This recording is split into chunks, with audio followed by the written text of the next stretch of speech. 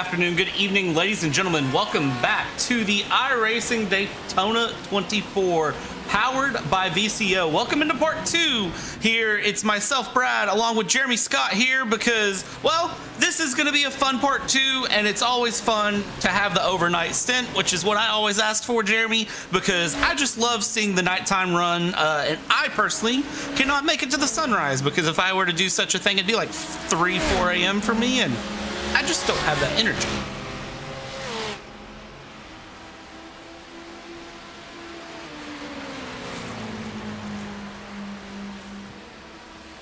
All right, and we're getting everything switched over. Jeremy, can you hear me?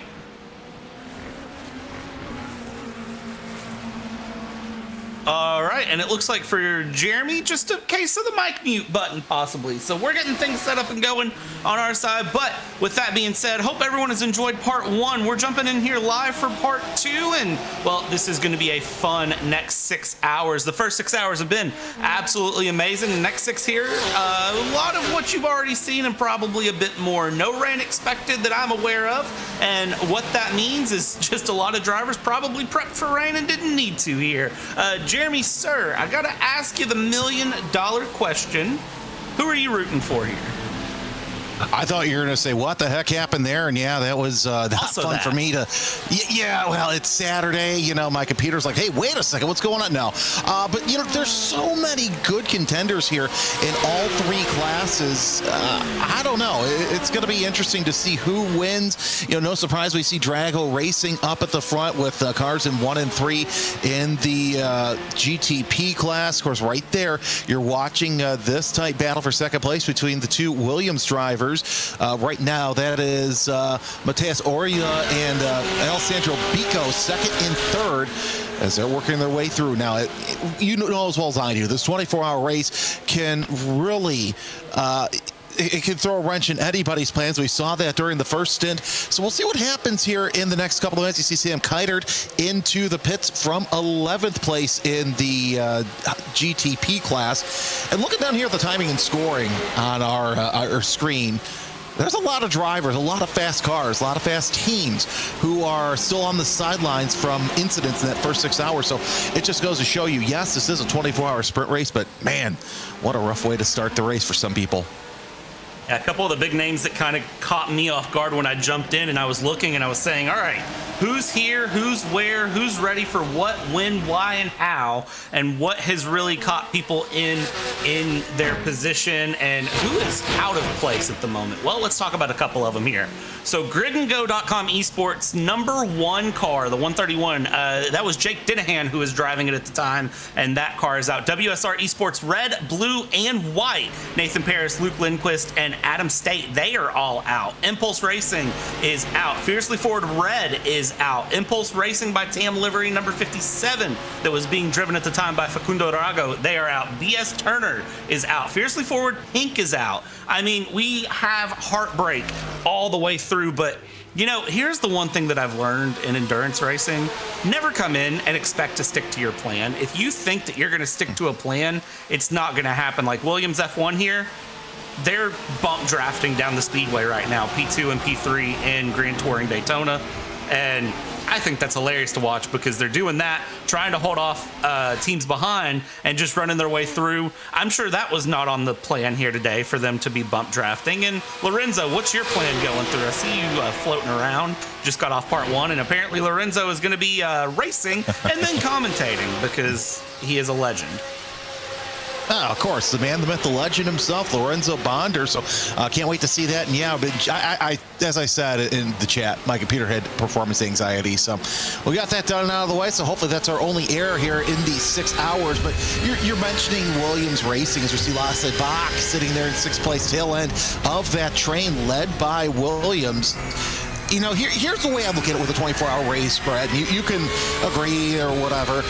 You have 3 plans. You take that first plan, immediately throw it in the trash, and you run either one of those 2 plans. So 24 hours here at Daytona is absolutely brutal. I don't know. Have you been there as a fan at all yet? I have. I'm actually prepping. I hop on the plane Tuesday, and we'll be going back for the second year.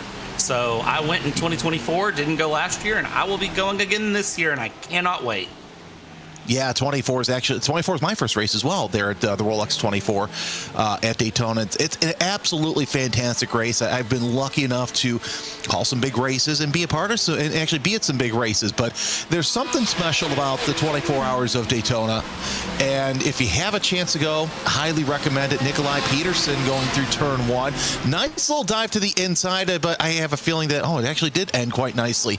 I'm surprised because normally we see those instances where you're sliding around and, it ended up in the wall. Turn 1 and 2, it's absolutely treacherous for some drivers, especially here in the nighttime. Yeah, the nighttime, especially I think of all of the 24 hours, Spa 24, Nürburgring 24, 24 hours of Le Mans, and then, of course, Daytona 24. And they always say the start of the race is easy, the end of the race is easy. It's that nighttime stint when the sun goes down, the fatigue sets in, where you really have to buckle it in and get it together. And this is the point where I think it's going to be interesting to really watch how these drivers handle. Of course, if you're joining us here, it is currently sitting at about 1900 GMT, if I am not mistaken. Don't ask me what time that is in Eastern. It's about 1:45 p.m. Eastern time here coming up on as we watch this battle for 5th and LMP2 go through. I think it's going to be interesting to really watch as we get to the end of our 6-hour stint here, Jeremy, and kind of get the idea of where these drivers are at, because I feel like as we get later in this race, we're going to start to see probably more mental errors come in than really just any racing incidents. Between Vincente Aparicio, who's sitting there in 5th place, and you're on board on the bottom right with, I believe it's definitely Argentinian touring car champion Agustin Canapino, as he does the bump draft as well in his Williams P2. Rumors abound that Canapino might be making his return to the Indianapolis 500, and that's something actually the Petmaster TC Esports, and apologize about that, almost looks like a Williams prototype right there, but he's able to make easy work of Aparicio. But going to be interesting to see if Canapino comes to the Indy 500. His past couple attempts, I thought he did pretty well in spite of one of them ended up in the wall. We were actually right in front of where it happened. Oddly enough, the first time my wife actually heard any kind of Indy car or vehicle hit the safer barrier, I warned her when we first started dating. We sat by some safer barriers. I'm like, it's going to sound a little loud. Eduardo Leo coming out of the pits, and it's going to sound like a thong. She goes, oh, no, that's not what it's going to sound like. Sure enough, I think it was either him or Pato O'Ward who hit the wall. She goes, thong. She goes, oh, my God, you're right.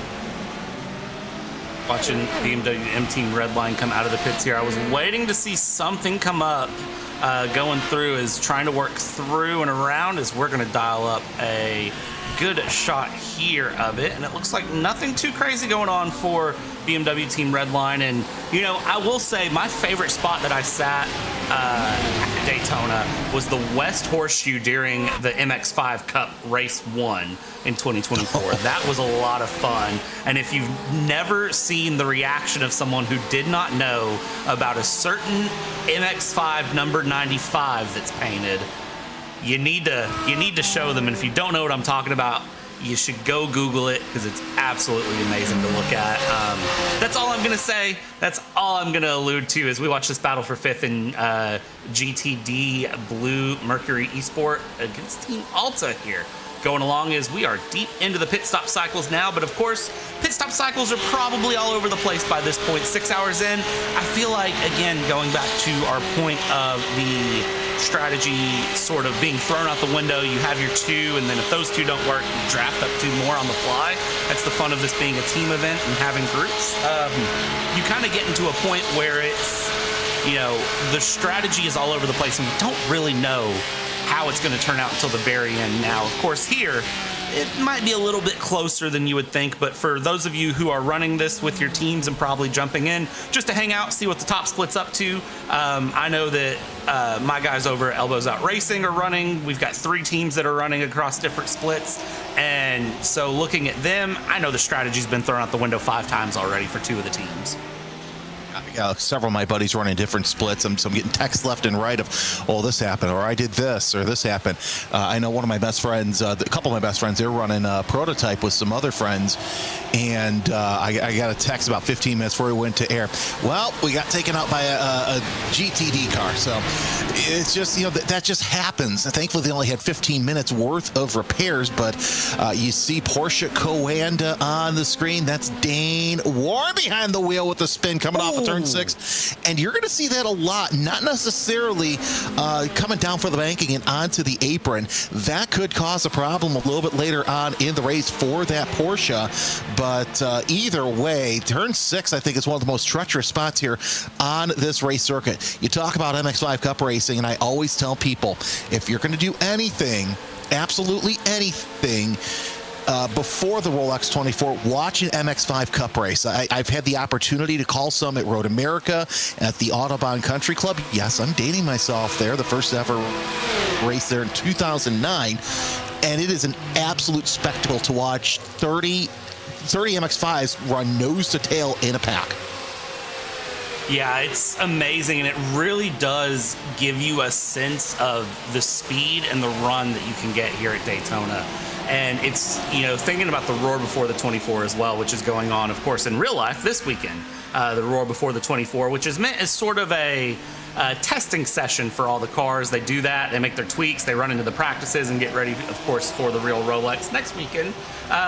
And then you have some drivers that are, of course, running the iRacing Daytona 24, and then other famous names that we've already seen in part 1, who I will not re-elaborate, but everyone already knows who they are, that are going to be sitting there and doing, some coaching and some seeing and just checking in on their teams that they sponsor and go through as we go along. And LMP2s are now starting pit stops here, as we have a pit in for the number 90 in 4th place going through. And I gotta wonder, strategy-wise, I've seen some debate here, Jeremy. Some guys I've talked to have talked about double stinting tires, have talked about, trying to stretch it out and whether it's worth it to just take tires when you pit, or if you should double stint tires, if that's saving time.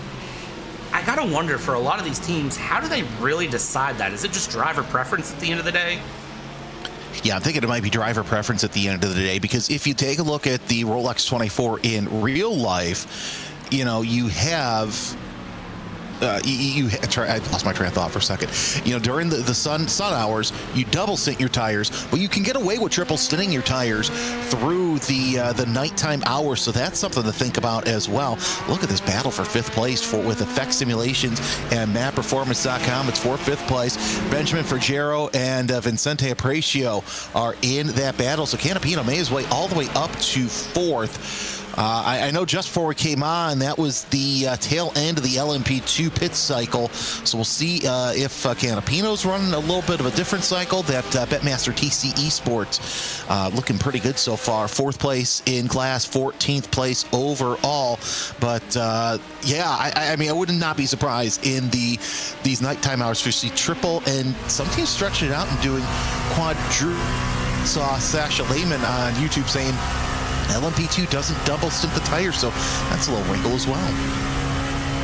Yeah, so every time you come in, you're getting 4 tires, you're filling up on fuel. And watch the entry into the pits here. That is a area that I have always said, practicing your pit stops, it's one thing to do it, go out and run 3 or 4 laps of practice and come in and simulate a pit stop, right? But it's another thing when you've had 6 hours of the car running, you're on the nighttime end, and you are just absolutely gassed. You are exhausted. The car has been running, again, 6+ hours now, plus usually teams have about a couple hours before the race where they pit in and they get things together and they run some practice stints and some runs and practice driver changes, as we have ME Sports. The bus stop, not ideal. How did another car not get taken out in that?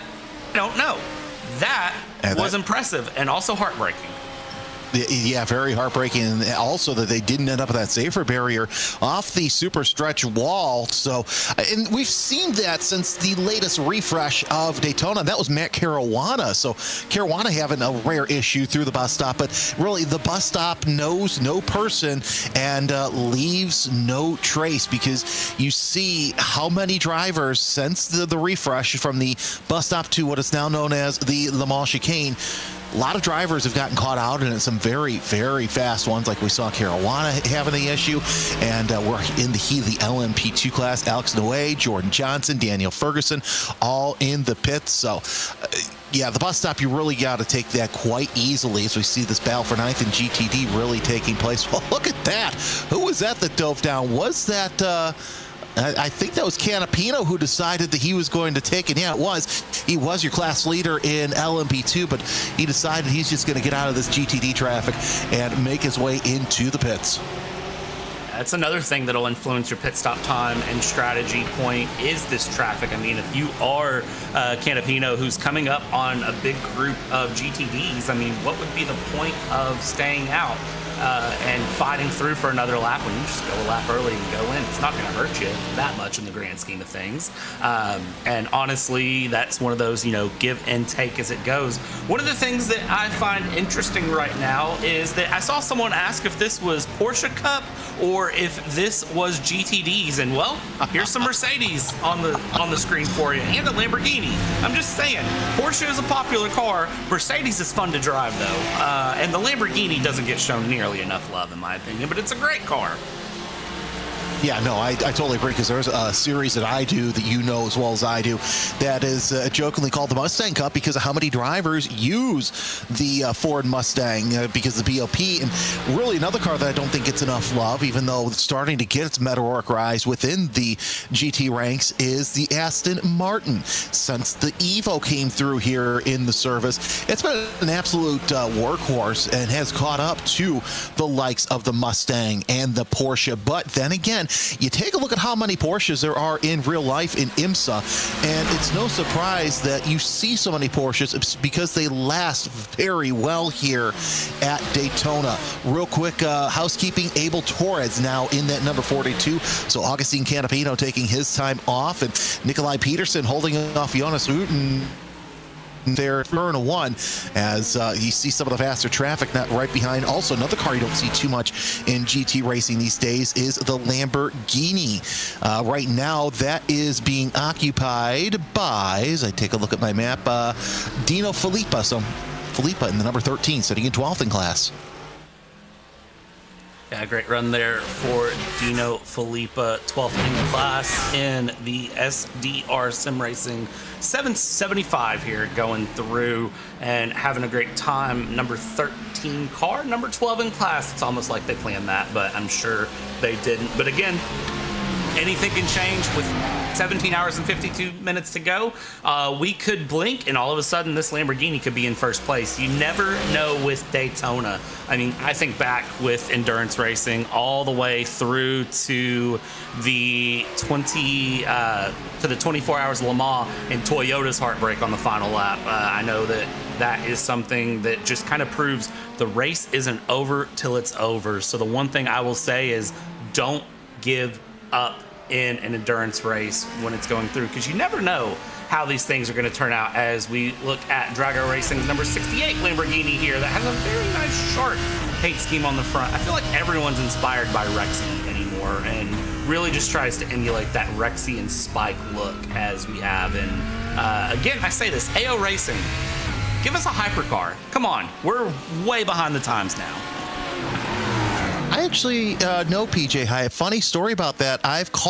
When he was starting out in racing, he had a GT3 Cup car that he would come run at the country club where I would announce at. And to watch him start out, and I would say within the first half of a season where he won his first race, I pulled him aside and I go, you're really doing quite well. And I don't normally see this kind of rise throughout the season. And he very humble. He said, "Oh, thanks."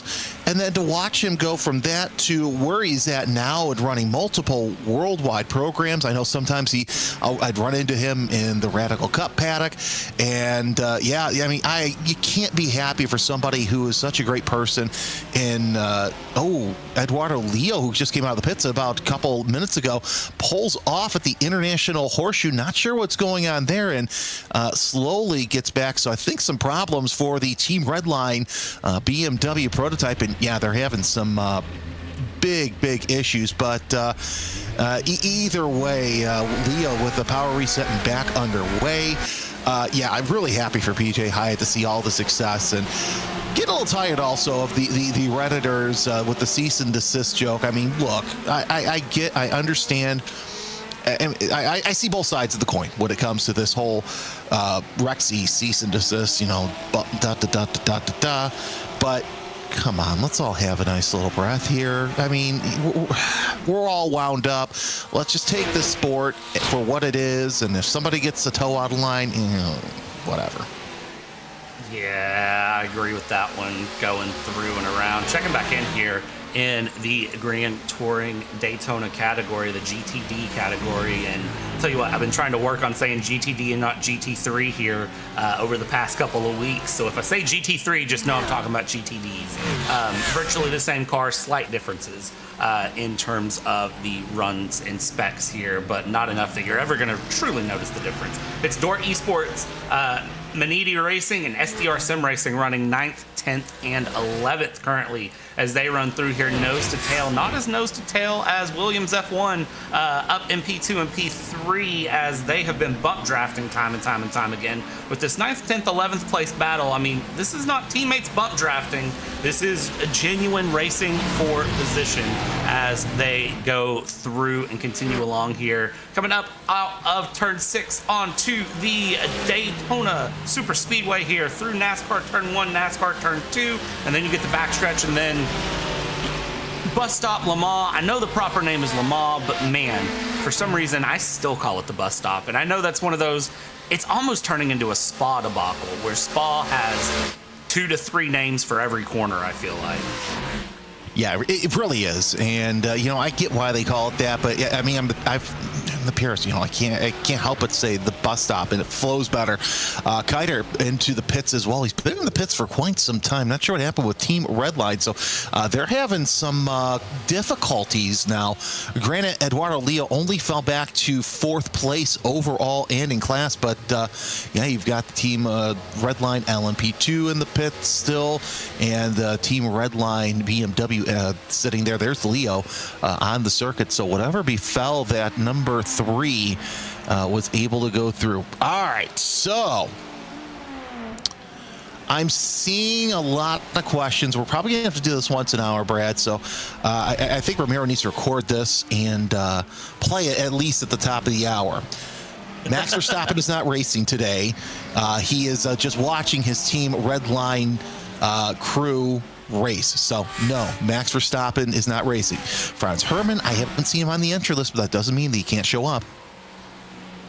I mean, we've seen crazier things happen here. We're trying to check in. I'm looking on the background, trying to see if Luke Crane can give me any sort of fun info about what happened to that number 3 car. My assumption here, looking at it, is some sort of hardware failure and reset for that number 3 GTP hypercar as it goes through. So I'm not sure if that is the situation, but that is my presumption just based on that pullover, the very erratic wheels. This Falcon Sim Racing, hard hit there, hard heartbreak, and then Oh, that was close. Ooh, I thought it was going to roll all the way back to the other side of the track. Did not. Yeah. Rejoins. No harm, no foul there. Well, a little bit of harm. A little bit of harm, yeah. We'll see what happens here in the overhead replay. And could it be a situation of, just a little bit of contact there, and that will do it, as your car's just a little unsettled there through the 2A, 2B S's through that stretch. And I want to get your opinion on this too. Crank6868 says, can someone tell me why Daytona is so more special than the other 24-hour event like Le Mans and Nordschleife? And my thing is, it's much like the Golf 24 Hours, which is running this weekend. It's the only 24-hour race that's run that day. It's the only race that's being run that day. But here's the thing. Everybody wants to come to Daytona. We're talking about international racing stars, U.S. racing stars, whereas a Le Mans or Nordschleife, there's drivers who want to win it, but they can't really cut time out of their racing schedule or break their contract in order to come race there. I think for me, it's the fact that this is what breaks the winter break. That is why I genuinely enjoy Daytona. Now, this is a track that by the end of probably August, as we see side-by-side racing in LMP2, this is the battle for 6. They go side-by-side into turn 1 through the S, down into the International Horseshoe. They're going to go hard on the brakes. They go to the inside is the 129 there of MatPerformance.com, and Effect Simulations will try to fight it back through, switch back around. Let's see here as they go down through the kink into the West Horseshoe. If they can make a pass stick, and the 909 able to hold on here. Effect Simulations, great job here getting into 6th, trying to move along forward. And I mean, hard racing like that this far into this race, that is impressive. And again, I say it, Daytona is what tells me motorsports is back from the winter break. This is where everything kicks off, and once Daytona hits, I know that motorsports is back for another 11 months. Oh, yeah, it's absolutely fantastic as you're on board with Vicente Aparicio, not letting Benjamin Frigero get away too far. Let's see who gets on the brakes just a little bit later, and it's going to be Aparicio who decides to let Frigero get that corner. But another point I want to try and make, too, and something that's not spoken about enough, and chat, let us know if I'm right or wrong. I think the West Horseshoe is a little bit harder to pass on because of the way you have to set up. That's why if you can make a pass happen in that corner, it's going to be, you're basically going to be running one of the fastest laps of the whole race. Yeah, the West Horseshoe, I think it's make or break on a lap, honestly. I feel like I see more mistakes into the West Horseshoe really than I see into turn 1 or the bus stop. And I think it's just because of kind of the nature of it going through as they go through the S's. I mean, look, International Horseshoe, you get a nice straight run through. And then when we hit the kink, here is where this happens. You exit the International Horseshoe, you swing back to the right, you tuck into the left for the kink, and then you need to exit right, swipe back left, and then dive back right in for the West Horseshoe. You get a little bit less time to set up for it than you do for the International Horseshoe. And then the exit there can be tricky. It's a tricky braking zone as we cut in here to the number 314 Simufy Esports, and sausage curbs. I don't know that I'd want to eat a sausage curb. No, I would not want to eat a sausage curb. That sounds like something that you would get at your local dirt track. But regardless, that explains why we see Moreo, who's still in the pits, Keitert also in the pits. So that Team Redline 4 is experiencing some sort of issues. Once he gets out there, we'll have 11 LMP2s out there on the circuit, and now he goes dark. So that might be the end of the race for Team Redline 4. This race, for some reason, is a little bit more, has more attrition than what we normally see in a Daytona 24. We started out with 59, and now we've only got 45 cars who are quote-unquote active, 44 on the circuit as Tom Ryer sits in 15th in GTD, closing in on the Falcon Sim Team Racing Blue of Jonas Rutten, who is not too far away either from the Canadian Gregory Hofseth in the number 14. Yeah, keeping this battle alive as well, going through. And again, I say it, we look at 14th place, and the 44 or the 48 could still win this. You never know how Daytona is going to go. You never know how this race will truly go. And I think of, a lot of sim racers who consider Daytona a cursed track for them. One very famous one, because what's an iRacing broadcast without shouting out a variety of big names? Jimmy Broadbent. I watched him run a race the other day, and all chat was asking him was, hey, are you running Daytona? Are you running Daytona? And he goes, I'm not going to run Daytona this year because it's cursed for me. It's one of those tracks that I've never had good luck at. And, Daytona, I feel like for a lot of people swings one of two ways. It's your favorite track. It's the best track you ever run, or it's a track that you can run, but you feel like you've never had good luck for a millisecond in your life on this track. And for me, I fall somewhere in the middle. I'm not fast enough to end up in a position to have bad luck sometimes, but I do know this track well. I have not won Daytona 24. I just haven't had good luck at a Daytona 24. So with that being said, who knows? I'm not racing it this year because, skill issue, but hey, that's fun. You know, I love being up in the booth and seeing how drivers much better than me can put this together.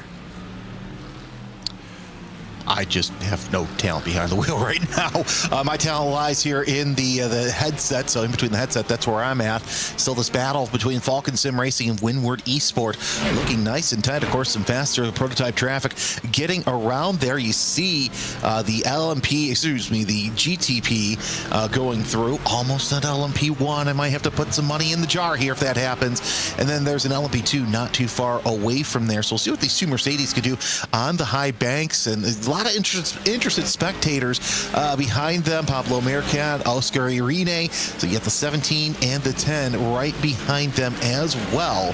And really, I mean, what is there better than not only cars at dark at Daytona and being on top of the grandstands and watching the sunrise over the Atlantic? It's absolutely fantastic. It truly is. It's one of the best experiences ever. And honestly, getting to sit 2 o'clock in the morning, sitting in the grandstands, just watching cars go around. It's so much fun. I know. Oh yeah. When I was there in 2024, I got to see the fireworks under a pace car, which was absolutely wild to see. And then if you've never gotten to ride that Ferris wheel, definitely worth it. And yes, I am very biased. I love Daytona and genuinely love this track. So it's one of those that I would say if you have an opportunity to go to Daytona, take it. But really, if you can go see any endurance racing, it's just, this is a different style of racing than, say, like NASCAR, Formula One, IndyCar, those sort of events. It's a very different feel, a different environment. And it's so enjoyable. I mean, getting to just walk around the garages and look at the teams working on cars and trying to get cars back out, and seeing drivers just walk in and out to their motorhomes, to their teams, and back around. I mean, it's an experience like none other to get to go to an IMSA event. Talk about the race I'm excited about going to here in a bit, but did you get a chance to see any of the activity related to the F1 movie in the garage during the race? I did not. They were filming when I was there, and I got to see the car out and about, but I did not get to see in the garage. I just didn't walk to the right place at the right time. So we didn't see in the garage, but we did see Brad Pitt walk by. It was kind of like a double take because he had one of those big, those big funny hats that you wear like in the wintertime. And it really wasn't that cold. But then again, I've got Midwest blood, and I go to my wife and go, I think that's Brad Pitt walking around. So that was pretty neat. I don't get starstruck at the racetrack, obviously, from being growing up around it, but that was kind of cool. The one race I'm excited about, because my schedule's slowly coming together as in real life racing, is I am really excited about going to Road America for another IMSA endurance race. Take a look at the conditions right now.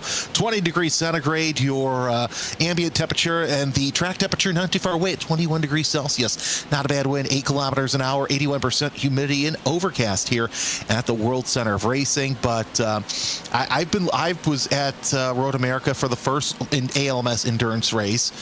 And when it was announced that they're going to be running the endurance race again at Road America, I told my wife, I go, we're going to try and figure it out.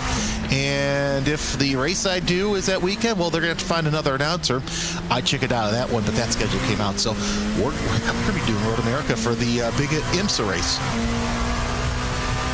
It's so much fun. I really, really want to go to Petit Le Mans. That is, if I can go to another race this year, I think Petit Le Mans is the pin for me if I can go to another one other than Daytona. If budget and time allows, we'll see how that one plays out. LMP2 battle as we carve through traffic through the infield, heading out onto NASCAR Turn 1 we go. On board with MapPerformance.com here, trying to chase down Grid and Go yet again, trying to work through the traffic. And then you got the hypercars or the GTPs trying to work their way around as well to get around this Daytona Speedway as we go through. Carve your way around. LMP2 versus GTP into the Le Mans chicane. Great run there. Mind the sausage curbs, which again, I'm not feeling sausage today. It's just not something I'd be in the mood for, but sometimes that happens and there's nothing you can do about it here. Up front in Hypercar is Drago Racing. They're P1 and P2 right now.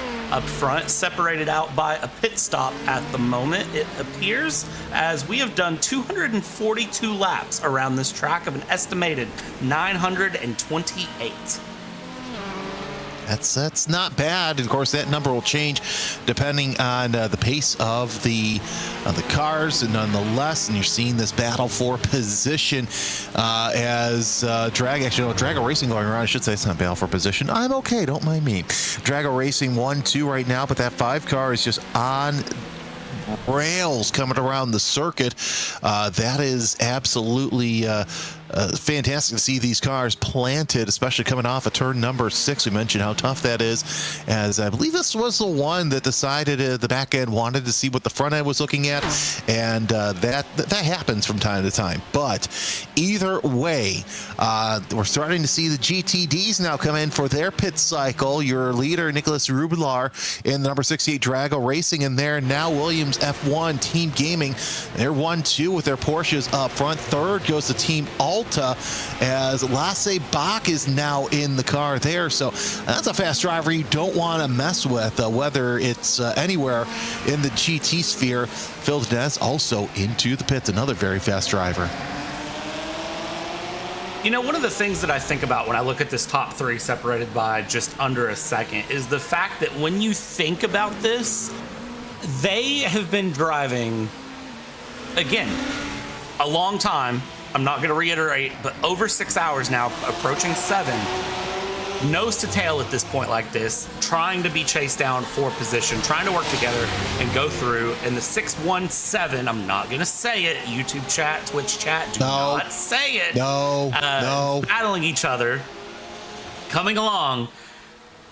They may have to do this another 17 and a half hours. People talk about how challenging Daytona is. The way these cars are and the way sim racing is now, you know, it's not necessarily about who's the fastest. It's about who has the endurance to hold a very fast, consistent pace the longest throughout a race with minimal mistakes. And that is so hard to do as you go around a track for 24 hours. You and your teammates have to be on your P's and Q's with absolute minimal mistakes. Either way, it doesn't matter, you know, how long you're with one another. It seems like an endurance race, you know, within the first couple of hours, if you're stuck with somebody, barring an issue, you're going to be on their bumper the whole entire race. So, you know, you got to last. It's an endurance race in one sense, and it's an endurance race in another sense as well. So, you know, 6 1/2, half dozen in the other. Still have this great battle for 7th in LMP2. Alex Noe is ahead of Vincente Aparicio. Noe in the .3 gridandgo.com esports LMP2 with that mapperformance.com LMP2. Tell you what, mapperformance.com has been getting a lot of screen time during the second part, so I'm sure that they're pretty happy with having their website all over the place as well. Yeah, absolutely. It's always great for some of these big teams to be out and about here. Watch these brakes here for Drago Racing, currently running P1. That is such a good shot there of the detail of these iRacing cars. The Brembo brakes just right there and showing. That is absolutely impressive. I know iRacing is very meticulous in the details, and sometimes little details, just I don't realize how detailed they are, even though I know that they are meticulous, detailed, and really, really pay attention to the little things. And then I see a shot like that from Ramiro in the background here on Race Spot showing us the Brembo brakes, and I'm flabbergasted. Yeah, no, I agree. I mean, I remember, and this is going to date me even further back, being one of the hosts of Grand Am Unleashed, and we got lucky enough to get a copy of iRacing online. Again, copy. Yes, I'm dating myself there.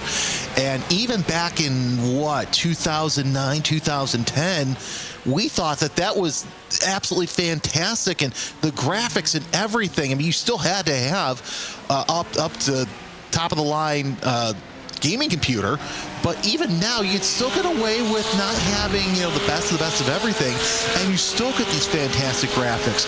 This game has come a long way over the past couple of years. I mean, heck, take a look at the pavement. You saw some diamond grinding there going through the kink as the battle for the lead in GTD1 heats up. Looks like Team Alta has leapfrogged both the Williams F1 Team Gaming Porsches, so it's still Porsche 1, 2, 3, but nonetheless, I think at this point, Williams trying to conserve some fuel and let Team Alta get out there and burn it with Lasse Bach, but could also be that Lasse Bach just able to get around everybody. He's just that good. No surprise in that Team Alta, but yeah, the graphics are just astounding over the past couple of updates.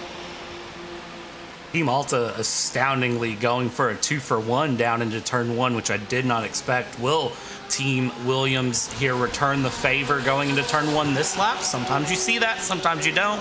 I'm kind of with you, though. I think for Williams, F1 Team Gaming there, both the 6 and the 1, they're probably thinking, all right, we'll let the 7 go through and not worry about it, and we will just hold our own race. Looking here at the stints they have ran, I mean, they are very well looking into similar stints, but Team Alta has ran 2 laps longer currently than Williams F1 team as we go down into turn 1. Deep dive here for everyone, but they all hold along, and hey, if you can save a little bit of fuel and just run the draft, you know what, do that. They've probably got the crew chiefs in the background and the teammates all crunching the numbers and saying, hey, how much fuel can you save? How long can you stay behind? Because over the course of an endurance race, if you can save a pit stop, you save, a pit stop's worth of time, which is about a minute 15 to a minute 12 here around Daytona. So if you can save a minute in a 24-hour race, that's about a lap of time that you can save here around Daytona, which is very, very impressive. Half a lap to a lap of saving can really go a long way in the end. Oh, that was a nice little block there by the 7 to not let the 2 around. Lasse Bach knows what he's doing. Dries van Langendak goes around and gets around that GTD traffic, and the Drago Racing number 2 trying to make his way around. He's actually 20 seconds behind his teammate Nicholas Bowe in the number 5. So either way, Drago Racing 1-2 Coanda Esports sitting in 3rd. And then you've got the 2 BMW M prototypes up ahead with Redline 3 and 4th, BS Competition in 5th. And Brad, you were able to find out what exactly happened with that number 3, and it was something that we've seen more and more these days here in the service. Yeah, number 3 had a force feedback failure on the exit of pits. So sometimes when you change drivers, if you haven't set up your hardware correctly, of course, when I started driving and running an iRacing, we just sniffed the bumper here. This is Blue Mercue. Just a good little bumper sniff that every once in a while happens here. Team 75 in the mix as well, going through. So we are watching 4th, 5th, and 6th. But whenever you're getting ready to run here in endurance racing, you don't sit in the sim with the wheel hooked up, ready to go. A lot of times, if you have a teammate running, you disconnect the wheel, you relax out a bit. Some people actually switch over to a completely different chair out of their rig, and you just hang out. So when you get ready to take over the car, you have to plug the rig in, you have to set things up, and sometimes you get weird technical glitches. For real life, this would be the equivalent of forgetting to switch the engine mode potentially, or not putting in the seat insert, let's say. I don't really have a good elaboration for this. So you sit down, you get everything hooked up, but you don't have a way other than looking and just making sure everything's on and working to truly make sure. So when you go and exit the pits, you don't have force feedback. So what do you have to do? Disconnect everything, plug it back in. It's that old text verbiage. Have you tried turning it off and back on? You got to do that real quick on the fly, and that's not something you can do while driving. So you pull over, you unplug, you plug back in, check that everything's working, make sure that, if you have a wheel, that you have to have supported software running as well. Maybe you forgot to open that software, so you open the software, unplug the wheel, plug it back in, troubleshoot for a second, and then boom, you're gone. There's your technical glitch through. It does cost you some time, but it is a thing. In endurance racing in real life, you don't in real life, you'd have to worry about engine blowing, a spark plug fouling. You have to worry about like something falling off the car, wrong engine mode, wrong ABS mode, some sort of technical glitch like that. In the sim, maybe you forgot to open a software and you don't have force feedback. That happens sometimes. Long way of saying I'm glad that the driver had it happen to this stint so I don't look like a fool when my setup decided it just was not wanting to talk. So Dennis Benz coming out of the pits in the number 92 Syntone Motorsport Porsche. And I gotta say, this is kind of the talk over the interwebs the past couple of days on how some drivers miss, or how some fans miss the drivers having to fully commit to running pit out as flat out as fast as you can, you know, because there's so many cars that kept hitting the wall because it's such a tight exit. You know, IMSA decided, you know, we're just going to extend that pit out, the pit stall speed limit to the end of what would be the warm-up lane. I gotta know, what are your thoughts on that? Do you like it all the way to the end, or do you think that once the drivers exit the pits, it's game on, and well, if you lose the car, you lose the car? I like that it's all the way through. Controversial, I know, but let's talk about it. So here's the thing, especially, so used to there wasn't a wall there as well on the exit of pits. I'm sure everyone can remember back to that, is that there's the wall, of course, that goes all the way around the inside of turn one. That didn't used to be there. Used to not go as far as it does. So if you lost the car, you would run out into turn one, which, I mean, just caused its own issues in and of itself, let's be honest. So you bring it all the way around. Well, then you extend through, and if you lose the car and go around on exit, I mean, you clog the entire pit lane. So I think just, again, in the name of safety and convenience, you let it go all the way around. You hold on to that as we watch. I mean, you're exiting into this sort of traffic, let's be honest. It's one of those, you need the time in pit lane to really make sure you got it together, because when you're exiting into this sort of traffic, goodness gracious me, I mean, you don't want to exit into this trying to go full beans right after you've tried to exit pits and spin a car, because this is, I mean, again, it's just another layer of racing that's crazy. I mean, we've got some hardcore side-by-side fighting, no tail fighting. You've got all three classes in one picture here, and this is Daytona. I absolutely love it, and that's one of my favorite things about Daytona at night. You go right there, drivers left to the entry of the International Horseshoe, and you just watch the cars come through. It is absolutely fantastic, and one of my favorite things about coming to Daytona. Again, I've only been there once for the Rolex 24, but I've been there multiple times, so you know, it's... Again, if there's one race you need to go to once, it is that race here in the States.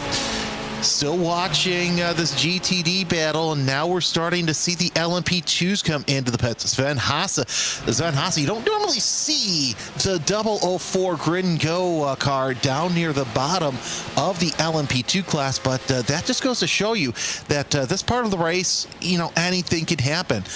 See Hasse still in that car, Moretto and Bach in for GTD.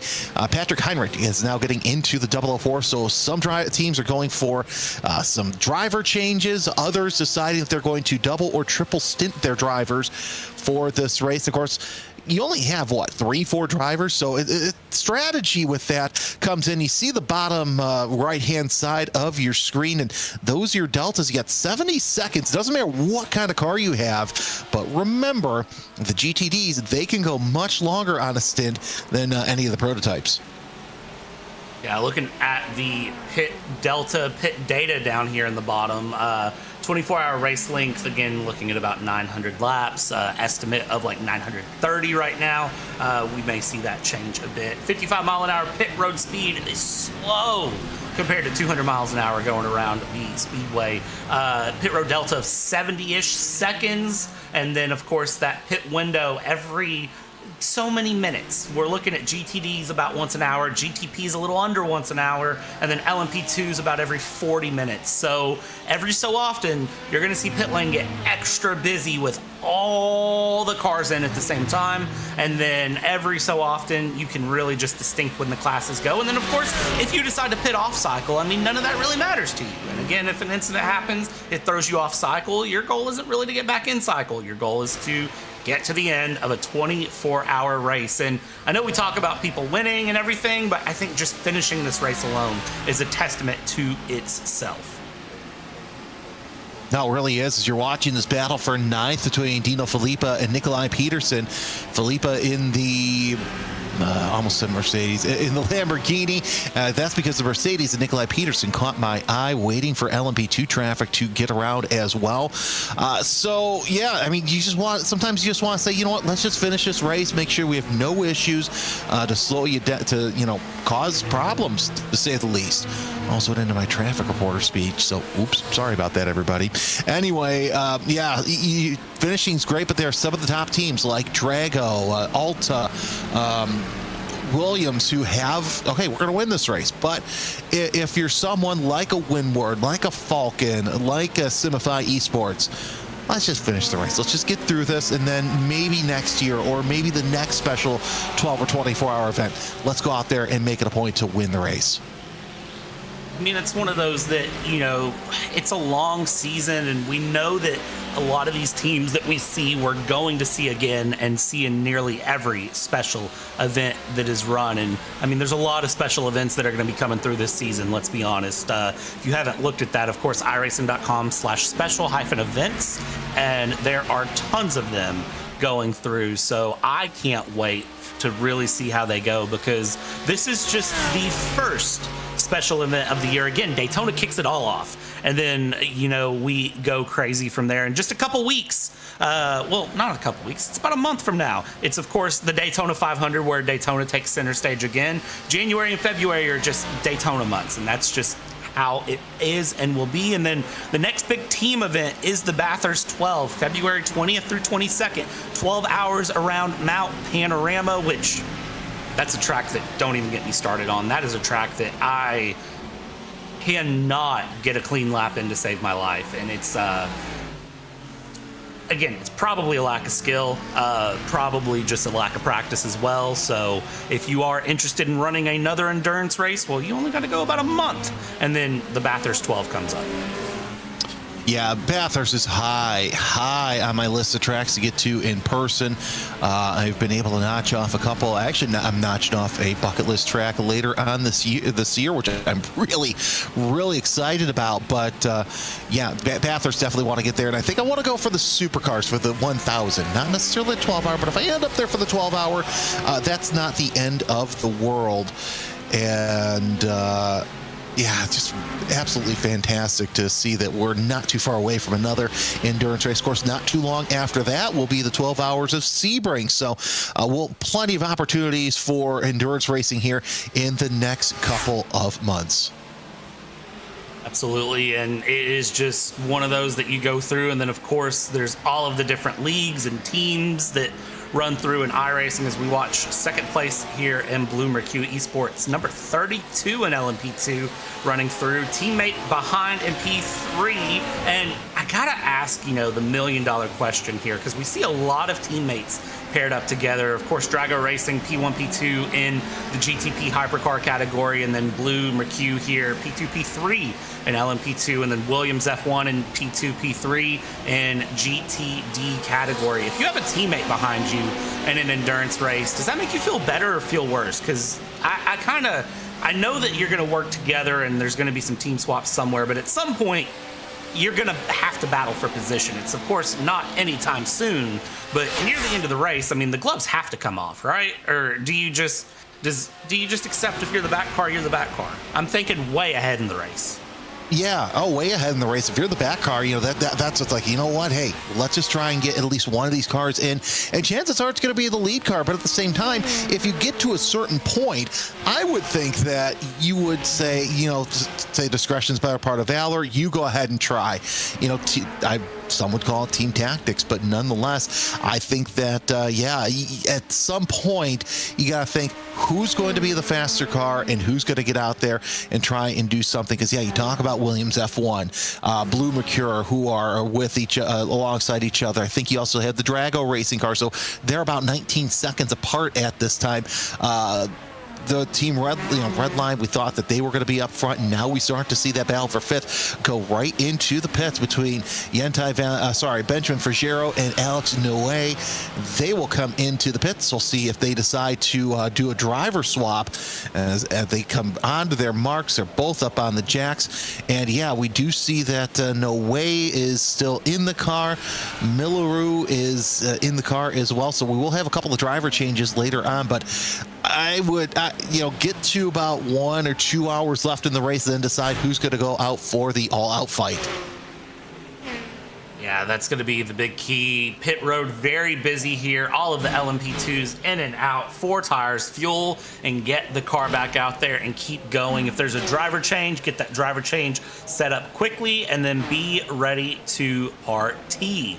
It's always interesting when you see so many cars come in together at the same time, because when you're in that LMP2 category, that's not exactly what you want to do, is come in with a large group together as we go over to the GTDs, who are continuing to battle their way along up in the front as well. Checking out 11th in GTD, Maniti Racing and Aero Esports continuing along here. And Jeremy, I got to ask you, is there a certain team that you expect to win today in any of these categories? Well, I think if you would have asked me early on in the race, I would have said Red Line, because I think that they have started to figure out their BMW prototypes. However, you see Leo in 5th place. I think there's another one that's fallen back in the standings, but I think Drago, who, by the way, Nicholas Bowe is now into the pits. I think it's Drago's race to lose unless something happens to their strategy or Grid and Go decides to undercut both Drago cars. So that's my pick in GTP hybrid. If you take a look at LMP2, it's a toss-up between Betmaster, Shazza Esport, and Delatraz. Delatraz, they've really been rising over the past couple of years in the sports prototype. So we'll see what they can do in LMP2. But Williams looks like they've kind of got one hand almost on that title there for the GTD class. But Drago Racing really giving them a problem. Nicholas Rubilar right now behind the wheel at number 68. So I think GTD is more of a toss-up, but Drago Racing really, I think that they've got over the overall and the GTP class in hand. What say you? Because, I mean, in my opinion, he's not the only one that matters, shockingly enough here. Wait, it's just you and I, so. It is you and me, and of course, everyone watching live, of course, who I'm sure is throwing something out in the chats right now. So, for me, I think the interesting problem right now with the GTD category for Drago, as something has come along here, something big has come along here, going along and around, trying to see what has happened, because something has mixed up big time here as we go and check out in the front, going along here. Delatraz Automotive, what has happened to this LMP2? With Milleroo. Oh, that's not good. Milleroo with a tap with one of the GTD cars, and he's able to get underway. So no harm, no foul, but still more foul than harm. But regardless, that number 21 still sits second in class, albeit now in the throes of Jentel Van Thielen and David Adams. So the Blue Mercure prototypes catching in. That's Matt Farrow, and then double-out2 gridandgo.com esports prototype. Going through it along here, trying to watch all of these drivers get in and out. The big thing in GTD for me for Drago Racing is that they are off cycle compared to Williams and Team Alta. So they are currently 12 laps in their Lamborghini stint, where everyone else behind them is 4 to 5 laps. So they are well off the cycle, which is going to prove interesting at the end of the race how they play that along. I think right now Team Alta is really who's caught my eyeball, and I think the main reason for that in GTD is the fact that they did a 2-for-1 special down the inside into turn 1 on Williams F1 team, which is impressive. In Hypercar, I agree with you, Drago Racing. It seems like they really have things in control. Unfortunately, Team Redline just not seeming to have the best run here today. We have lost Team Redline 4, the number 4 car of Team Redline, that Ferrari 499 is out. So right now it is the BMW M Team Redline 3 that is running right now in 4th place. And then Drago, of course, have 1 and 2. One of those 2 cars is going to run. They are the only ones on the same lap right now as they go through with a 30-second lead over Coanda Esports number 8. Taking a look at LMP2, I think it's a lot more of a toss-up, honestly, and that is going to be one of those that I think it'll sort of settle itself out by the end of the race. If you had asked me at the start, I would have said Grid and Go. Grid and Go currently sitting 6th in class, so it's kind of a toss-up in LMP2 because I think anything can still change with 17 hours to go. Yeah, a lot can change here as this is going to be an absolute banger of a race as we're seeing lots of positioning and happening here at the Daytona 24 Hours. So we're going to take a quick break from talking about the racing action. I want to bring in Tom Brown from Cosworth, and this is absolutely fantastic to see a real-life basically real-life data acquisition tool here in iRacing as we bring Tom Brown into the broadcast booth. Having some technical difficulties. It's live racing as we all know it, but this is something newer to the iRacing service as well. As we're watching the leader, Nicholas Bowe, in the number 5 Drago Racing. What happened to the red line Ferrari? While we are waiting to bring in our guest to the field. So we'll see the data on the screen here shortly as soon as we can bring in Tom Brown of Cosworth. Brad Cenas is waiting to see what happens, but as you know with these live broadcasts, you know as well as I do, they don't always go to plan. Welcome to Real Life Racing. Welcome to all of the fun things that happens whenever you've got real life racing going on, real life productions at a 24-hour event. So, of course, you know, we're not eating chocolate cake here at the booth. Sometimes things get wild here, and, of course, the fun of Race Spot is things always go excitingly well here on 24-hour runs. So we keep things buckled in and true along. What happened to the red line Ferrari? Your guess is as good as mine, because I just know that they are not there. And the teams that we've lost, we touched on this earlier, but now we've gotten about an hour under our belts here in the booth and a little bit longer. So we have lost Team Redline 4, the Ferrari. We lost Fiercely Forward Red. WSR Esports White, Red, and Blue are out. GridandGo.com Esports 001. Impulse Racing, Altitude Freem Esports, DB Bungton Racing, Impulse Racing, Live Sim Racing, BS Turner, Fiercely Forward Pink, and Team PGZ are all the ones that we have lost, which is not ideal to see up for them.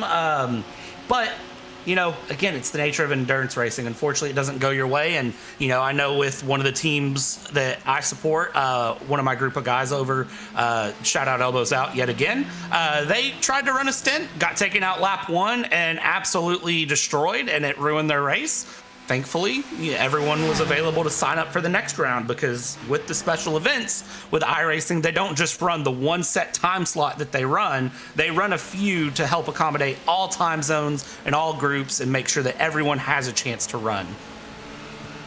Well, it also helps too that they're able to do that because if you remember early on when they really started the special events, it all started at the same time, and there goes the servers, you know. So it's great to see that iRacing has decided to do something like that to kind of make life a little bit easier on everybody else as you're watching this battle for ninth really heat up. Of course, there's some prototype traffic right behind. I do see Abel Torres within the mix there, and I think that Abel Torres is, no, he's 11 seconds, 10 seconds behind and David Adams. That's some out of prototype racing right there, heading into the infield portion of the program. But either way, it's it's great to see that they have different stints, even different weather. I got a text from one of my buddies saying one of the split that they're in, it's the fog's getting thicker over there in Daytona.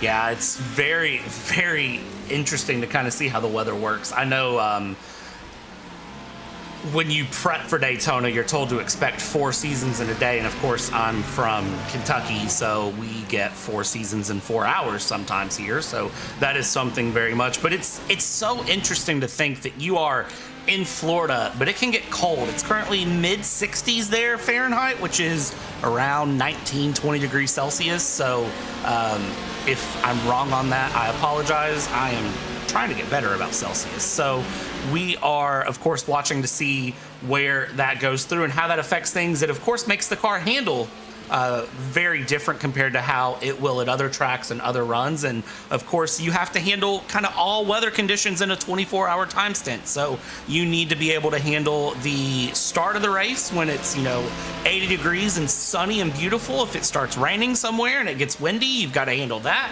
You got to be able to run through in the nighttime and run when it's nice and cold and dark and the track cools all the way down to match ambient temperature. And then when it starts heating up again, getting through that transition, you got to be able to handle that on the car. And then of course all of the team has to agree on the setup. It's a whole process. Again, I can't undersell how difficult the Daytona 24 truly is. And again, I know that for some people all they hear about is the Daytona 24, and it becomes one of those like, oh, okay, you're just biased. You're a Daytona fan because you live in Daytona or this, that. You've been to the real race, and that's why you think it's the best. No, it is just very, very challenging as we get the SDR Racing Twitch stream up. Look at what they're looking at right now and how it's going for them.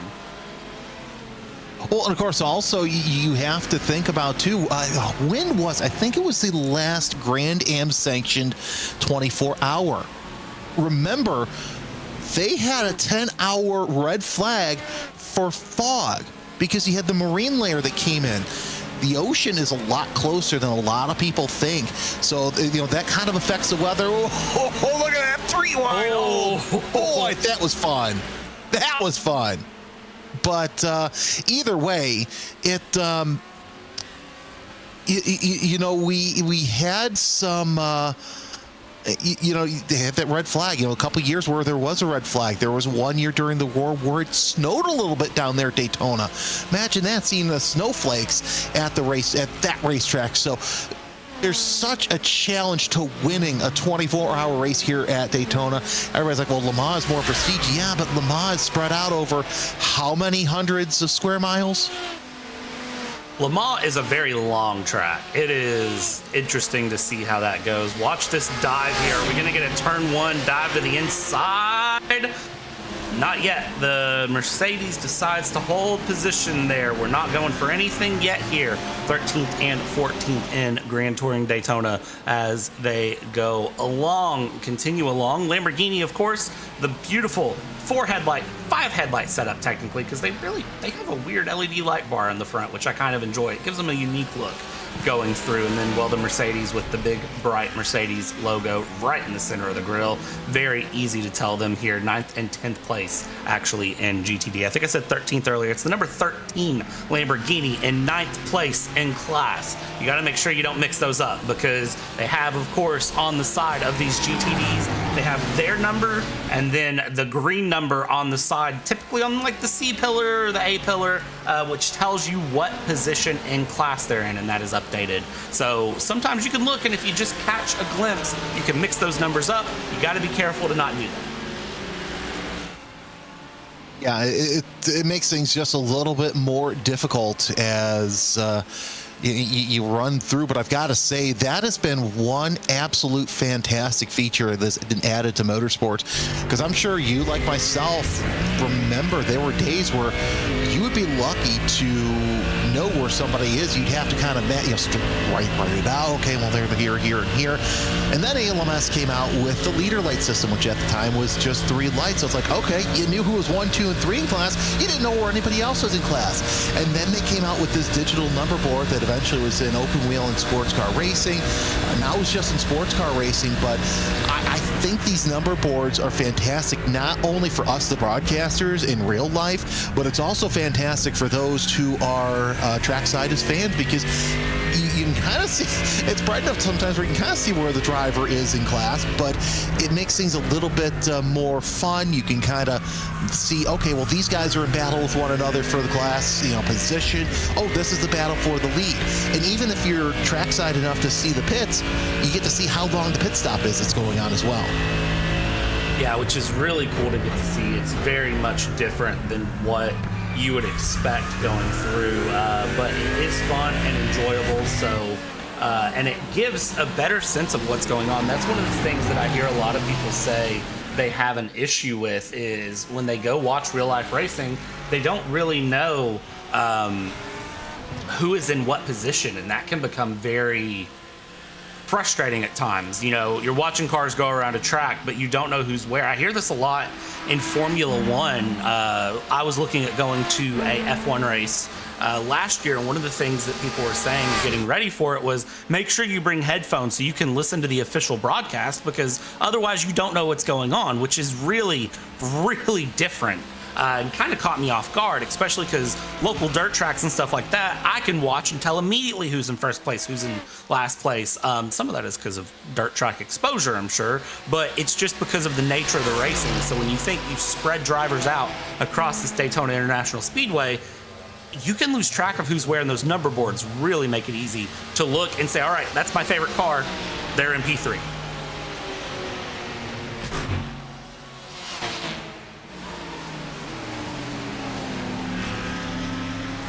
Check it in here, under 17 hours to go. We've now hit the 16-hour, 59-minute-ish mark to go here, and well, as it stands, Drago Racing still running P2 in the GTP Hypercar category, with Coenda Esports in third. Back in LMP2, it's Ceza Esports with Delatraz Automotive by Majors Garage, and then Bloomer Q in third. And then, of course, in GTD, it is Drago and then Williams F1 Team P2 and P3. Look at the shot of the bus stop. Ramiro, you are a legend. You do it yet again with the beautiful shot showing just how challenging this Le Mans chicane is to go around, which I called the bus stop yet again because I can't figure out why I keep calling it one name over the other. You know what? Hey, at least who was it that called it the Le Mans bus stop one year? Oh, it's probably the first year that it came out. So, nonetheless, it's still taking time, because how many years have we called that stretch of racetrack the bus stop? A lot. Yeah. For a very long time, it's been called the bus stop. Le Mans bus stop, I kind of like that, though. Yeah, no, I think that'd be absolutely fantastic. Hey, at least they have the Daytona chicane there at Le Mans, so it makes sense. I would love to see, the Le Mans bus stop have its little own feature, nonetheless, through this race. But still plenty of racing time. We're past a quarter way into this race. Don't forget, you can ask us anything if you are in the chat here on YouTube, or even the VCO esports stream. So you've got 2 ways of connecting with us here on the Daytona 24. Glad to have you with us. My name is Jeremy Scott. Brad Dalton is alongside. At some point, we'll have Tom Brown of Cosworth alongside as well, so he can tell you how you can gather data. Oh, I love those passes there, coming off a turn 4 with the prototypes catching up with the GTs, but how you could use Cosworth data to improve upon what you already have here in iRacing. But right now, we're watching our overall leader. It's the number 5 Drago Racing prototype of Nicholas Bowe. Once again, this time he's 21 seconds ahead of his teammate Michael Romandis, who is in his first stint for at least this part of the program here on stint number 2 of the YouTube stream. Elvis Rankin right now sitting in 3rd overall in the Coanda Esports 08. That's Eduardo Lito and Will Murdoch sitting there in 5th place. If you're wondering where your favorite driver is, take a look at the left-hand side of your screen. That's where the tower is. It cycles through the team name and the driver name every once in a while. All right, this might be a question for you, Brad. We have Jerkanabo 1574 asking, what is the average lap time for a GT3 and what should I aim for when practicing? So if you're looking at top split tier level, let's look at this. All right. Your average lap time right now for GT3 or GTD as they stand, they are currently running 1:43.8. The fastest laps they've ran are 1:43.5s. I'm going to be real honest with you.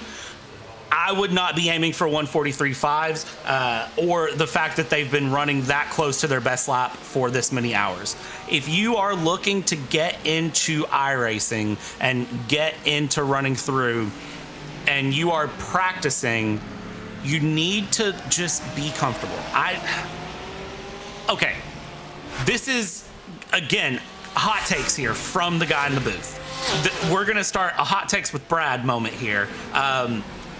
I hate it when people are running and they go, okay, I need to shoot for this lap time, and that's the one goal that you have in your mind is, lap time. Oh, I can't run a 1:44. I need to get to a 1:44. What do I do to get to a 1:44? Focus on the technique. Focus on running through and getting your braking zone. Focus on trail braking. Focus on smooth throttle entry. Focus on that shoestring theory, which is when you press the throttle, you shouldn't turn as much. Focus on those things, and the lap times will come naturally. These drivers at the top who run this absolutely foreign alien pace of ridiculous 1:43.5 time and time again for a 24-hour race, where, again, I say this is about who can run the fastest consistently for 24 hours and not necessarily who can survive the 24 hours. You don't get to this point by solely focusing on a lap time. You focus on your technique, and if you're a few seconds off the pace on the front end, I think you're okay.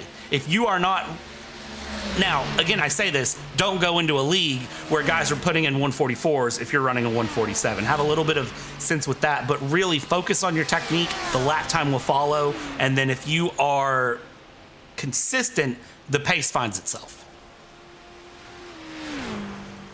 Hashtag hot takes with Brad. Get it trending as we're seeing on the YouTube chat. And I agree. And you make a good point too. Being in a league where you're 3 seconds slower. There's one league that I have the fortune of calling, and I was watching the discussion because that's how we talk in keyboard speak of okay, well, you've got to do this, well, you've got to do that. Well, what if I'm this far off the pace? It's going to happen. But then again, that's why you join other leagues where the pace may be not so high. That way you can get better and win races, win championships. That's what is so great about iRacing. And I'm not saying not to join the public leagues either, because they'll teach you something. They'll teach you to stay the heck away from most of your drivers. Yeah, there is a fun saying that if you see certain paint schemes, to avoid that driver. I'm not going to say that's true. And I'm not going to name the teams. I'm sure that chat's about to fill in the blank for me. I will say, too, if you are newer in iRacing and you are concerned about being comfortable and consistent, I don't qualify in officials. Hot takes with Brad, I don't qualify in officials. Very rarely do I qualify in officials. If I am very comfortable with the car track combo, I qualify. If I am in a position where I am just trying to run and have fun, I don't qualify and I start from the back. I grid up in the back and I just run through, because here's what happens. You are going to see somebody lose it in turn one and overdrive it and overcompensate, because what happens then, you immediately earned a position and you did nothing but just run consistently.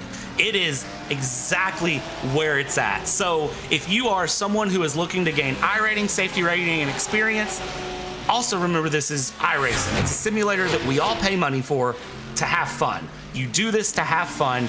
Go in and have fun. That is the overarching theme. Have fun, be consistent, don't be a helmet. if you want to get better as a racer, go in the chat and find out which paint scheme we're talking about. And I'll tell you this, people stay the heck away from you with that paint scheme. Let's do some housekeeping right now. I'm looking at the VCO Esports Twitch. Adam Lizard saying, since the topic came up earlier, Team Redline Ferrari got taken out by a P2 that lost it in the kink and the infield. Massively unfortunate, but this is multi-class endurance racing. So definitely sad. But here's the thing. That always happens in the kink because everybody likes to take it 2-3 wide, and sometimes you really can't do that. And we have a saying in one of the series I go to, don't go 3 wide unless you're prepared to stuff it in the fence. That is, yeah. Don't go 3 wide unless you're willing to go 3 wide. Now, if you're running NASCAR, that's not true. Except for it is true at the same time. So it's very much an interesting moment to find, and I'm just laughing at chat right now because it looks like we have woken up chat with our statements. So chat is alive and going, and they are asking the question of our iRatings. I will tell you right now, my iRating is not great because I don't race nearly enough, and usually if I'm driving, it's a test session to get an idea of car track combos for commentary before a commentary session or before I commentate a league race. Or it's me running with friends whenever they're testing for league events. I very, very much do not get to run nearly enough officials for me to have an iRating or anything up there as I want. Jeremy, what is your iRating?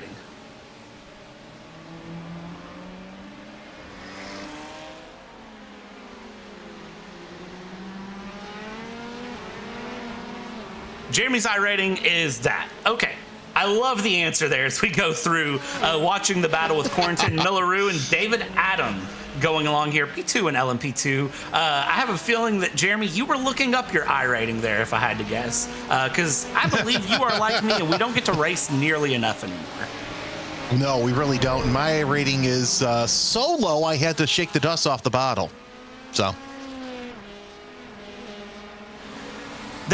That's the nature, though. Sometimes we get up in the booth and we get so comfortable and fun in the booth that we don't really get into a position to race near as much. Sometimes we find, at least I do, that the drivers have much higher iRatings than us, 99.99% of the time. So that is just where things land out as we watch here through the bus stop. Delatraz Automotive in second place, trying to work around that 92 Porsche. Gets a good move there, trying to hold off the Bloomer Q Motorsports LMP2 in P3. That is Dennis Menze there of Simstone in P18 in the GTD class, letting traffic work through, going through and along. I thought for a second was going to pit, staying low there. No, just obeying traffic and staying out of the way, trying to be a polite GTD car and stay out of the way of some traffic, which is kind of the nature of that lower class. Make sure you don't end up in an incident with the classes above you, and make sure you run a consistent race here. Weather hasn't changed that much, honestly. No, and that's just the nature of this time of year in Florida. 20 degrees Celsius, your ambient, 21 degrees, your trackside temperature. By the way, look at that humidity. It has gone down as we are going throughout the race. Of course, it is 9:14. Is it me or did we miss the fireworks? I don't think they happen for another 45 minutes, if I'm not mistaken. I think they'll happen with 15 hours to go. It's 10 p.m., I'm thinking it's Central Time. Yeah, it's 10 p.m. You're right. I was thinking Central Time. My bad. Yentel Van Thielen on board here. As he is looking pretty good. This gyro cam here on the LMP2. Sorry, I get a little itchy about that.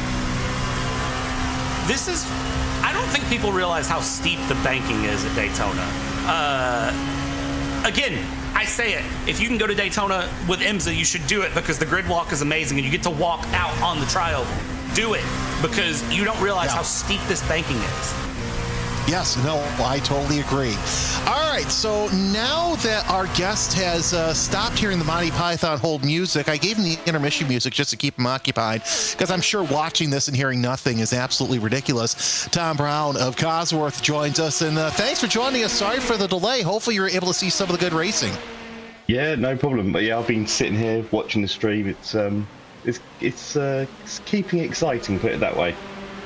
No, exactly. It reminds me a lot of what we'll see probably next weekend in real life at the Daytona International Speedway. Of course, you're part of the Cosworth General PI Toolbox for iRacing.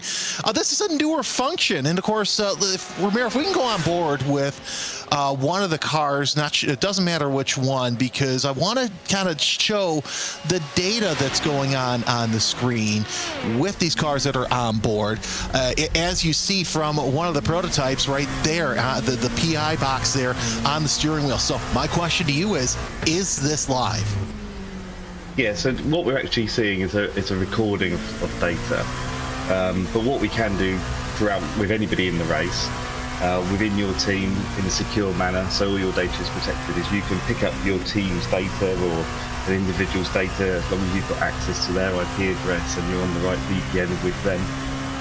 You can then watch that data, pull all that information through, and obviously then make decisions. So earlier you guys were talking about fuel strategy and saving and maybe trying to reduce by one extra pit stop at the end of the race. Well, from a strategy standpoint, this is the dream, because you can monitor how much fuel's being used a lap, in a corner, in a straight, how much the driver's coasting.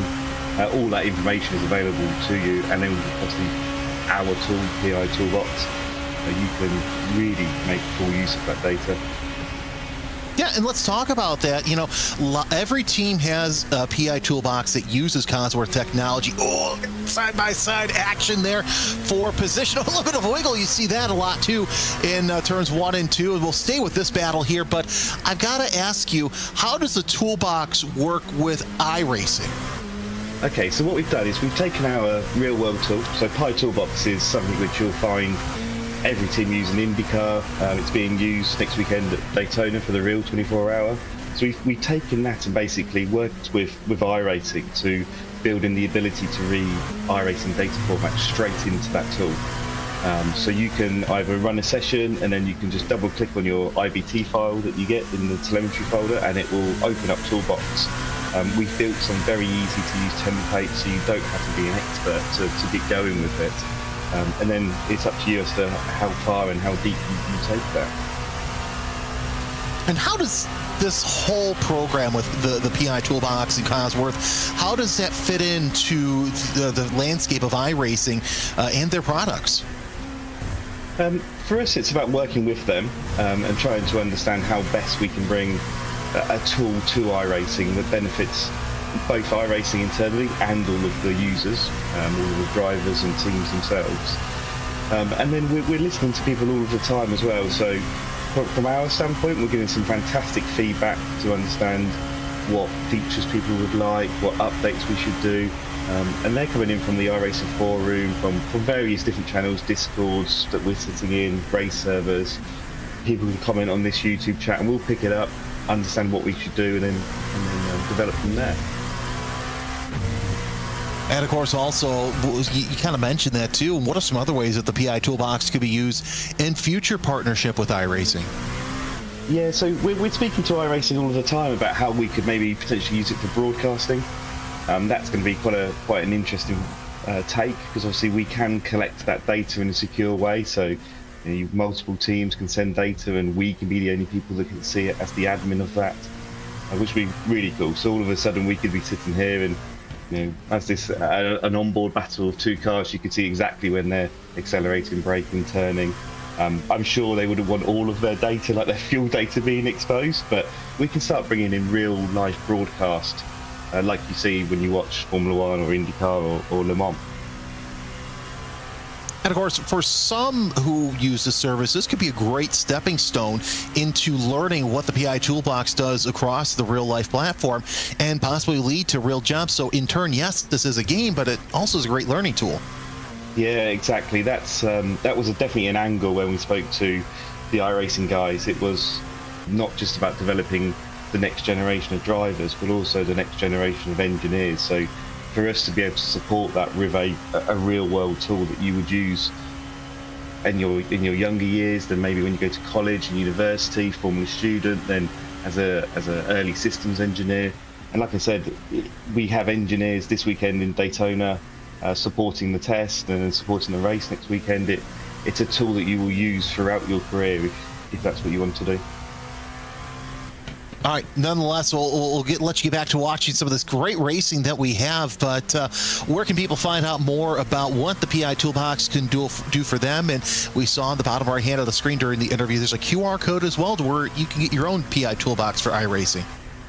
Yeah, exactly. So we have a web page on the iRacing website. So it's iracing.com, then Cosworth PI Toolbox. Or if you go to our Cosworth.com, in the top left-hand corner, there's a login section. You can go in, you sign up, and there's a free version, so you don't need to pay anything at all. Or if you want to unlock a few advanced features, there's a pay-for version as well. It literally is a cup of coffee a month. It's hardly anything, because for us it's more about exposure and getting the right tools into the right hands. Tom Brown, Head of Product and Solutions for Cosworth, thanks for joining us, and what a fantastic product to see that move from real racing here into the sim. Yeah, awesome. Thanks for having me. And Tom, of course, one of the many strategic minds that we have here, who really make this this service so much better with all the technology advances. It's super awesome to get to see how the real life and sim life are starting to integrate. And that's one of those that I know it was talked about in part 1, but I'm going to bring it up again. Think about how many real life drivers also sim race, or how many sim racers now do real life driving. I think about Team Redline specifically. They've started to integrate some of their sim racers into real life. I think about Jimmy Broadbent, who I have personally watched since, really pre-25,000 subscribers for him, who sim raced out of a shed in his mom's garden and now gets to race real life and do all of the fun, amazing things he wants to do.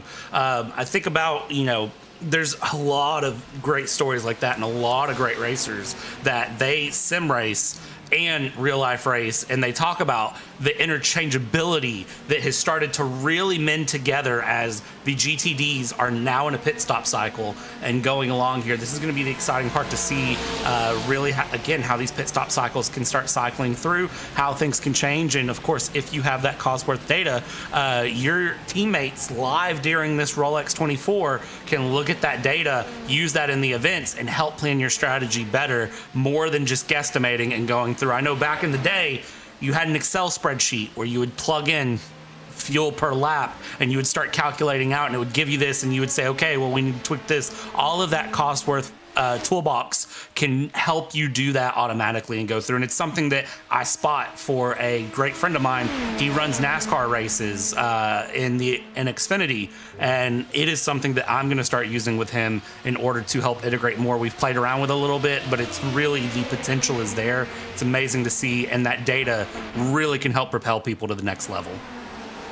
It really can, and it just brings more smart engineers into the fold, because you take a look at up and down, not just the IndyCar paddock, but you take a look at the IMSA paddock, the SRO paddock, as the number 69 Drago Racing Ferrari comes out onto the circuit.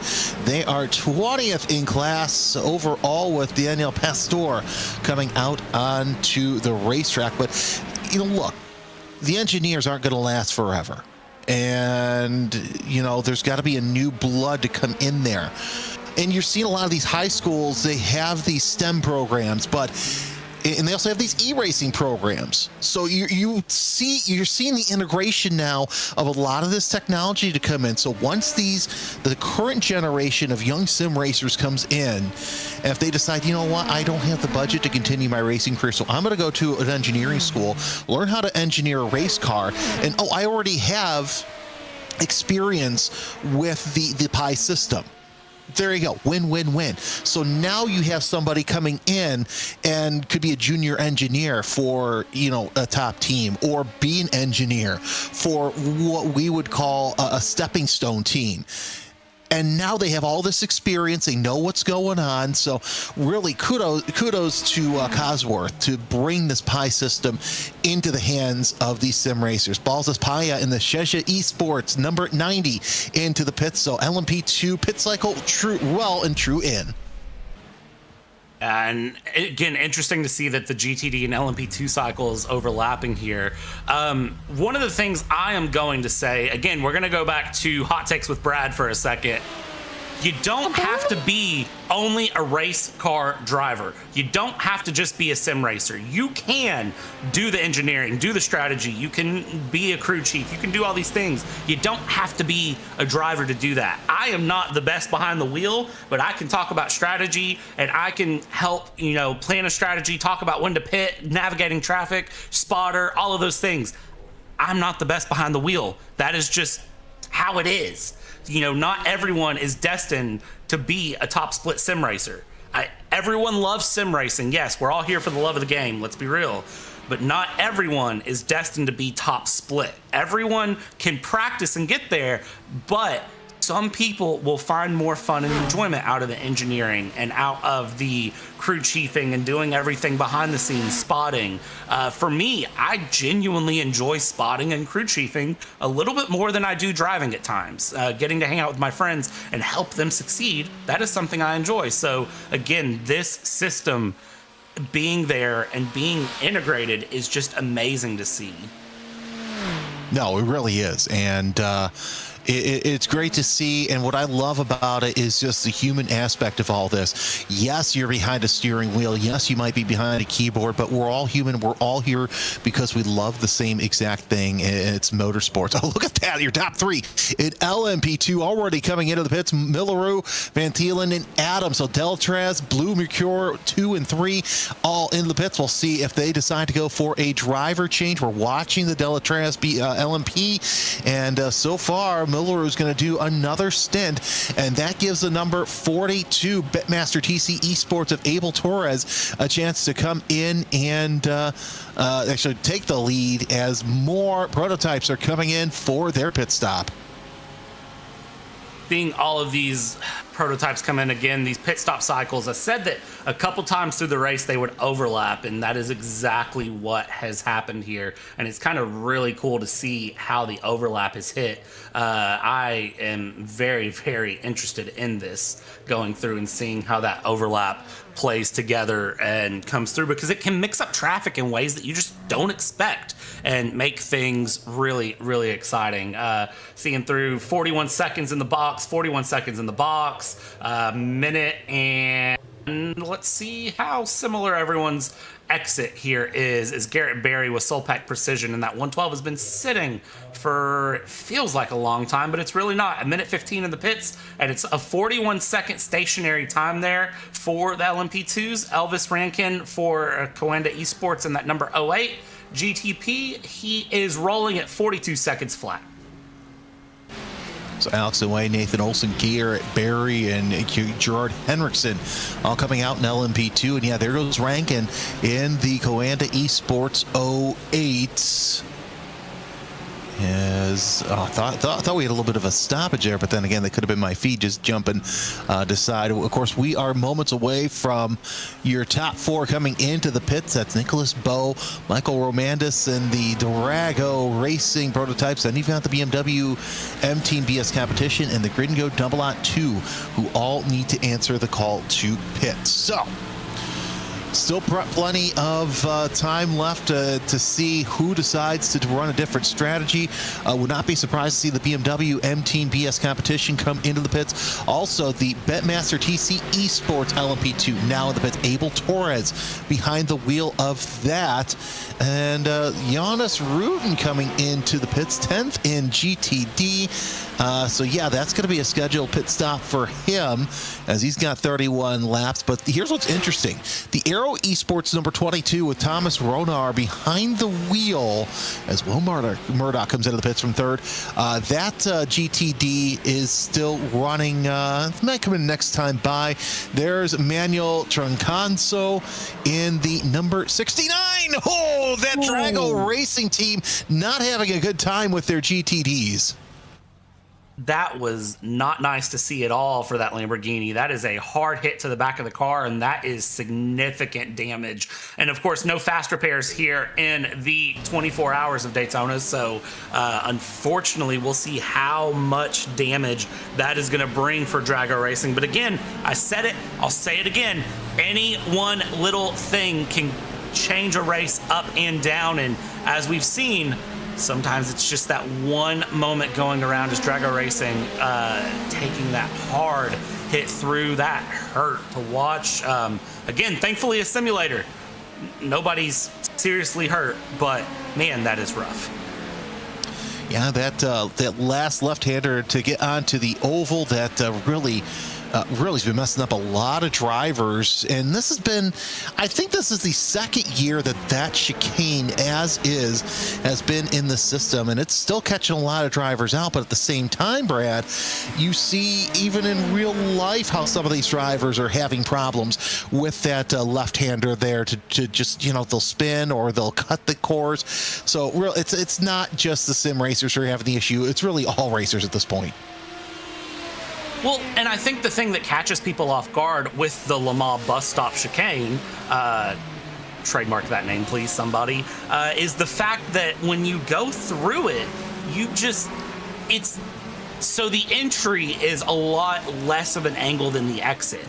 And I think sometimes that can catch people off guard, is that exit is a lot sharper of an angle to get the right to the left. And you want to save time and conserve momentum and get the best run out you can and shoot that as a straight line. But the problem that you get is, again, it's a steeper cut back than you expect. So when you try to go through, you hit that sausage curve, you hit that curve, and those curves have become more and more aggressive, and those sausage curves now exist throughout the time. And of course, Daytona paved the full backstretch, took away the grass in the backstretch because of some very scary NASCAR flips, and for safety, they put in that pavement down on the back end of the backstretch on the low line. So it's just, one of those that they had to put something in so that way drivers wouldn't think they could just get away with cutting that curve and going through and enforce those track limits that I so love. As we have a dive into the Le Mans chicane around the 92, that was an impressive run there in the second for LMP2. That is how you try to save some space, is you put a GTD between. Goodness gracious me, that's some hard driving. And no surprise that Miller was the one behind the wheel to do it, to get around Van Thielen for that third spot. So Delatraz, I mentioned that they're going to be a team to watch here. However, you take a look at who is in that number 90, your LMP2 leader. It's Daniel Olan, the Sheza Esport number 90. That is another very fast driver. So we'll keep an eye on how this battle for LMP2 supremacy lasts. But Van Thielen gets around here around turn number 1. So Van Thielen trying to keep that. And now you see Miller trying to deal with David Adams. So it's a Blue Mercure sandwich with the Delatraz in the middle. Let's add a little bit of rum in there, you see, heading into the cake. Indeed it is, as we have some argy-bargy going on between the two cars. And this is a battle for position. And yes, this is a 24-hour race, but if you expect one of these drivers to back out of this, you are sadly mistaken. Look at this as they go through. It's absolutely impressive to see how they run along here and go for all of this time. Again, I say it, these top splits, it's not about being the fastest, it's about being the most consistent at the top tier for as long as humanly possible. 24 hours run, and you are consistently running within a second of your best pace that you have. Absolutely ridiculous to see here, as again, that timer on the top left does not lie. We have that much time, and that is the best shot to show how significantly narrower that exit of the Le Mans chicane is compared to the entry.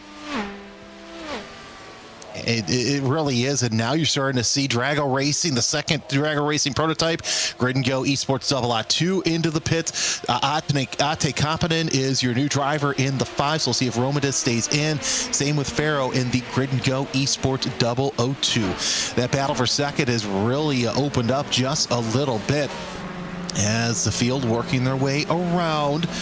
Still plenty of pit stops left to go.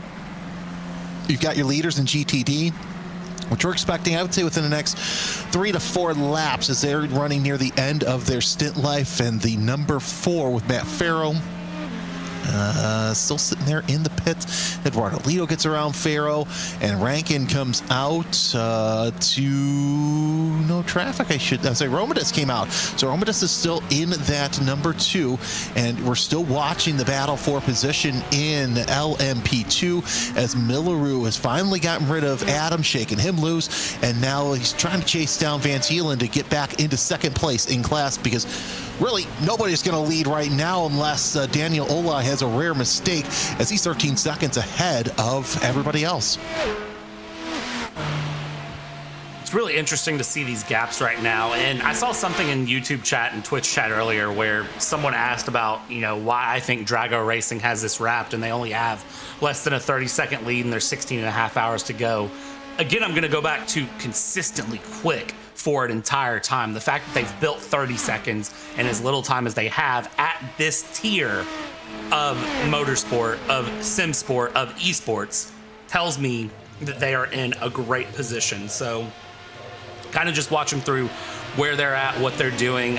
Truly is going to be a great race for Drago here. Also, checking in on Twitch chat here, there is Grid and Go hanging out with us in Twitch chat as well, and a lot of fans of Alta Racing hanging out in Twitch chat. So they are having a great time over there. I'm also seeing some fans of Drago Racing as well hanging out over in Twitch chat. So everyone keeping things moving and grooving and having just a good old time. And yes, you have 2 people announcing sim racing who also announce go-kart racing in the booth together. So yeah, of course, it's a great time.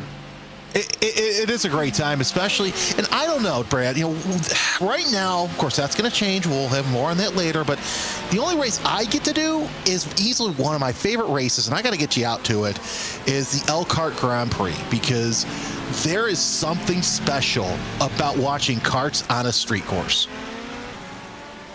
That is one of those that I've never gotten to see, and you have very much piqued my interest. So I'm going to ask you to send me some more info about that, because I'm very interested. I know some of what I'll be commentating this year. I know what I've kind of signed up for. So I know that there is the Florida Karting Championship coming in. So I know that I will get to be involved in the commentary of that Florida Karting Championship that is starting out here in 2026. So I'm excited to see how that goes through. Other stuff I don't know yet, but I can at least say that with certainty. But again, the sim racing commentary is so much fun. I can never get away. Well, that's something my wife and I talked about when I was starting to talk to series. Of course, it's January, so obviously I'm still talking to series. But it's always good to have that consistent, well, you're going to be doing at least one race live. So that's always that race. August 7th through the 8th in Elkhart, Indiana. And look, it's free. It is an absolute blast of a time. It's some of my favorite racing. It's a lot of 4-cycle karts. You see 1 or 2 classes of the 2-cycle karts, but still, it is fantastic to be a part of, fantastic to watch.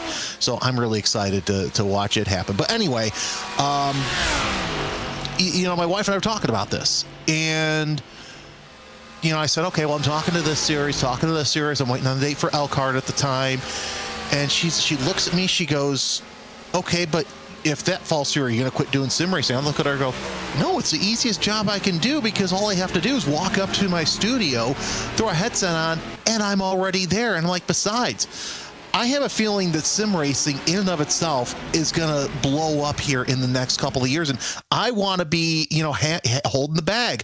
Unlike Fabricio Donoso, who decides, wow, actually he saved it, just whacked the wall just a little bit coming off of the chicane. Thankfully did not take anybody else with him. But, still, I'm technically, quote unquote, young in some eyes. So I still got plenty of time to, maybe end up where I want to be, but I'm going to take what I can get at this point. And let's see, Viper 03X99 saying, I'm excited for the IMSA Endurance Race at Road America this year. I can't wait to be back. I am absolutely in heaven that Road America gets their endurance race back. Road America is one of those tracks that deserves an endurance race, and that is one that I will stick through. That Porsche, I don't know how they didn't hit the BMW GTP as they came back off the wall.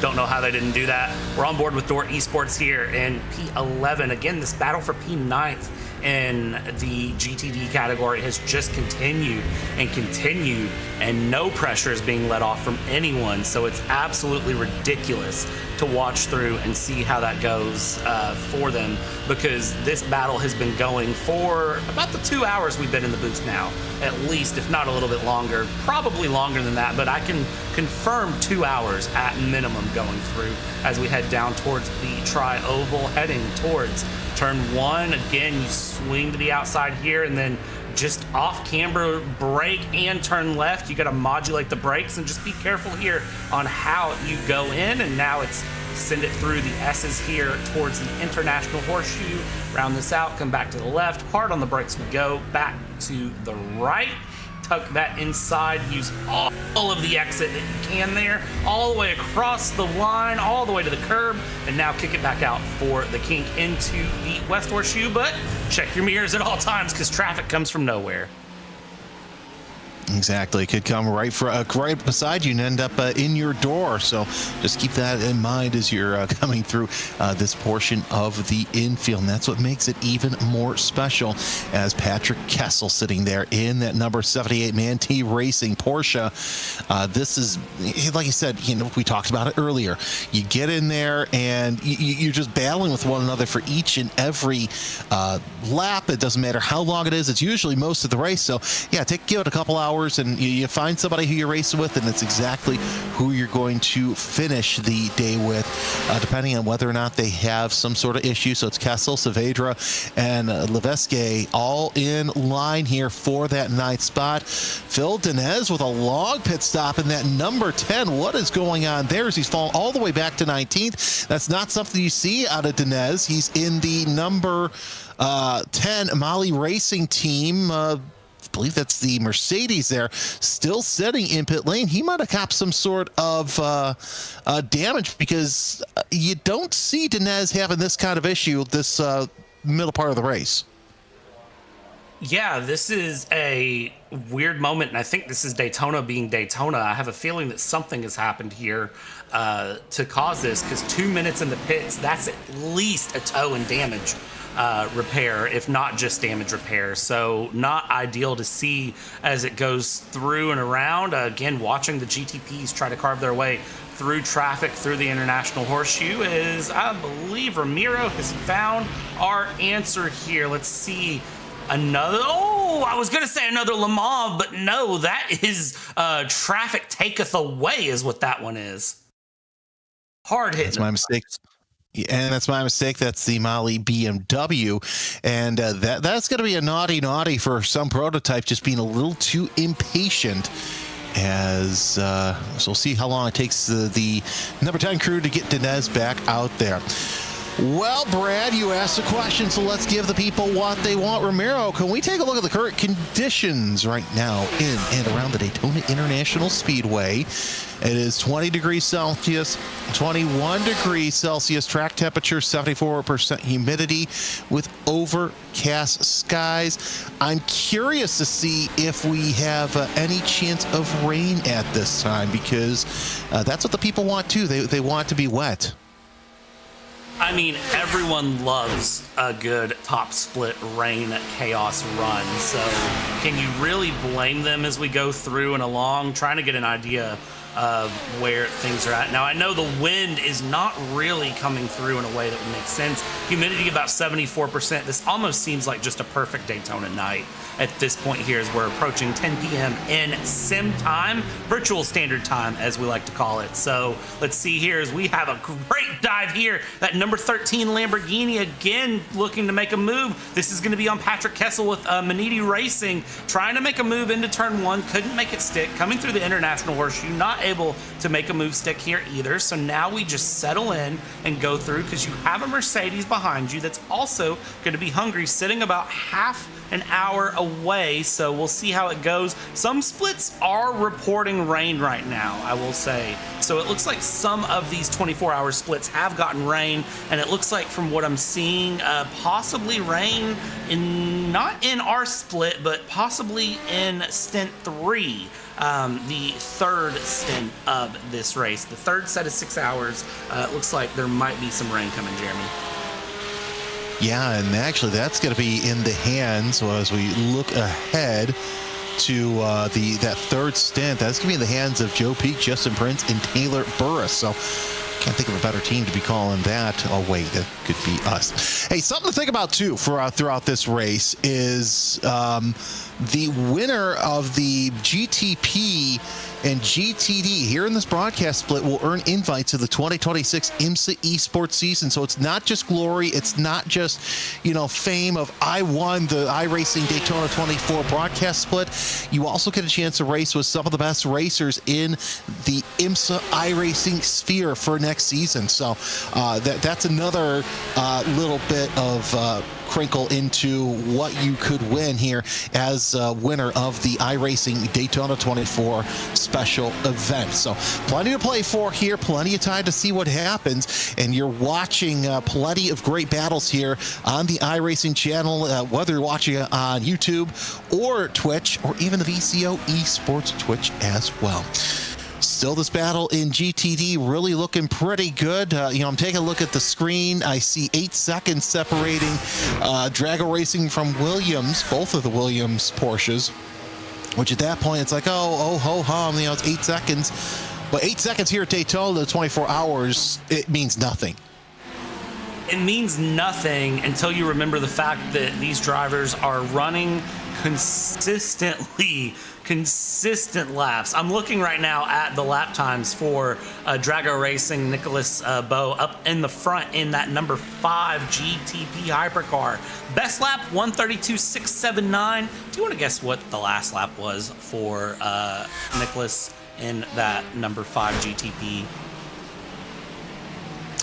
37.6. Way off. It's a 132.958. Oh, Jesus. Again, I repeat, a 132.679 is the best lap. And a 132.598 or 958 was the last lap. So when you're running within 3/10 of your best lap with over 8 hours into a 24-hour race, that just kind of is shocking, I'm not going to lie. And that's across all drivers. That's across all drivers, too. The best lap is not just for the driver in the car. That's for the car itself. No, it really is. It just goes to show you the level of talent here. You take a look at the left-hand side of your screen. There's your fastest lap in the GTP hybrid class. Fiercely Forward Red and Grid and Go Esports not showing their last lap by, but Coanda Esports running purple, 32.671 so far. All right, Brad, might as well break up some of the monotony of this race. Here is a certified dad joke. You ready for it? Hit me. What do you call a blind chicken? A blind chicken? A blind chicken. I don't know. What do you call a blind chicken? Hiking, because it can't see.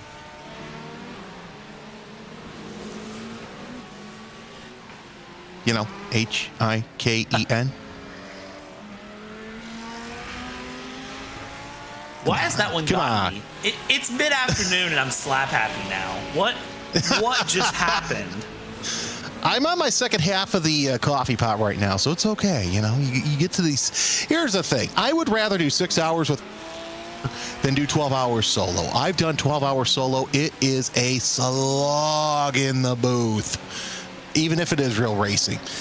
Look at the prototype traffic catching up to our second and third place drivers. And, of course, also Lasse Bach not too far away from there as well. So this battle for the bottom steps of the podium looking pretty tight as they work their way around. NASCAR Emmy got the joke at least, thank goodness. So that's good. I feel a little bit better about myself. And I'm not a dad, and I still throw those jokes around. Either way, this battle here, I like this battle for second place in GTD, Brad, because you have some very fast drivers in Vita Kunzner and Lasse Bach sitting there. Guess what? If one of those slips, Blue Mercure Esport also in position to capitalize, as their two cars are 5th and 6th, albeit 2 seconds behind.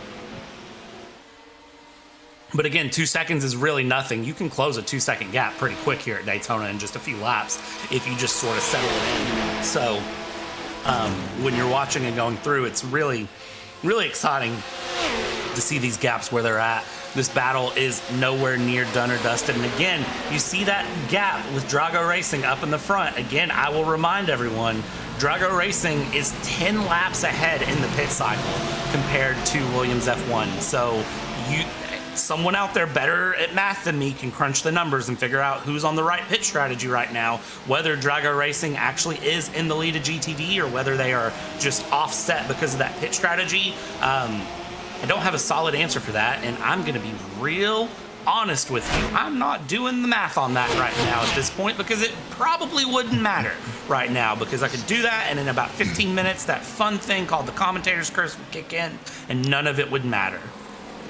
Well, of course, Brad, here's my excuse. I got into broadcasting so I didn't have to count. Of course, the amount of times that it comes up in a race is way too many for me to even admit that I should have learned how to count, or I should have considered some real-world engineers who I know very well.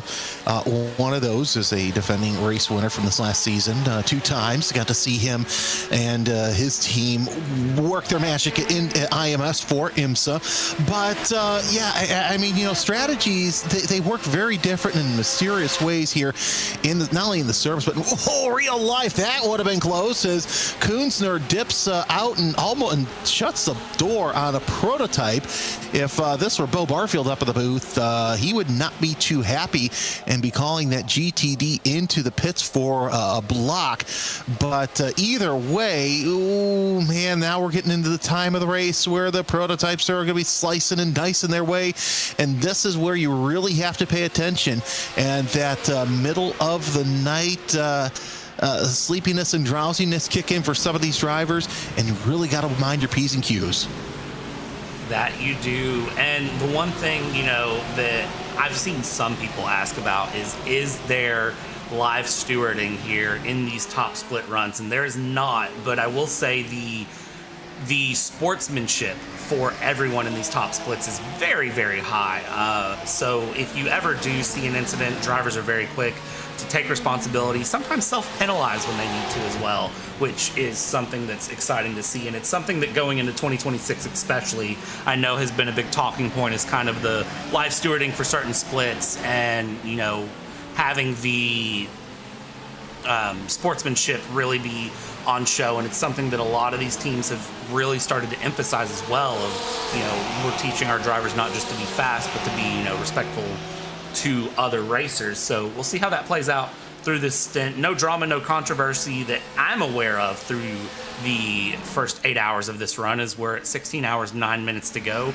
Jumping back with second place here in LMP2, the Blue Mercure Esports, trying to chase down, or being chased down by Delatraz Automotive by Majors Garage here. That is the Grid and Go LMP2 entry there that is in the mix that they're working to pass. Words are hard, and we'll see how that plays out.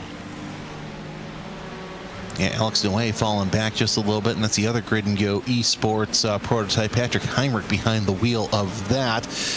So yeah, this is the point in the stint where these prototypes have to watch out for lap traffic or different traffic, either or, and make sure that they're not impeding anything, or better yet, not entering themselves into a conversation that they don't really need to enter themselves into. As you see the number 11 making his way through the banks. This is hour 2 of 6 here, and the second stint of the broadcast split of the iRacing Daytona 24. For those of you just joining us, hi, welcome. My name's Jeremy Scott. I've got Brad Dalton alongside each other. Aside us, Ramiro Augustine Cisneros is pushing the knobs, turning the sliders, making us sound oh so good. And you should probably go get us some Chick-fil-A. That's right. There's a Chick-fil-A across the street. They need to get an In-N-Out across the street from the Daytona International Speedway. That way, you know, you can have chicken or you can have beef. The only problem is once they close for the night on Saturday night, can't go on Sunday because Chick-fil-A doesn't open on Sundays. And that is why you stay in Daytona till Tuesday. One, it's actually cheaper to fly out on Tuesday, but 2, you can get Chick-fil-A on Monday. So I'm just saying, I figured this one out pretty quick. It's cheaper to fly in on Tuesday, or fly out on Tuesday, and it's cheaper to fly in the Wednesday before. I don't know what it is. I was looking, going through, and it is very expensive to fly down. Now, you could always do what we did our first year going down. We flew direct into Orlando. And, well, yeah, it's Orlando. And for those of you who may be saying, well, what's wrong with Orlando? So everything. I recently learned this. There's two separate styles of people. There's people who are very down to business on flights, and then there's Disney. And if you fly into Orlando, it's Disney. So you get all of the fun things with Disney for flying into Orlando versus this year, I'm doing a layover in Atlanta, which should be interesting, and then flying directly into Daytona the Wednesday before the race and flying directly out of Daytona the Tuesday after the race. What is the benefit of that? Oh. No MCO? Well, no Orlando. The downside is that I have to leave at 4 a.m. from my house because my flight is at 6 a.m., but I will be in Daytona by 10 a.m., and I will be home before 11 a.m. the Tuesday after. Okay, that's not so bad. That's not so bad. I've got to say this. So if you've never flown to Orlando, I'm going to put it to you like this. It's like riding in a clown car with a bunch of clowns. It's on fire, and it's driving at 100 miles an hour, going up to 120. Boom, done. That's all you need to know. The only good thing about that airport, I kid you not, outside of the social media, which they have been on fire recently, speaking of fires, the only good thing about that airport, the second that my plane reaches the terminal, I can go onto my phone, order Starbucks, get my caffeine that I so desirably need after being stuck in an airplane with a bunch of people, grab my drink, and go get my luggage. Done. Other than that, the airport can just, do whatever, because it's the only airport I've been to where security has told you two different things, two different lines, and good luck trying to find out which one you heard. Yep, that's accurate. I will also say to the perk of flying out of my local airport is I don't have to take my shoes off. I don't have to take my shoes off and electronics out of the bag. I just have to walk through. So I don't know what it is. Their TSA must have something better, but it's absolutely amazing to just get to kind of walk through and stick my luggage through and be just okay and fine going through. Someone asked earlier about what the iRacing, what the producer is running. Ramiro has given me the behind the scenes that he is running 3 PCs, 7 monitors, and iRacing is running on a 4080 Super. For those of you who are asking. And then has 1 PC handling production and 2 PCs running iRacing. So for those of you asking about that, yeah, much better PC than my setup. Yeah, and I'm lucky enough to where, so not only do I do iRacing on this computer, I do certain other, real life races on this computer. I also do live radio and television in one of the major markets in the Midwest from this computer. And my stuff's not even that good. I need to get on board with Ramiro for that. By the way, there's some fans who are asking about the action. If you've watched it. Endurance broadcast, that sometimes you stray from the conversation, and in spite of the racing being so good, ask about Martin Haven at Le Mans, and you'll find out that yes, we commentators do like to stray sometimes and say some off-the-color things. Brad and I won't, because we enjoy our jobs in more ways than one. This is the battle for ninth in GTD between Patrick Hessel, Marco Saavedra, and Guy Levesque. That's the 78 Manti Racing Porsche you see there. That's the door Esport by SX, number 20 AMG. I gotta say, there's nothing more special than hearing an AMG out there, in anger. And of course, there's a Lamborghini, something also fantastic about a V12. I'm absolutely jealous you still get to hear the Mustang out there, because there's something special about hearing that 2 a.m. There is something wild 2 a.m. about the Mustang and the Cadillac GTP. Those 2 cars have such distinct sounds that I cannot explain. And I don't know why. Here here goes moves. I thought the 13 was going to pull to the outside, down the inside. Goes the Mercedes. Let's see here. Can we lock into a pass? Side by side we go on the exit through the S, heading down towards the International Horseshoe. And there is a change for position. That's been setting up for a while there for 9th and GTD. That Door Esports by SX, number 20 Mercedes. Yes, the Huracan is a V10 as well. So I'm thinking of the V. Have you seen, by the way, speaking of awesome race cars, have you seen the Aston Martin prototype in person?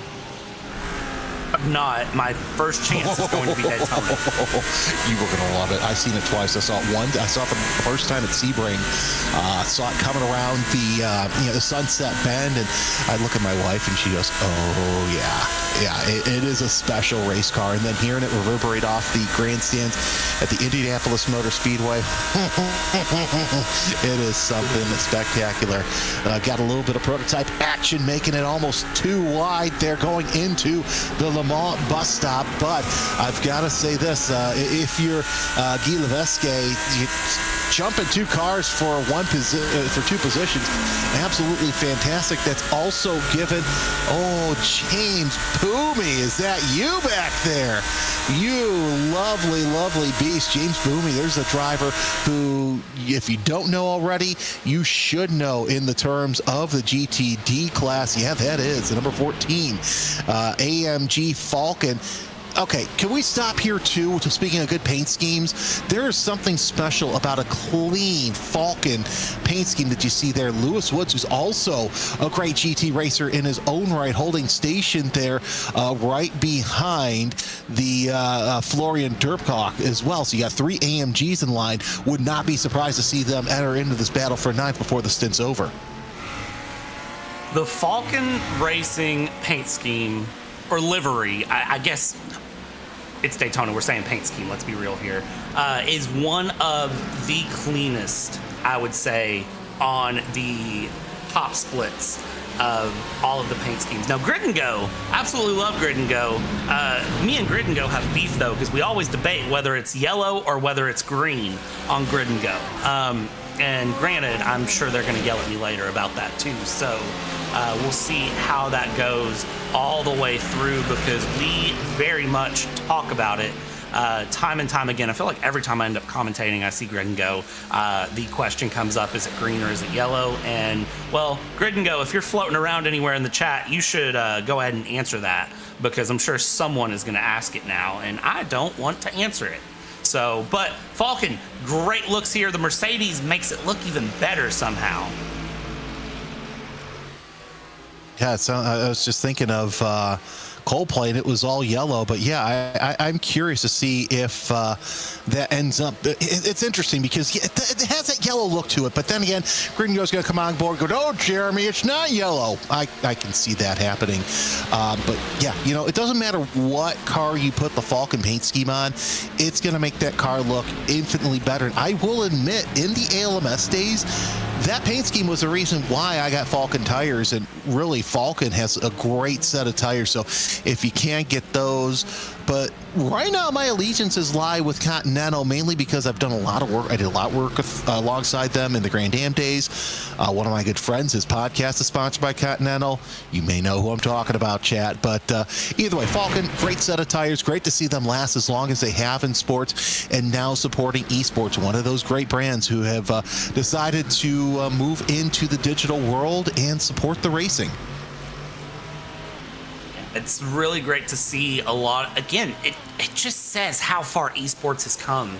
If you think back a decade versus now, or you think even 2019 versus now, 2020 versus now, it's amazing to see how committed into esports a lot of real life teams have gotten, and just how much really run through and commitment esports has been given as we see it continue to spread through. And that is what's amazing to see all the way around. So it's just great to watch just the bloom that is esports. I know you said earlier, Jeremy, that here in a couple years you're really looking to see kind of the big explosion. I would argue that the explosion is still happening. It has been happening for years to come, and it's just going to continue to grow. And I don't see any way that it stops, to be honest. So as we go through and along, the car on screen is not grid and go. I see everyone in chat very much arguing about it. The car on screen is indeed mint. So grid and go is not what is on your screen right now. This is Falcon that you see here that is going through. Grid and go is very much in a different category, somewhere else on track. So, and I think unfortunately they've actually kind of not had the best race all the way through. So I believe that they are currently 12th in LMP2, they're 6th in GTP, and then in GTD, I believe that we've actually lost the grid and go car. I think we have your your LMP2 leader, Daniel Olaz, into the pits in the number 90 Sheja Esports prototype. So we'll see if he stays in the car. I believe this is going to be his third stint, if indeed he does, as now they're like, oh, well, okay, yeah, now we see what you're saying. Yeah, it's a Falcon Mercedes. Over here on Twitch, we have people saying, can they broadcast broadcast time slot for this race is a processional? I don't see how you can say it's a processional. I mean, everybody has their own opinion, but Brad, correct me if I'm wrong, and this is going to be my learning time with Jeremy. What may be processional to you, it's I see it as strategy, where drivers, yeah, they're falling in line, but they're also trying to figure out how they can get around somebody, or they're running they're running nose to tail with each other. I'll admit, when I first started before I started as a broadcaster, as a fan, I would think that some races were a strategy. But the more that I'm able, when I took a step back and sat in the booth and watched the race from different vantage points, you see, different lap times and different lines, and that's what makes the race interesting, to say the least. So I'm not saying, okay, you're wrong for saying it's professional, but sometimes you see it from one angle. You got to step back and take a look at it from another angle. And I've got to go on the Twitch stream and show the timing and scoring, because you get to see what a driver's doing. You get all sorts of different viewpoints to show what's going on. So as a broadcaster, Brad, you and I can go in and say, okay, well, this driver's doing this in Sector 1, but they're doing something different in Sector 2. That's why they're able to close in on one another, in spite of driver 1, who's in the lead, who has a faster lap time. So, again, we're going to go learning time with Jeremy and hot takes with Brad. If you think endurance racing is boring, you have watched too much of short stint racing. You have not truly immersed yourself into the racing, and you do not really get it to a point where it catches your attention span. It's the tenths, it's the hundredths of a second that make the difference. It's the pit strategy, it's the strategy that goes through. I mean, that is the stuff that makes the change of everything. This is not a processional in the least. I got yelled at earlier because I said that number 5 hypercar had this run through, as we're watching a battle right now for 5th place in GTP, as LMP2 is currently deep in their pit cycle and a majority of the field is in. This is not boring. And if you think it's boring, then I think that you just haven't really dove into it. And maybe that is a case where I think a lot of fans that try to come over to endurance racing come from different racing disciplines. And maybe that is, Formula One, where it's, the racing is much different in Formula One than it is in endurance racing, in IMSA and WEC. Maybe they come from, I'm thinking NASCAR, where the racing is much different and much tighter packed for a couple of hours. This is a 24-hour race where things go through, so it's very, very different than just running through and thinking you're getting side-by-side battles. The difference between endurance racing versus real life, or versus other disciplines of racing, is that you have bursts of incidents and you have long-term strategy. It's about how do you do over 24 hours, not just, how quick can you go in 90 minutes. It's how do you survive 24 hours as man and machine. That is what really makes the difference. And of course, also, I'm going to take the karting perspective into it, because you and I know that all so well, because you could have you could have like a nice pack of carts right there, and yeah, they're playing follow the leader, but they're strategizing. Okay, when am I going to make this move? This car is slower than me in this part, so maybe that's where I should capitalize. So on and so forth. Here you have the extra element of the different classes, as now we see Augustine Canapino back in the 42 car. He is in and out of the pit, so we'll see what the former IndyCar, the touring car champion, can do here. And hold on. That faint cheer you hear in the background is our producer Ramiro celebrating that Canapino's back out there on the circuit. Oh, Ramiro, I am not surprised by that at all. So that is, the case. We all have our favorite drivers, our favorite teams. I have a bias towards Team Redline. Always have, always will. I really do enjoy Grid and Go as well. They've been great, and they're fun to banter back and forth with. So, we all have our teams that we go back and forth with. Is Grid and Go. They are still on track here. Get a pass done through the West Horseshoe for P5 and LMP2. So that is what's absolutely amazing to see going through. And Jeremy, we've been in the booth for a hot minute. Yeah, so you know what? We're going to take a quick break, rest our voices, and let's go ahead and show you some sights around the track. You enjoy the sights and sounds of Daytona International Speedway. Brad and I are going to take a quick bathroom break, maybe get something to eat. Oh, you can go into the grandstands and grab some coffee. Brad, I bet you didn't know that they have free coffee that they break out after midnight there. I actually didn't, because I didn't stay after midnight, but it's not after midnight in Sim either, so I think I'm just going to walk to my kitchen and get a bottle of water. There you go. We'll be right back here on iRacing and RaceBot.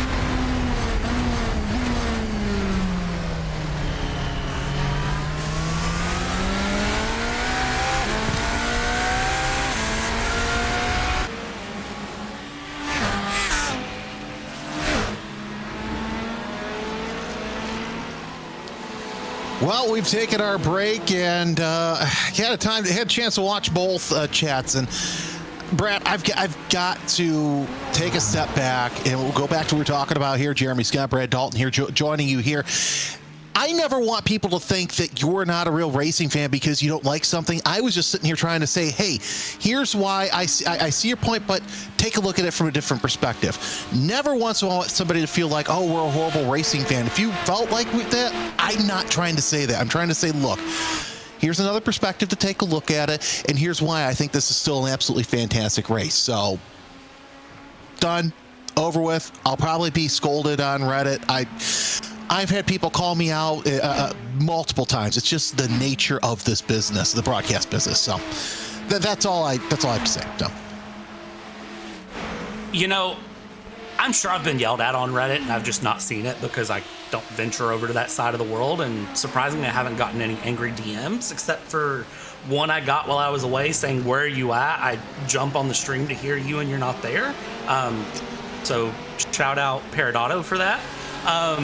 But, you know, everyone has their different taste of motorsport. I will say that, and I think that's acceptable.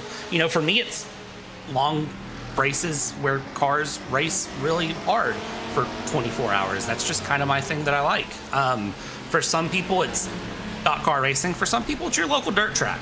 It's just really what you're looking for. So depending on what you are interested in, I mean, as long as it has a motor and either 4 or 2 wheels or maybe 3 wheels, and I don't think there's one wheel racing. I'm sure there's unicycle racing, actually. There is. As long as it has a motor of some variety, even if it's Formula E, it's kind of interesting going through. And for those of you who are saying I said something questionable, you've missed hot takes with Brad, apparently, over the first 2 hours.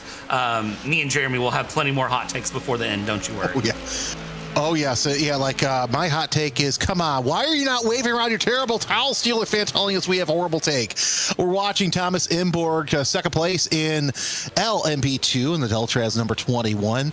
He's only about 12 seconds behind Daniel Ola. Those are 2 very fast drivers. There's the 091. Oh, no. And now it's gone. The Porsche Coanda 091 is deciding it did not want to participate. You know, that's one thing I do appreciate about real racing is you don't have cars disappearing into the ether for nothing. Although that would be kind of fun. Green flag is out. Here comes Alex Palone. Oh no, he's gone. He just disappeared off the face of the earth. I'm sure Scott McLaughlin would have loved to have had that happen to him. Yeah, Scott McLaughlin, if you ever do want someone to disappear off the face of the earth, sim racing would be the place to do it. So, I didn't know where I was going to take that one as the words started to come out of my mouth. So I'm glad that I was able to recover that one very, very quickly. As the battle for second in LMP2 is still here. The big difference now is Delatraz Automotive has gotten up to second place ahead of Blue Mercue's number 11 and 32.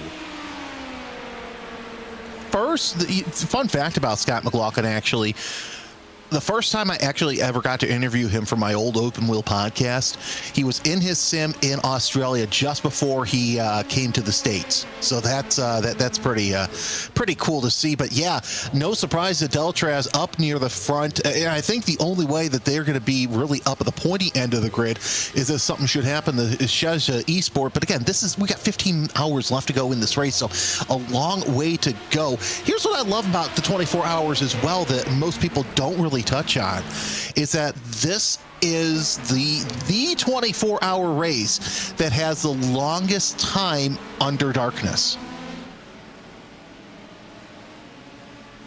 Which is my favorite part about it, honestly. The thing with Daytona is a lot of the best racing happens during the night. People say really that if you go, you need to be prepared to be in the stands like 2, 3 a.m. to see some of the crazy stuff that can happen. They're not wrong with that. No, that's what my wife and we were actually planning on going to the 24 this year. And we're sitting there mapping out. It's like, okay, so here's how we thought the perfect race would be.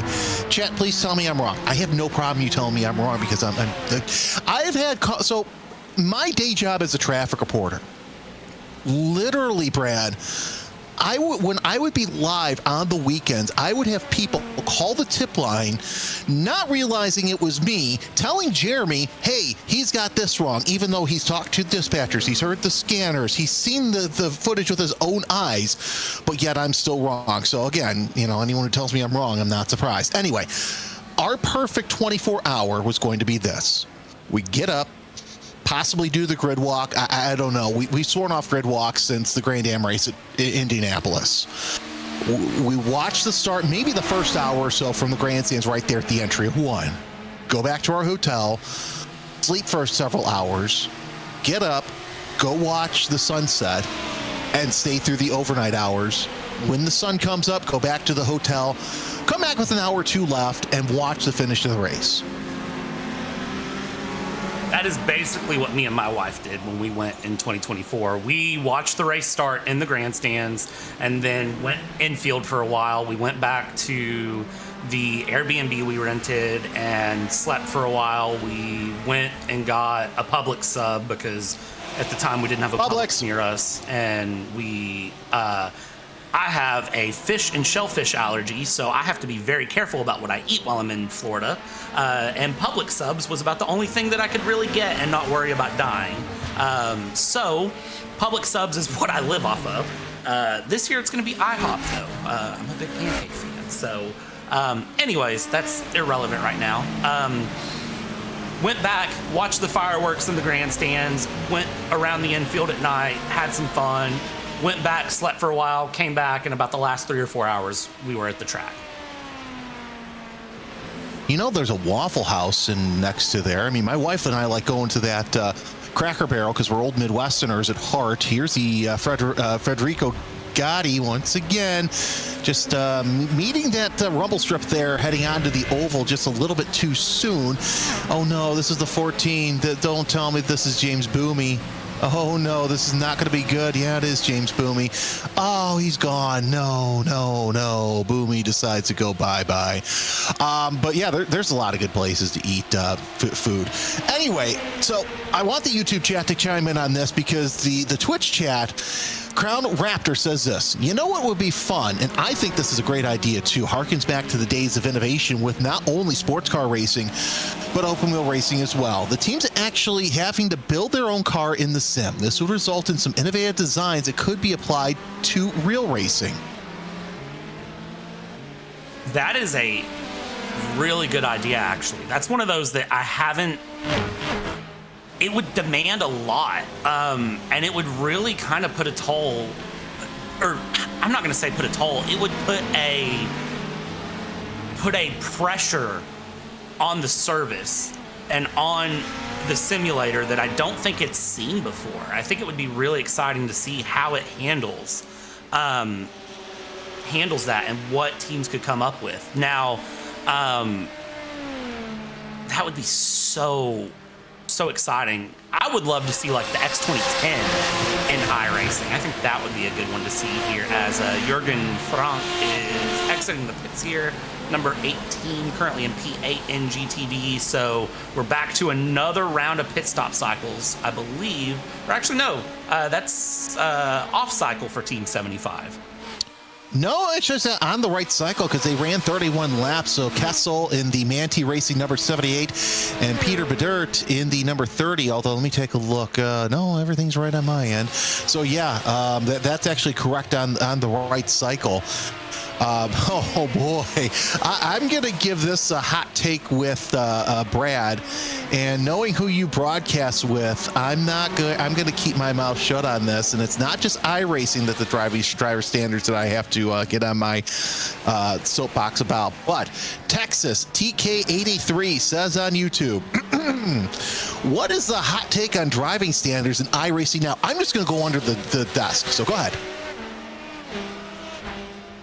Oh boy.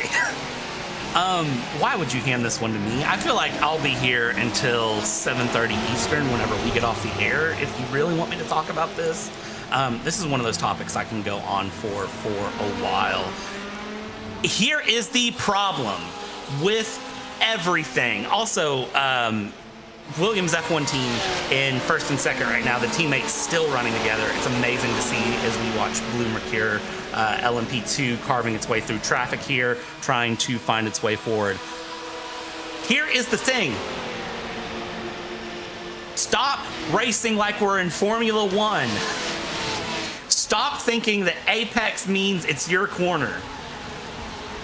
Stop thinking blue flags don't exist.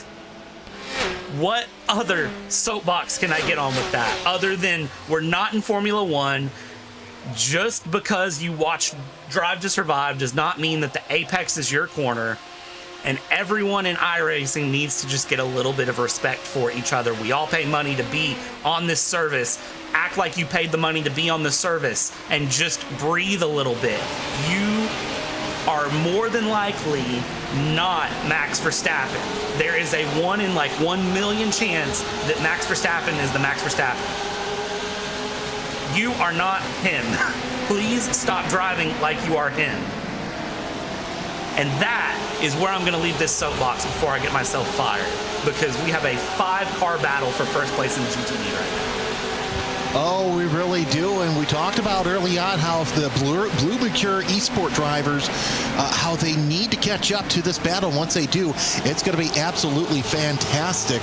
As the head of the train is Matteo Kunzner with Benedict Vita, Lasse Bach, Emanuele Ovaleri, and Andrea Briso. 1, 2, 3, 4, 5. And look at that. Are those Grid and Go prototypes I see behind them? I think so.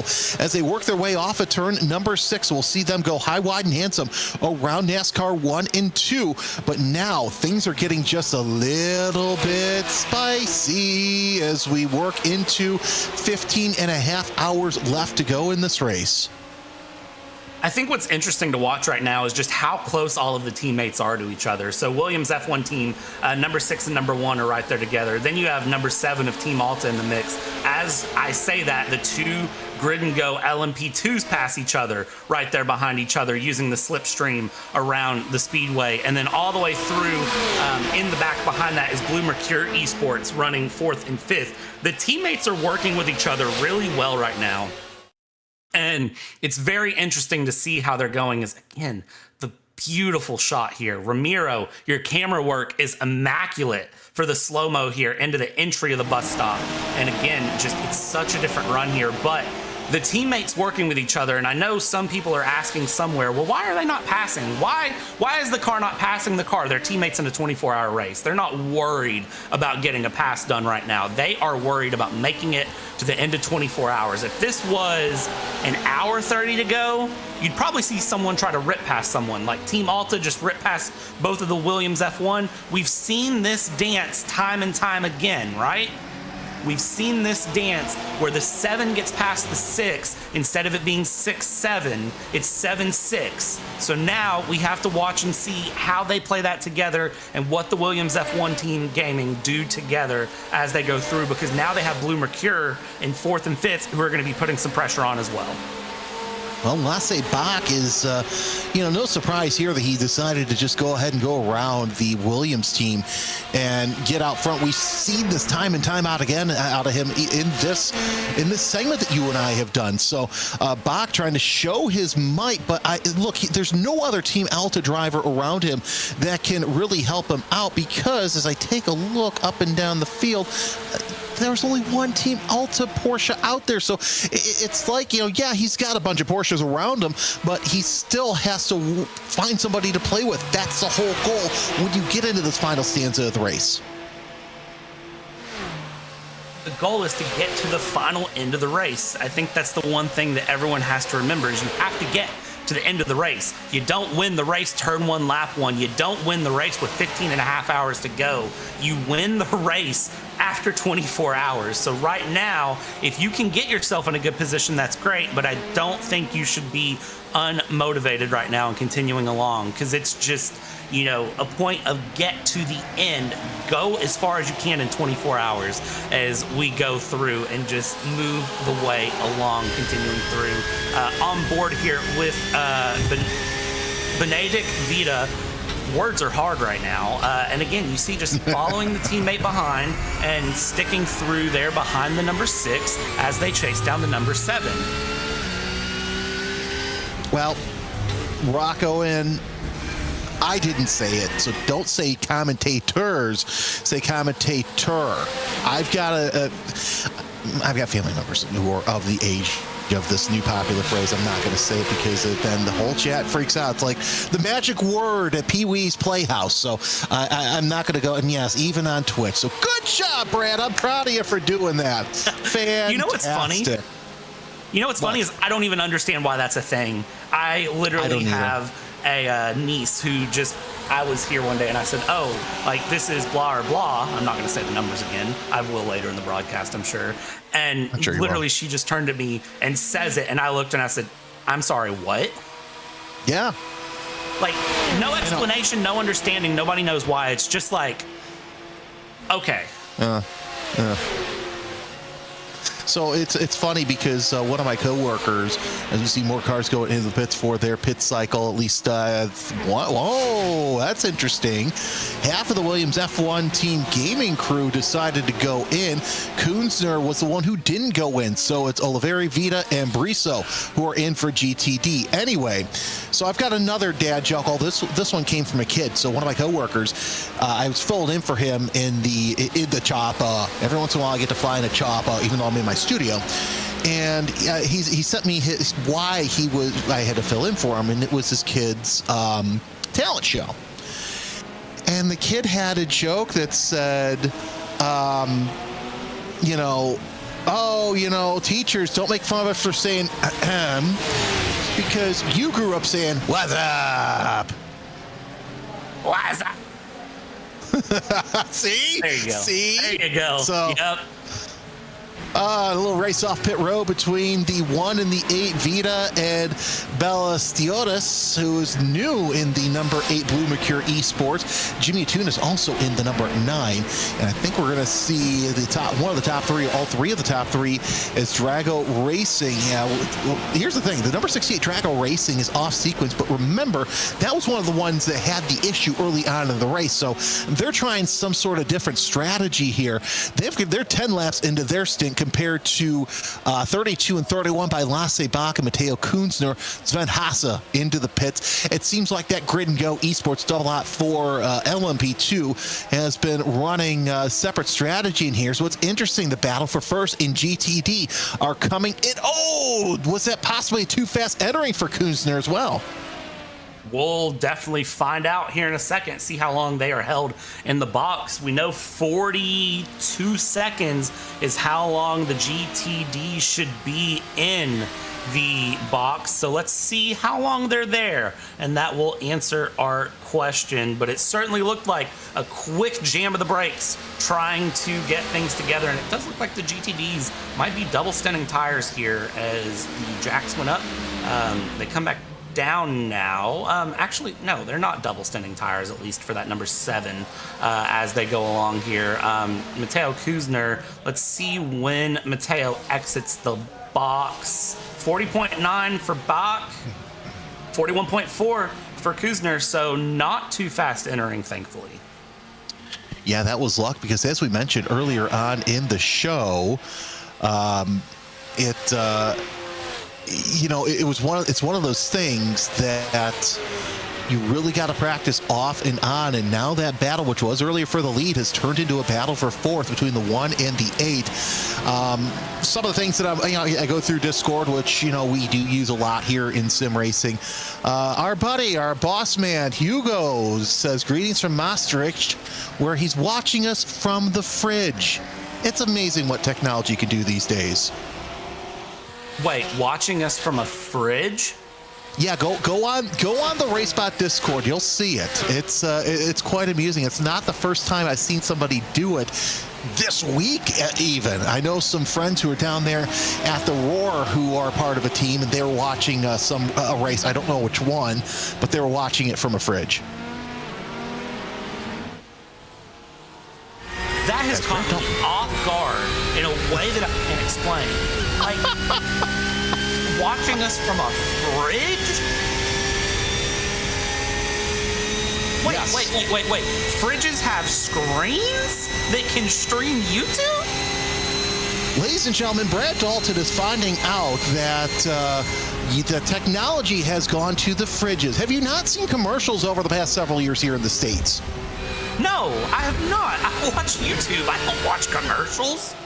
Brad, there are fridges that can now tell you when you're out of something. We have gotten to that point where the robots are making our grocery list. Lord help us all. What? Yes. I am There are fridges that tell you when you're out of milk. Ladies and gentlemen, this is the future, but guess what? You're never going to replace us announcers, because would AI announcers be talking about watching iRacing on fridges? Actually, probably they would. That's ridiculous. That's actually ridiculous in a way that I can't explain. Okay, well, that caught me off guard. Okay. Excuse me. Wow. Well, let's reset. While Brad resets, let's talk more about this battle for GTD that we've been watching all race long. And it is, let's see here. Is that the battle? Yeah, that's the battle for second place. That is, the battle for fourth place now between Vita, Velocious, and Tunis. Oh, look at that. One of the LMP2s. That's the number 21, Thomas Imborg, taking a wheel off exit of turn 5. You don't want to do that, and he's darn lucky that it didn't suck him right back into the guardrail. Now he's got to bob and weave his way around this GTD traffic, as it looks like Vita goes a little bit low to try and make a little bit of defense, but he is back in position. And great move to get back in position there, but how long can they stay there? That's going to be the bigger question here. SDR Sim Racing, another spin for that number 13 Lamborghini going around through the bus stop. Let's take a quick look here. That's a weird one. That seems like just trying to get a wiggle to find a position to go. And then I think just the car lost a bit. And that is the worst place possible to be stopped. Right there on the turn-in for the bus stop.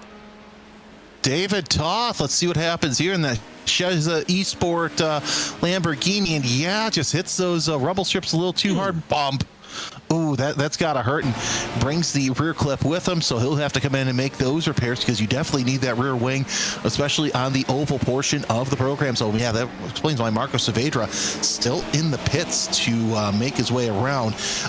Let's see here. There was something that I saw that I got a chuckle out of. Chriser9668 says, one day people will play iRacing from their fridge. Don't give them any ideas. Please don't give them any ideas. Plug your wheel in the fridge, it won't overheat. That's actually a good... You know what? That's a good statement. Direct drive wheels can get very warm. So, okay, you know what? That's a good one. Wow. Also, for those of you wondering, welcome to Endurance Racing Commentary in the nighttime. This is where things get a little bit crazy and a little bit fun. We eat some chocolate cake. I am drinking a Mountain Dew Zero Sugar Baja Blast, and we just have some fun here. I just have a big thing of sparkling water, flavored sparkling water, so I'm good. I got through my pot of coffee. We're all looking pretty good. And the Toth, is he going to have more problems in the pits as he comes to a stop? Let's see. He's on the jack, so no, he's going to be in the pits for quite some time. Finally made it around that number 26 Lamborghini. Okay, here's a good one. Austin Bessler. Who are your underdogs to keep an eye out for each class? I'm going to let you start off with this one. So I think my underdog to keep an eye on right now is honestly Team Alta. Team Alta is the one that I'm really keeping my eye out on in GTD because they're up there swinging at the front. I also do think SDR Sim Racing is in a mix as well. So that's for GTD. For LMP2, I think for that, I think Grid and Go can come back and find something. They are in a unique position right now, but I think for Grid and Go in LMP2, they can find their way back forward. And then I still would not count out Team Redline number 3 in that BMW. They're currently sitting 4th in class. I do also think BS Competition could find their way forward if they get a little bit of luck and a lot of skill. So we'll see how this happens. Just keep your eye on. I know we have a lot of the same teams at the front right now, but I don't think anything's guaranteed for them. I'm reading through the chat and I realized that, yes, you had cake, but it's better than the alternative at this time of the day. Anyway, as I switch from that, I would say in the GTP hybrid class, grid and go. I think that the double out 2, they've got a really good chance to come through. But Drago Racing really is a stranglehold right now on the GTP class. If you take a look at LMP2, Betmaster TC Esports, and mainly that's because you got a lot of Argentinian TC drivers, and I think I just won points with Romero for that one, especially with the fast Agustin Canapino. We've seen that he can be fast in anything that he gets into, so that's not a surprise there. You go to GTD, and I've won points with Romero. There's Agustin Canapino. Look, we talk about Williams, we talk about Blue Mercure, but I think that if Falcon can get their act together, get back on the lead lap, it's going to be tough because you've got some very fast drivers in both of those AMGs, the 44 and the 14. So that's going to be one to watch out for throughout the race. Viper saying, sorry, their fridge froze. What did they miss? You missed the cake speech. I'm sorry. You know what? You can go back and play it again. You know what's funny? We're not even the Dead of Night commentary team. That's going to be stint 3. Whenever part 3 goes live, that's really going to be the Dead of Night. We do still have some time, though, till we really get to the middle of the night, and that's where things get fun.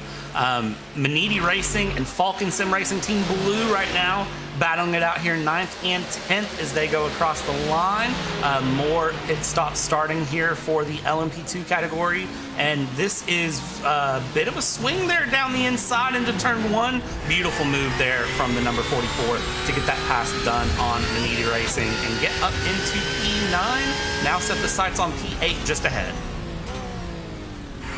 Toth back out of the pits. He will come in and slot himself into 8th, so he could be part of this battle here second shortly with Kessel and Saavedra, and everything's just coming together for this middle of the pack. And really, even though you've seen these drivers kind of fan out and sprout out, they have closed in on one another each and every time. And it seems like near the end of their stints, that's where they'll have the problem. Daniel Ola back into the pits. Oh, I was like, oh, no, Daniel Ola. Here's the thing. So I was myself and Joe Peak will be on for the third stint here on the iRacing channel. We both were the lead commentators for the Sim Gaming Expo in Schaumburg, Illinois, in the challenge class. And yes, I met Daniel Ola and David Toth, and I still got them confused. So it's okay. We're going to be okay. LMP2's in for their pit cycle right now, and look at the side by side coming through. And if I'm a prototype, I don't know about you, but I'm taking things just a little bit easier through the Le Mans bus stop because, as we all know, anything can happen in that area. That it can. And someone asked what we think about that chicane, and I will tell you right now, I am not a fan of sausage curbs. Never have been, never will be. I know they have their purpose, but I'm not a fan of sausage curbs. I would almost prefer that to just have solid barriers in place as opposed to sausage curbs on the curbing, because I don't know. I just feel like something is going to happen that I don't like the look of. And that is my opinion on sausage curbs. We've seen drivers have major accidents on sausage curbs. There was a, was it the Formula driver that broke her back? Oh, that was, I know who you're talking about because she ran in Indy Next this past season. Sophia Flores. Yeah, hit the sausage curb and broke her back. I don't understand why we would put something in the name of quote unquote safety and enforcing track limits that can do that. I like sausages. I like grilling sausages. I don't like them when they're on my curbs. So that's all I'm going to say about that. Honestly, the one thing that I don't like about it is it kind of neuters the coolness factor that the Le Mans chicane used to be, the bus stop, really. And I know why they did it. They did it in safety, and yet we still had a flip afterwards. So really, we did nothing to improve the safety of the stock cars just because they wanted to get rid of the grass. So, look, I understand why they did it, but at the same time, I think that what they could have done is, some of these European tracks, they have that rough paint that they put there, so that could have been an option. Juana Class says, do you love being a commentator? Absolutely. It is one of my favorite jobs, because here's how I like to put it, okay? Yeah, it's cool, being the face of a series or the voice of a series, but at the same time, I get to sit down, talk about my love for racing, convey it to the world, teach people about something that they may or may not know. Augustine Canapino's in the pits, that's something you didn't know at that time. And kind of have more people enjoy racing. I feel like my commentating style, while it may be for those who are used to the sport, I like to think that my commentating style can be from the beginners to the absolute pros.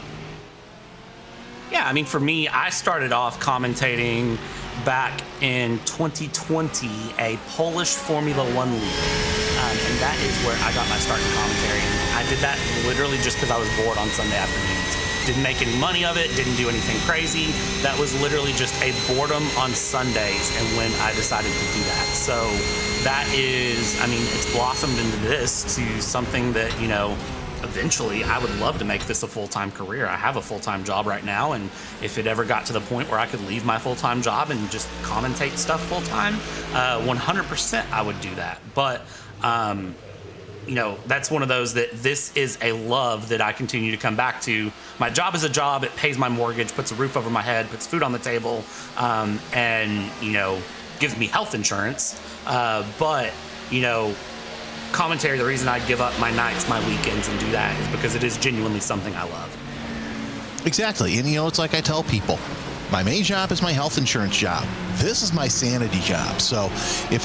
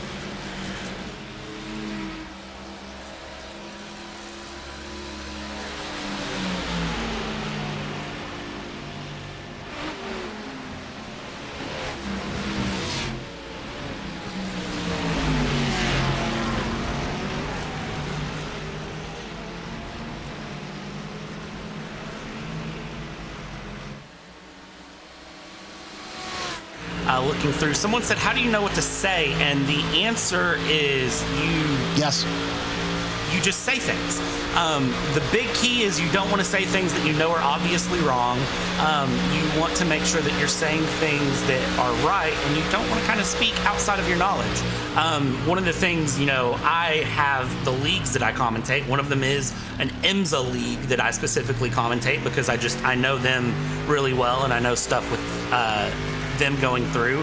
But a lot of times with iRacing, I tend to do the overnight stints on special events because I don't necessarily have to know everything like the back of my hand. Now, granted, I know the drivers, I know the teams, I know some of the history, but I'm not as well versed as some of the other race spot commentators as just looking at names. Justin Prince has great history of knowledge. Joe Peak has a great knowledge of drivers and history and who's went to what team and who's went where for what. There are drivers that are, or commentators that are a lot more versed into all of that than I am. So I enjoy getting to kind of banter and ramble. It's the same thing. Again, I go back to Jimmy Broadbent. If you've watched Jimmy Broadbent for a long time, you get Radio Bacho and Overnight. I like to think that I give Radio Brad, and that's what I enjoy doing. Joe brought me into sim racing because I worked with Joe in Porsche Sprint Challenge, and the first thing I asked him, because ask him next time you talk to him, Brad, how prepared I am for a real race. I kid you not. Heck, even for the Sim Gaming Expo. So the track that we had was VIR. So I had my laptop and I had my iPad up. I had the timing, and I brought the track map up, and he looks at me, he goes, Jeremy, you've done VIR for so many years, you know the track. And I look at him and I go, but yeah, there's going to be some times where I'm going to be sitting there and I'm just going to lose my mind, and I need to know what corner I'm at. I like to be over prepared. So the first thing I asked Joe is, I'm like, look, I don't know hardly any of these drivers. And he goes to me, that's okay. You don't need to prepare too much for this. The more you do it, the better you're going to get. And it's true. I mean, there are some series where I still do prepare, like case in point, I do a series for Kelly Moss Racing on a separate channel on Wednesday evenings. And I know a lot of the drivers, like case in point, we had Speedy Dan Clark on with us, and I could go, I don't need that. We had Lonnie Unser, she is a name that if you don't know who Lonnie Unser is, pay attention, because she's making a meteoric rise up through the sports car world, and she's going to be one fast driver, just like her uncle, just like her dad were. And I was able to say, hey, I see this bit of info. Can I say it? No. So some drivers you are going to know. Others you're not going to know very well. Like, I'm looking up and down this list right now. I know a handful of these guys because I've commentated them left and right. So I can go off the back of my mind, okay, well, they did this, they did that. So you're lucky in some retrospects where you're going to know some of this history, but other times you're going to look at this name and go, I've never seen them from Frank Donnie or Ali in the past, ever. So... Well, real quick, Wanaclays, I'm going to make myself feel real old. Between this and real life racing, I've done this for about 15 years.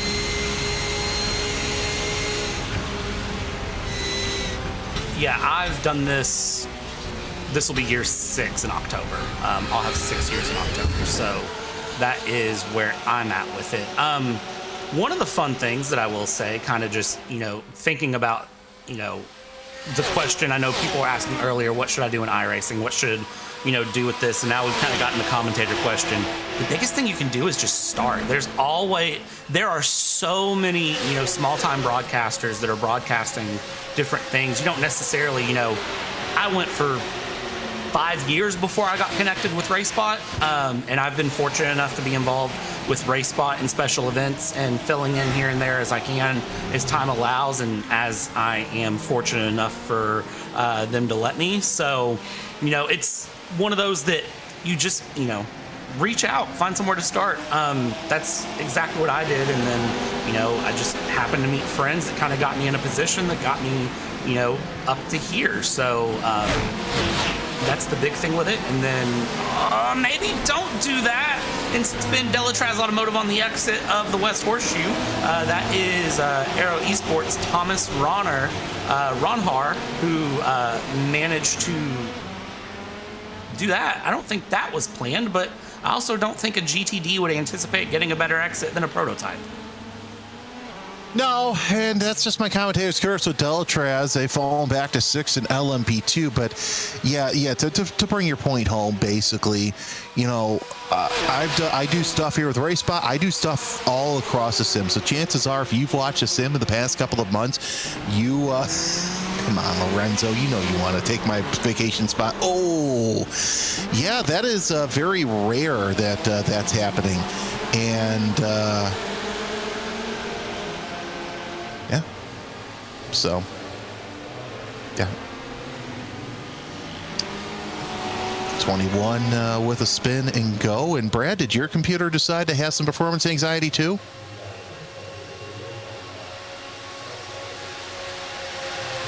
I think we've lost Brad. So, all right, I guess I got to go do this solo. At least it's better than the 12-hour race solo.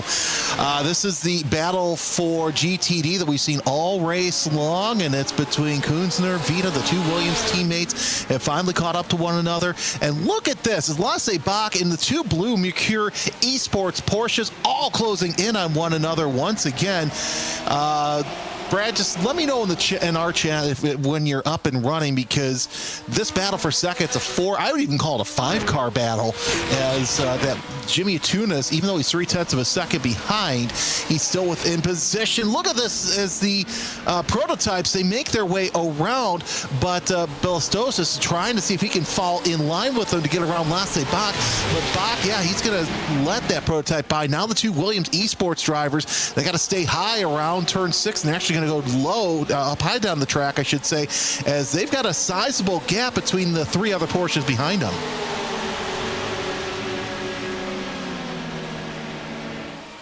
So Brad's having some technical difficulties. We'll watch this all throughout, and still nose to tail the Williams drivers have been, and they've been like this all race long, in spite of them two splitting pit strategy, which is quite interesting.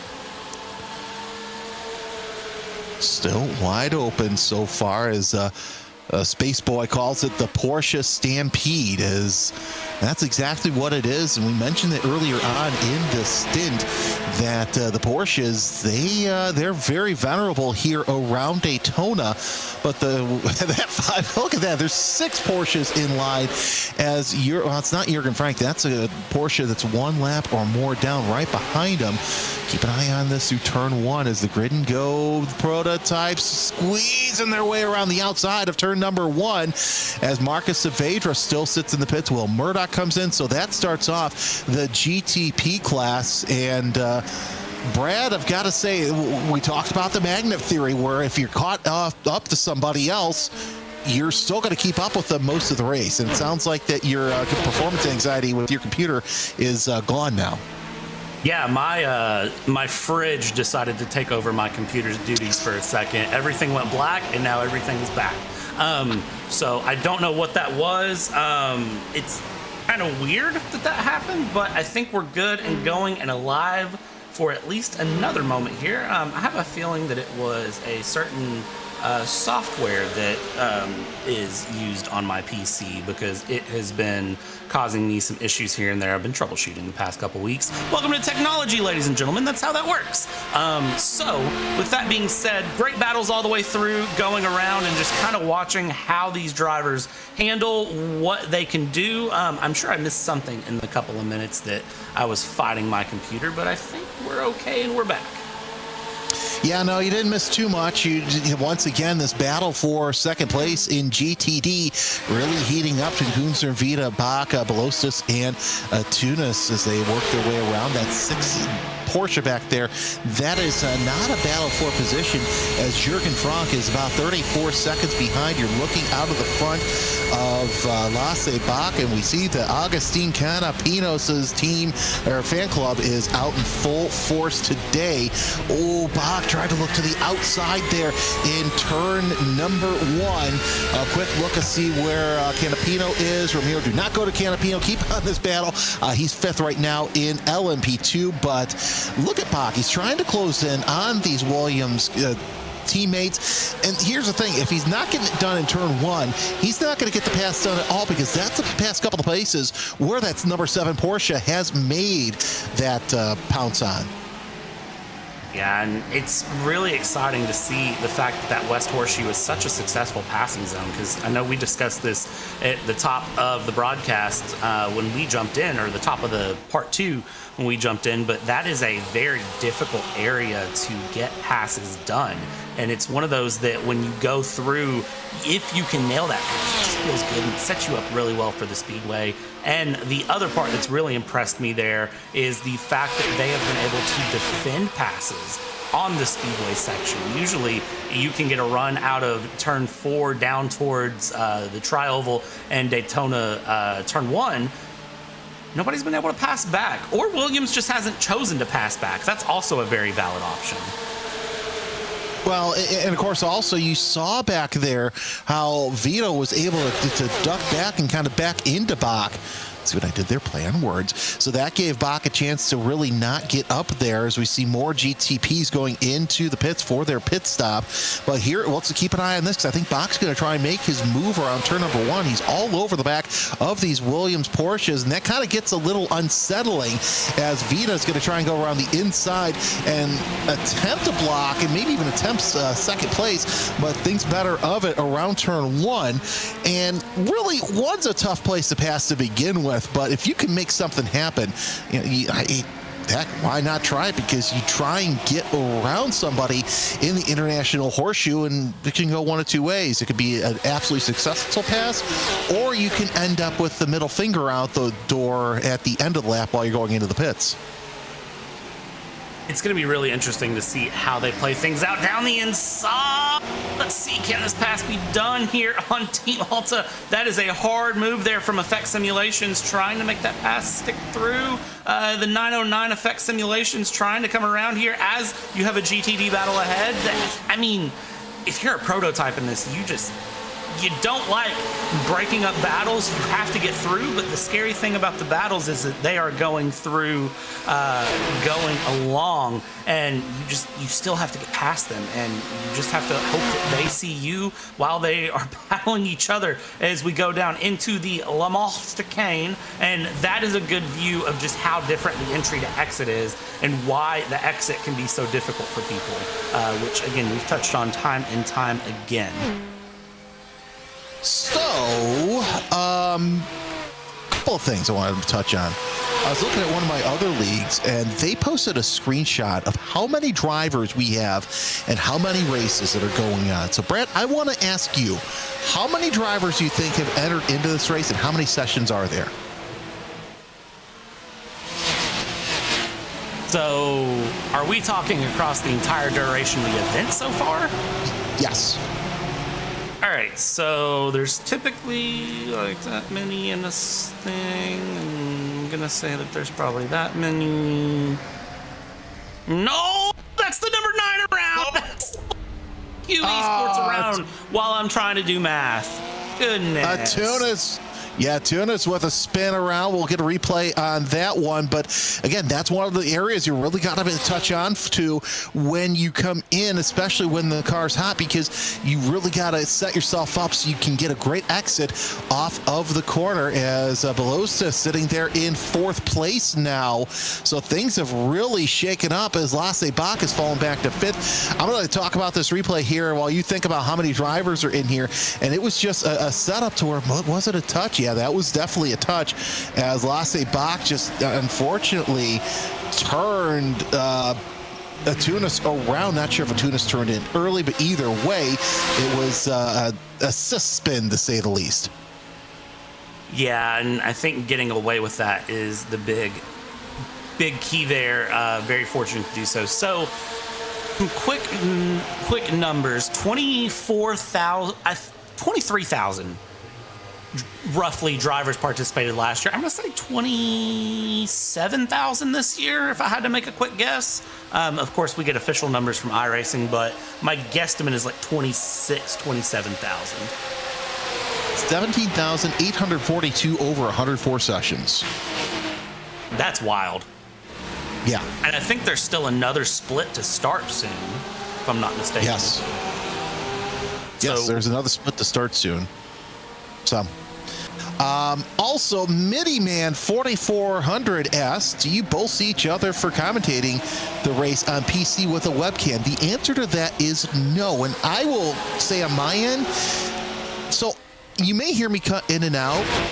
I'm running off of an internet, and you're going to think this is wild, but it works. My internet comes from 5 miles away from the nearest town, bounces off my neighbor's house and into my house. I've heard of crazier things, actually. I'm not going to lie. I've heard of crazier things. But thankfully, I've been told we're getting fiber here sometime this year, so at least it'll be a lot better, a lot faster. So that's why sometimes when I say, well, what's that? It's not just me thinking about what I want to say. It's just literally that sometimes the pictures come in and out. I got to adjust the aluminum foil on the antennas and move a certain way. So it's a process here. It's a lot tougher than I think, but it's better than watching static cameras calling a race. I 100% agree with that. Definitely does make a big difference. So, taking a look here, 14 hours, 53 minutes to go. Still watching Williams F1, P2, P3, and then, of course, the wonderful challenge coming from behind there in fourth place is coming along. Team Alta still trying to challenge their way through, and Blue Mercue working their way along. So continuing to watch these battles just develop and continue and go. GTD has been nothing short of exciting the entire time we've been on. They have just not given up. No, they really haven't. Question on the Twitch stream: what happened to the WSR esports cars?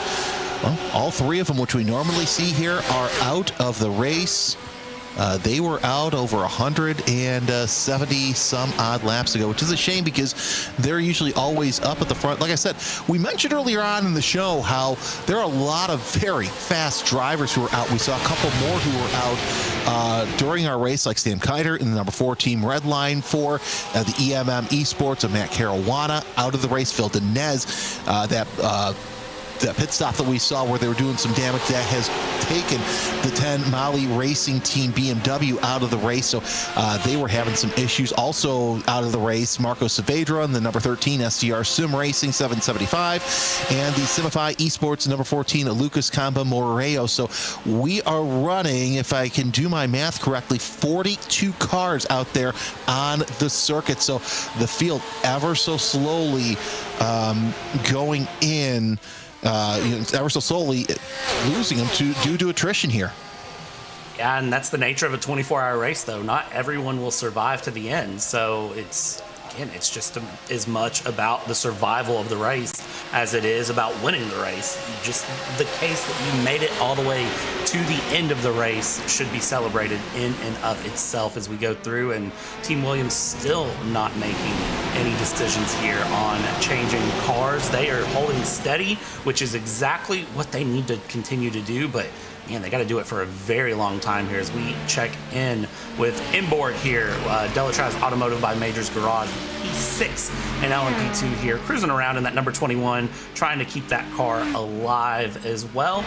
Gaining some time here on to 5th place in the class and continuing along. Betmaster GC Sports slowly gaining some time. There's a little bit of a gap there to be found. About a second to close up. Doing so, getting around the Falcon GTD and closing that gap up to traffic. Luby Placky, a bunch of 2s on the Twitch stream asks, where are you from? I'm from the northern Midwest, so I look outside, and in spite of it being cold, I wish that there was snow on the ground because, yeah, up here in the upper Midwest, it's been one of those winters, to say the least. You keep saying you're from the Northeast. Yeah, okay, fine. I will mention where I'm from, the Chicagoland area. Fine. There, you happy? The city of big shoulders. At least I don't say I'm from Chicago and live in Naperville. Chicago. What's your opinion on Chicago dogs? Why do you need so much crap on your hot dogs? Seriously. And this is gonna probably set off everybody in the chat. Ketchup can go on a hot dog. This is the United States of America. Be free on how you live. But I've got to say this. More places need celery salt for their hot dogs, as Johan Harth is into the pits. See, for me, it's chili cheese, mustard, onion. Just a great chili cheese coney. That's all I need in my life. I don't need all the other stuff. I'm from Kentucky, by the way. I think that's been said, but that's right, Kentucky. One more time. Kentucky, not the Northeast, the South. Thank you. Sorry. That's a controversial one as well. Some people in Kentucky say they're from the North. Some say they're from the South. Yeah. I'm right on that borderline where I'm like dead center of the Bluegrass State. So depending on who you meet, they might say that Kentucky is in the South. They might say it's in the North. It doesn't make a difference. We all eat soup, beans, and cornbread. We all love Appalachia, and well, go Cats. So you are so you root for the team that just fired the brother of the greatest coach of Oklahoma history. So anyway, Travis Kidd, a bad streamer take. Ketchup is for quitters. Look, I'm sorry. I grew up loving ketchup. What can I say? And yes, I put it on my hot dogs, Travis. It is what it is. This is why I don't show my face. You only hear my voice, because if you knew my face, you'd come out and find me. And I've got to ask you this, Brad. Where's the closest Buc-ee's to you? I live, how far is that drive? 9 minutes from Buc-ee's. What? Just doxed myself. I just doxed myself. I am 9 minutes from Buc-ee's. Wait, which one? The one in Richmond or the one where the Corvettes are made? The one in Richmond. I am 9 minutes from that Buc-ee's. Oh my God, I am so jealous. I would eat lunch there every day. Ladies and gentlemen, if you've not been to Buc-ee's and you're going to Daytona, there's one 10 minutes north of the track. It's heaven. I mean, I can go downstairs right now from my studio and get beaver nuggets. We have a full shelf of them. It is the only place, and I was telling my father-in-law this when they were going on their road trip, like, oh, we got to go to Buc-ee's, and I look at him, I go, you need to go stop and get some barbecue. And he looks at me, I go, it is the only gas station that I can trust the barbecue from, because you walk into Buc-ee's, and the first thing that you're punched in the face with is barbecue smell, and it is amazing. I'm scared to say anything now because I'm not going to say anything. Also, I don't support UK athletics, just for the record. I think UK is overhyped and overpriced. I don't care. Thank you. I feel like I have to say that because I'm from here, and if I don't say that, I feel like I'm going to get curb stomped. Also, KFC is trash. Lee's is the superior fried chicken. And I mean, Buc-ee's is all right. I'm not going to act like it's the best thing ever. It's okay. I don't know. It's one of those that for me, Buc-ee's is just a gas station. And I get it, because you're right by there, but as somebody who doesn't have a Buc-ee's nearby, that's one thing. However, if I had choice of going to Buc-ee's or some strange, questionable-looking barbecue shack that looks dilapidated, you walk in and the floor's sticky, I'm going to take that barbecue shack all day, every day, because you know what that tells me? They know how to cook a good meat. Buc-ee's is also extremely strict on a lot of their standards, I learned. Yes. It's kind of amazing. I knew someone who was a manager there, and I knew the hiring manager for the Buc-ee's here whenever they were building it, and I got to get some behind-the-scenes stuff. So, it's kind of interesting, some of their practices and their stuff. They also pay really well, which is kind of impressive for me. But at the end of the day, it is a gas station that sells food. Although I will tell you, I do agree, but there is a Shell station local to me that has some really, really good fried chicken and pizzas that I do prefer. Keeping on the food talk, Demanchi on Twitch says, I'd rather do In-N-Out burgers, and I will take this to the grave. Culver's is far superior to In-N-Out burgers, but I still love me a good In-N-Out burger. See, I would rather go to Steak and Shake. I've never had In-N-Out though. So Five Guys I think is really good. And honestly, this is gonna hot takes with Brad again. If I am somewhere, as Florian Durkop missed the pit box, not ideal there. Having to back up a little bit, that's going to cost a couple seconds. If I am out somewhere and I need a burger, or I want a burger and I just need food, I'm more likely to go to McDonald's than anything. Why? Because it's consistent, it's fast, and it's what I know I'm going to get. I know every time I go to McDonald's what I'm going to get. I never have to worry about it. I feel like every other restaurant, I have an up and down on what I can have. Also, Culver's is a place that I can't really eat at. Again. Oh, that's right. Yep. Shellfish allergy. I have to be careful with Culver's what I eat. Although Culver's does have a really good barbecue plate, and I get that with steamed broccoli. That is really good. Oh, Quick Trip. Quick Trip, yep. You cannot go wrong with the Quick Trip, Andrew Carlson. You are not wrong there, but the chat agreeing with me about colors. But yeah, I forgot, you have that fish and shellfish allergy, and that's really going to do you in. Juan class asking a lot of great questions. What's the most fun about being a commentator? Honestly, it's rubbing elbows with some of the greatest, with some of the legends in sport. Like literally, I can look at my phone and I can call on almost any legend of the sport, and I get to know some of the coolest people around that people don't know.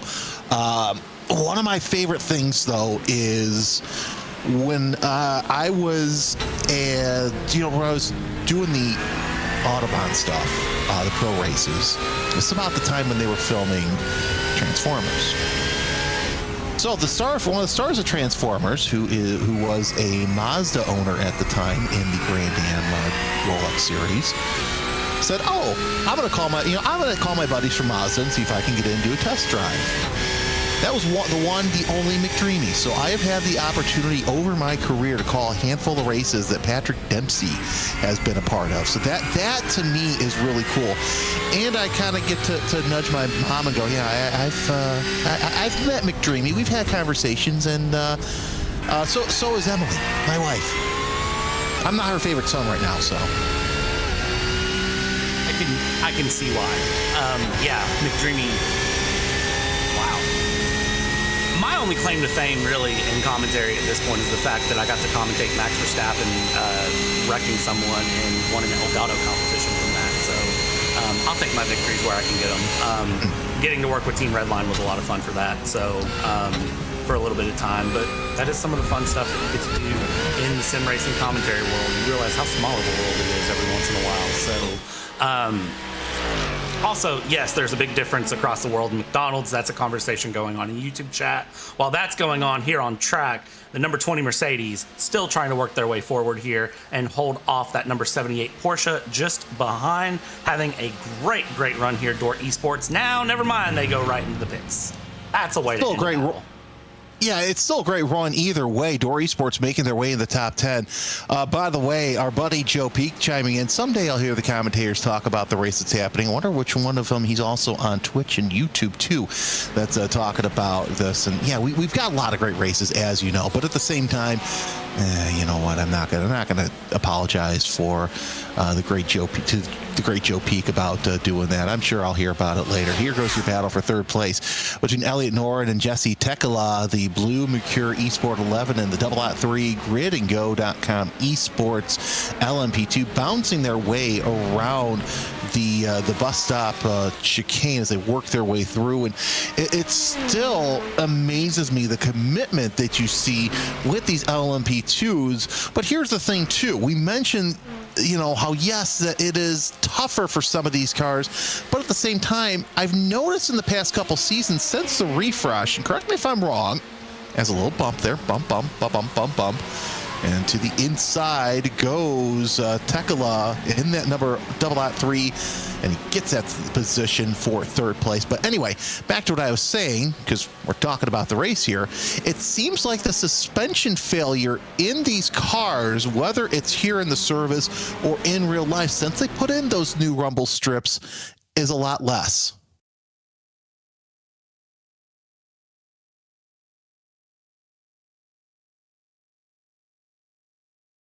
And I think we've lost Brad again. So we'll talk more about that as the race goes on when we get Brad, because I know he's been having some technical difficulties throughout. But Tekela still trying to hold off the number 11 of Elliot Noren. Of course, 6.8 seconds behind again, Augustine Canapino. So these two better sort it out before the Argentinian closes in. And now GTDs are fully within their pit cycle, or at least Sebastian in and out in 45 seconds as he works his way out. Now here comes Noren, going to back off just a little bit heading into the Le Mans chicane and work their way around. I'll answer from Andrew Carlson. Are there any specific commentators from motorsport or another sport that influence you or inspired you to get into the work? So you may not remember the Speed World Challenge, which is now SRO, but I had the opportunity in broadcast school to work under the late great Tom Natchew. I also got to work with Greg Creamer, who I consider an inspiration and a mentor, as well as Paul Page. So, I've been able to work with them. I've Chuck Swirsky in Chicago. He's somebody I lean on as well when it comes to sports. So those three, I'm lucky and blessed to be able to talk to them and kind of lean on them as broadcasters, and that's kind of how my style goes, is something like that. But still, Tekla and Noren fighting the battle for third place. Let's see what else we have around the circuit. Let's go to that battle for the lead in GTD with Benedict Vita leading on that train of Porsches, top four. We'll be somewhere around the track. I'll see, there they are, as once again, I've got to say this. I know that the Williams esports team has been trying to get away from one another, but Lasse Bach's just so good as he closes. He just tries to stay within these two Williams cars, and I think that if Lasse Bach was not there, this Williams team would be able to open up a bigger gap than they already have. We've seen Bach get very fruity here in terms of getting up there and battling with these two drivers. He's made some great moves in turn one. I don't think he's going to do it again, but at the same time, I get why they're doing this, but I would think that Kunzner would maybe think about getting up there and going ahead, because I think he's got a little bit more pace than Vita right now. So that's something to think about later on in this race if Williams decides to do the swap here and lets Kunzner or that 16 go up through there as well. The only thing I can think of for the Williams F1 team as my PC is, I guess, deciding it's going to work now for a while, is team orders coming into play, and just hold position. Let's get further into this race and we'll talk about it later. That is the only thing I can think of when I look at it, is that is just what's coming through, is they think that they're going to be better off long term to sit and hold on than they are to pass each other. So I disagree with it personally, but I am not on the team to make the call. So, and the drivers are of course going to do what the team says. So if the team says hold position, they're going to hold position. We're not going to have a situation where they decide to go for a pass anyways when they've been told not to. And yeah, it's, again, I'm a commentator. I'm not a race strategist, but if I was in that pit box, I would consider seeing, okay, what can the sixth car do now? Because that's the cork in the bottle right now, is that one car. Nothing wrong with that, but they're running a quick pace, to say the least. I'm watching the pace. A couple of purples there. We'll see what happens. But yeah, now we see the Williams team going around, and I think this is Peter Beidert, I should say, the Stin One Motorsport. We haven't talked much about them, so clean race out of the 92 as they come down into the pits. LMP2's also coming in for their compulsory pit stop. Daniel Ola on the Sheza eSport number 90 coming down. Let's see if we do have a driver change in that. So it's not Daniel Ola who is that driver change. Let's see who that was. I believe that was Kaibach will be in the number 92 here once they get out. Nicholas Last is about ready to launch as well from the number 78. He's out of the pits. Look at how dirty that number 90 is, and that's why I'm not a fan of white cars, but it is what it is. Either way, I forgot the rant I was going on, but it's just been one of those stints, to say the least. Yeah, it's been interesting to watch through and see how it goes. Here we go on the exit of the pit lane. Again, you got to stay on the limiter till you get past the green cones, and now you floor it and go through, exit out of the S, and then down into turn one. We jump in with Team Alta here, who I know has tons of fans over on the Twitch chat, having a great time going through as they go, and they are still stuck in this battle for GTD. They're in P3. Now, we've seen them do a 2-for-1 special dive into turn one several times now. My question is, are they going to do it again? What's going to be the thought process for them as they go through, as they go and go GTD, or or GTP goes past on the high line. Now we go into turn 1. No pass yet, but this is kind of one of those things, you know it's there, you know it's coming. It's just a matter of when, not if it can happen as we go along and continue to follow through. LMP2s are thick in the pit cycle here with 14 and a half hours to go. Man, I tell you what, words are hard. English is a hard language, I'll say that. And what I've found interesting, and I've noticed this over the past couple of laps, okay? That second Williams car has been playing defensive block, going into passing zones where we have seen we've seen the passes made by Lasse Bach. So that's actually quite an interesting strategy. And like we talked about the team orders, yeah, they're great to have, fine, whatever. But I'm curious why we're more concerned about the Lasse Bach attack and not getting Kunzner out front, because I think that once he gets out front, he'll be able to help open up that gap to third place.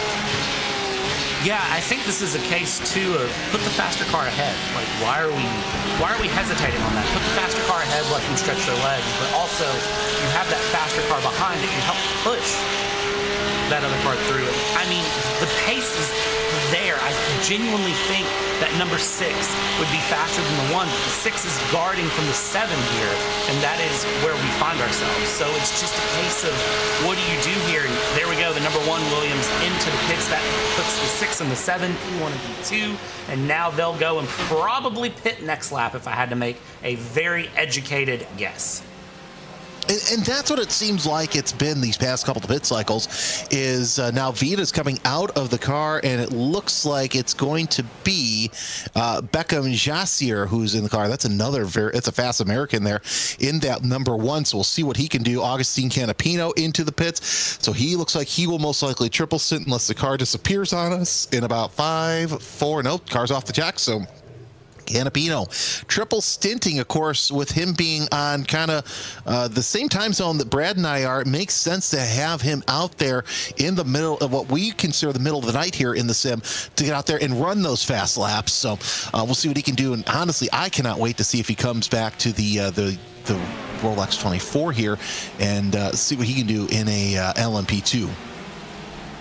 I think it'll be awesome to really see how that plays out and goes along. I'm excited to see how that runs through and moves forward. I'm kind of just watching GTDs go in and out right now as they go, and I'm really trying to just keep an eye on what that number 7 does versus the number 6, whether they pit in or stay out another lap. It's going to be, they stay out another lap here, so all right, something has switched up here in Williams. They've decided to move around, but now it's on Matteo Kunzner to get away in that number 6 car.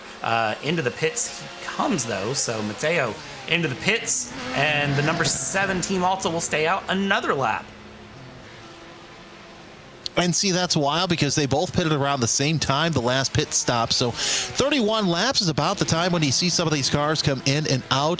Kunzner is out of the car. Who pops in? It's Parker White. So another quick American into the Williams F1 team gaming, as we'll see what he can do here. So Kunzner, honestly, I think Kunzner did his job. Now he's got to set up and see if he can catch up to his teammate of Beckham Jassier there in the 1 car. He's in 6th place. So we're starting to see a lot of movement in and around the pits. Yeah, and that movement in and out of the pits is going to get really interesting really quick, because pit stops are where you make up and lose time. So we'll see how that goes along, and again, whether we're in a position to flip drivers, change drivers, if that is what the teams decide to do for now as we go along here. The Alta team, I would imagine, is going to pull in this time by. I'll be shocked if they have another lap in the tank here as they head down the backstretch, heading towards the Le Mans chicane here, or the bus stop as it's known. The Porsche is so compliant on the curbs in the chicane. It's very impressive to really see how that Porsche handles. Yeah, it's handling quite well, and that's what, like I keep saying, this it constantly every single year. It's why you see them up in the front at Daytona. A lot of teams have them in IMSA competition. As once again, we'll see that one car peel off. I'm sorry, the 7 car peel off. The 8 car follows. So Bach and Belostis, they both come into the pits for their pit stop. I bet you we're going to see Lasse Bach out of the car after his multiple stint. The car hasn't disappeared yet. But knowing that, I think that we are going to see him in the back out there. Belostosis also coming back out, so a lot to play for here between these two as they go for one more stint. Though I think the 8 car has had less time behind the wheel than the 7. Yeah, looks like that for sure as we go through and see what happens. Look at the brakes heat up there into the braking zone. That is an amazing shot. Again, I said this earlier when Ramiro showed us this shot. It's so lost sometimes at how much detail is put into iRacing, and then you see shots like that. Oh yeah, no, the developers within iRacing and the money behind it has been absolutely spectacular.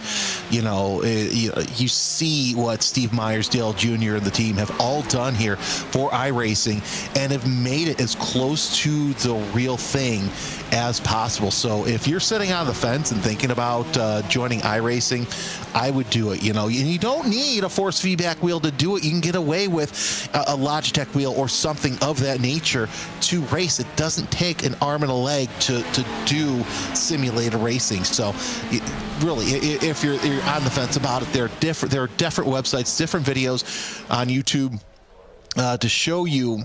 Excuse me a second. Tickle in the throat, sorry.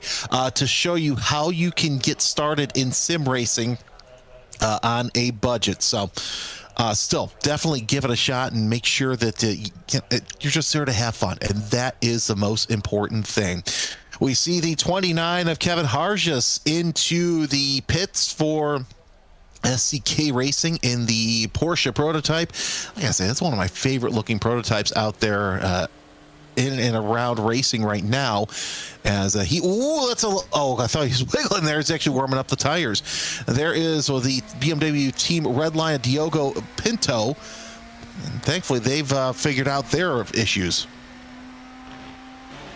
Yeah, Diogo Pinto getting that number 3 back out here for Team Redline. We saw earlier Team Redline came out and there was a force feedback error that cost them significant time. They had to pull over, sit for about 60 seconds, and then get the car going. You can see they've lost quite a bit of time so far in the GTP category. I know Team Redline is a big favorite of everyone's. Everyone really tends to gravitate towards them, and they've been doing a lot to make strides in the combination of real life and sim racing. Of course, Team Redline now starting to run some Nürburgring stuff with Mr. Franz Hernan running his way along as well, but starting to take some of their simulator drivers, give them some real life opportunities, which is pretty exciting to see here, and I'm sure it will start to build up all the way through. Metal Hair Racer asking if that is Brad Dalton I'm hearing up at the booth. Yes, it is the one, the only Brad Dalton. My name is Jeremy Scott. We haven't done a check-in here shortly. And Brad, we've been up at the booth for a while, so I think what we'll do here in just a little bit, just so Ramiro's aware, we will take another break because I think you and I can do the final 2 hours without a break here. But here's the Porsche Coanda 091 coming out there on the circuit. As still GTP pit stops coming right near an end with the grid and go number 002 of Isaac Phelps sitting there in 5th place, making his way around the circuit. It really, well, I'm not surprised that grid and go has not been running up at the front. I'm surprised that they're not up at the front like they normally are. We're talking about right now middle of the pack in the GTP class, but that's a discussion for a little bit later on, where the team structure in the past year or so has really changed as Loic Marchand has his Acura into the pits.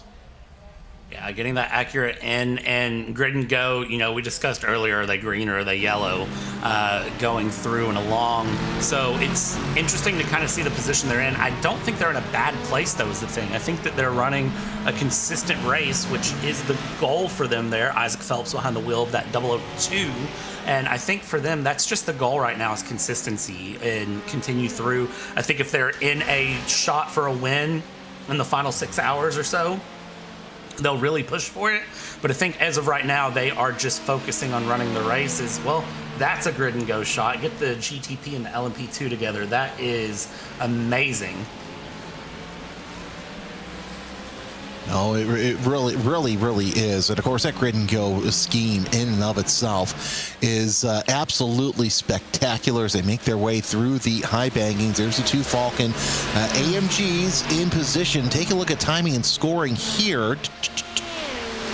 Yeah, they're now in position. Damon Woods in the 494 and 10th. 11th in the GTD class is Kobe Deeth in the number 14. We're going to give you the sights and sounds of the Daytona International Speedway as Brad and I step aside for just a little bit.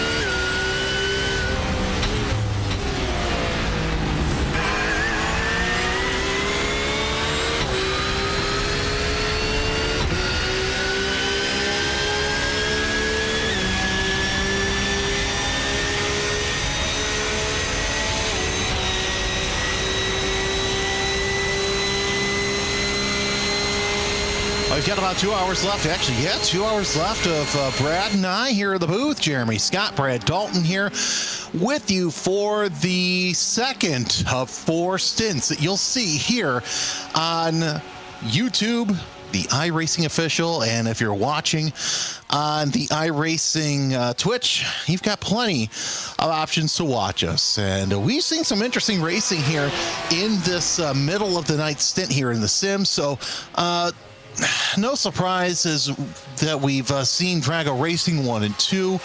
Gringo's now made their way up in the third, so they're proving me wrong, to say the least. Yeah, Gringo, we've talked about it, trying to go through and hold along here in the GTD category. Drago Racing up front as well, with Williams F1 Team Gaming currently P2, P3 as they've been. Team Alta in 4th place, and Bloomer Q P5 and 6 trying to close up. At one point, we saw all of these cars nose to tail all the way back through, and they have spread out after the pit stops, but Bloomer Q very quickly starting to gain things in, starting to reel everyone along, and we're going to very quickly find P's 2, 3, 4, 5, and 6 back together again sooner rather than later.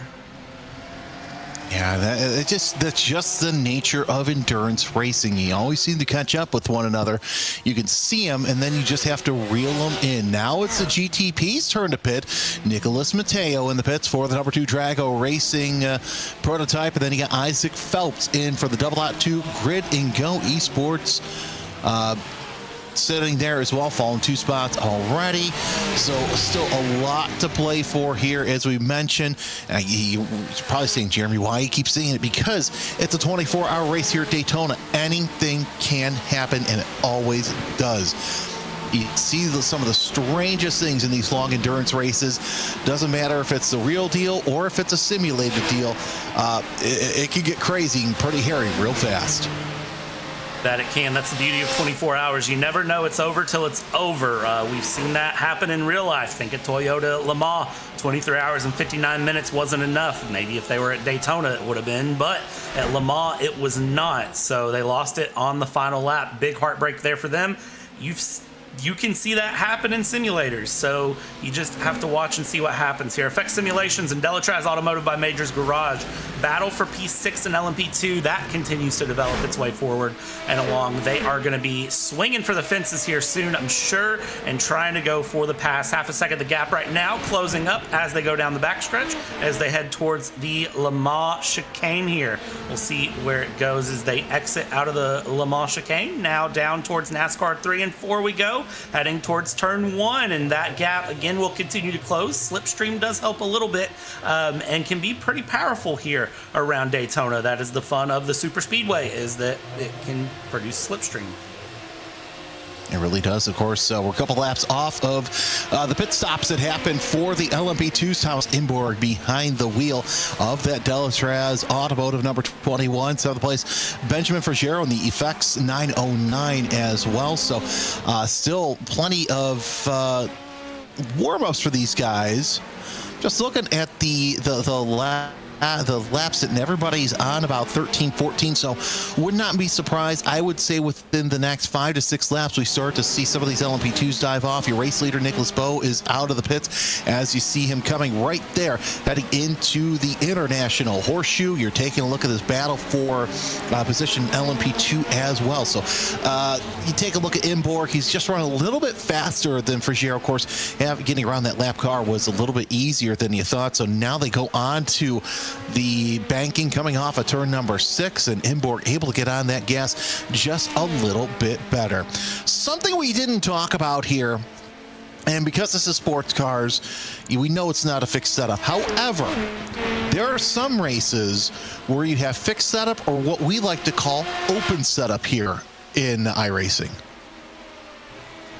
And fixed setup is designed that you get in and the car has what is set up to be a pretty stable and consistent setup for everyone. You decide, you know, the skill is in the driver. It's genuinely on you. It is just all about how you drive. The setup, you very minimally can be tweaked, and you just get in the car and you drive the car.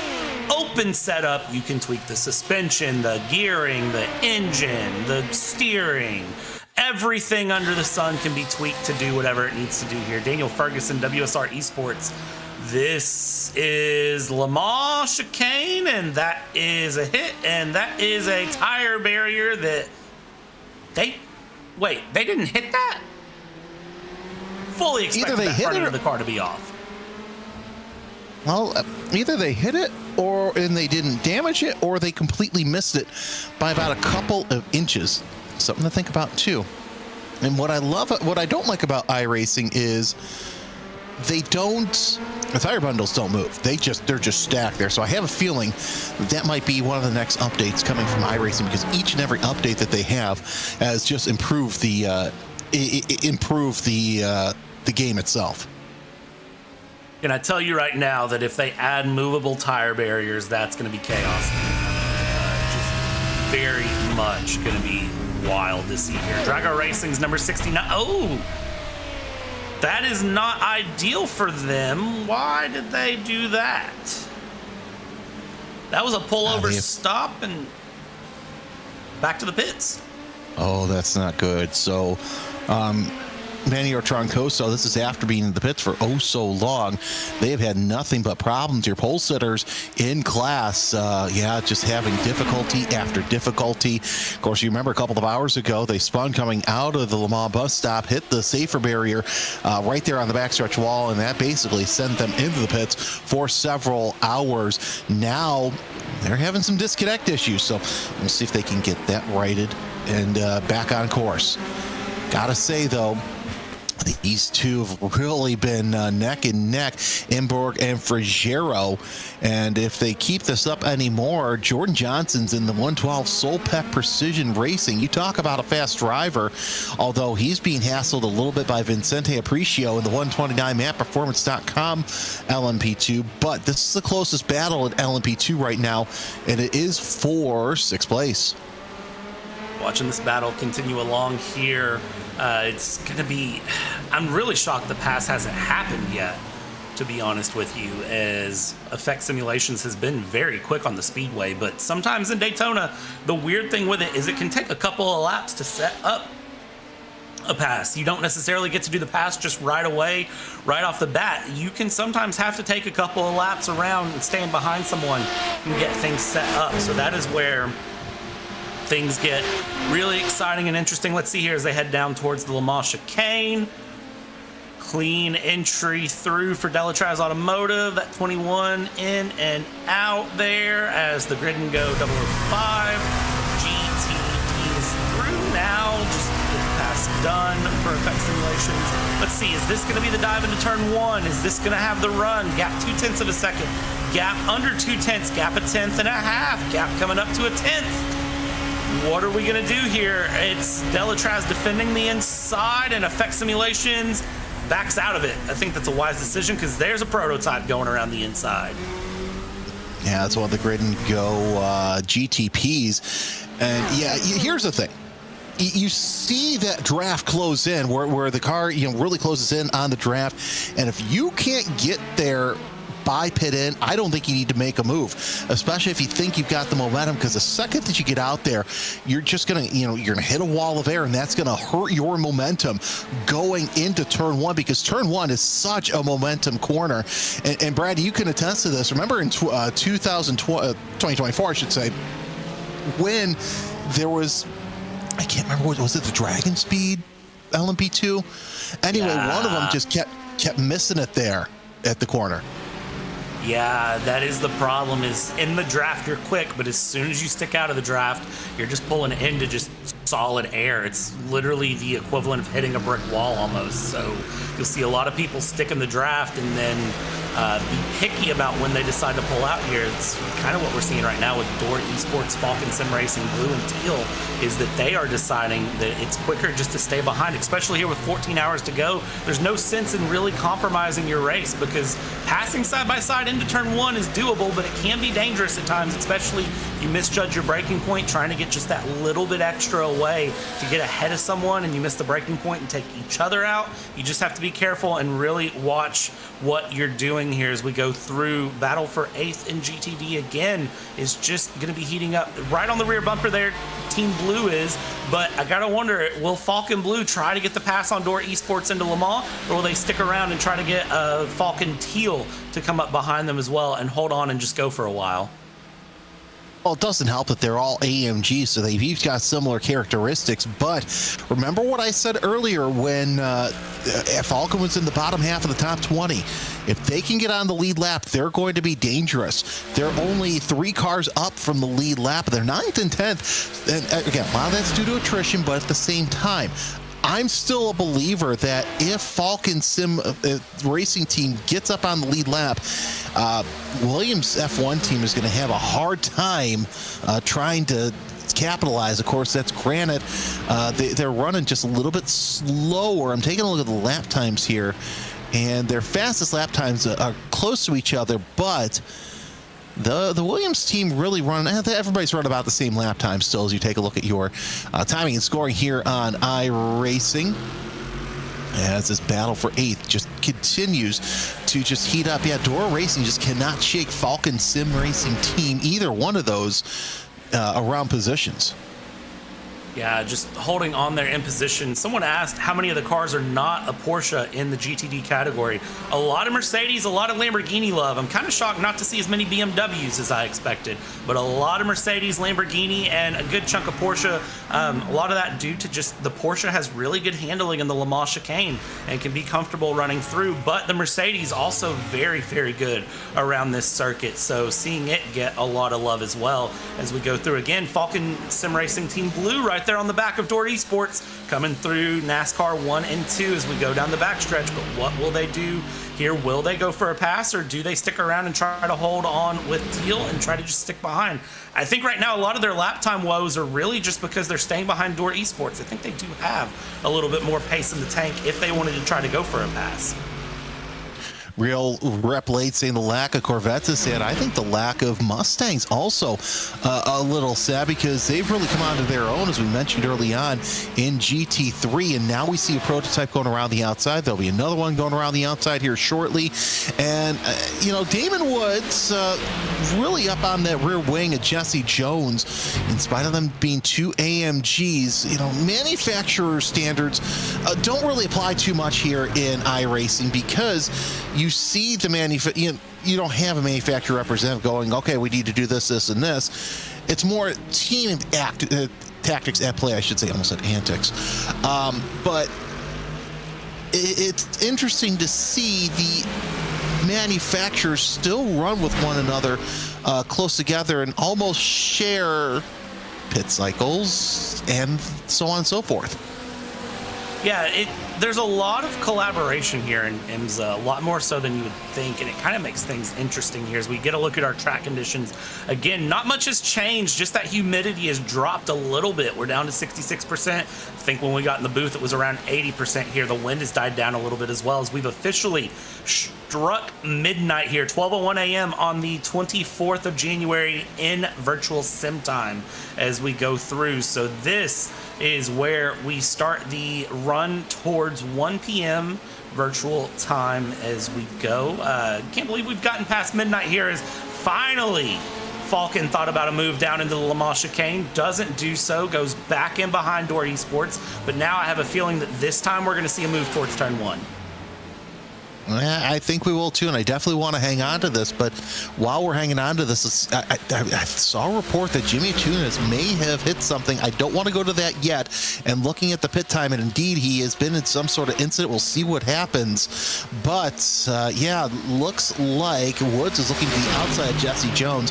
He might make a move happen, but he does not have the line. And indeed, he's going to hold on tight to that position. So that gives the other Falcon AMG a chance to close in as well. Does he make that move here in the International Horseshoe? He's too far away to make it happen at all.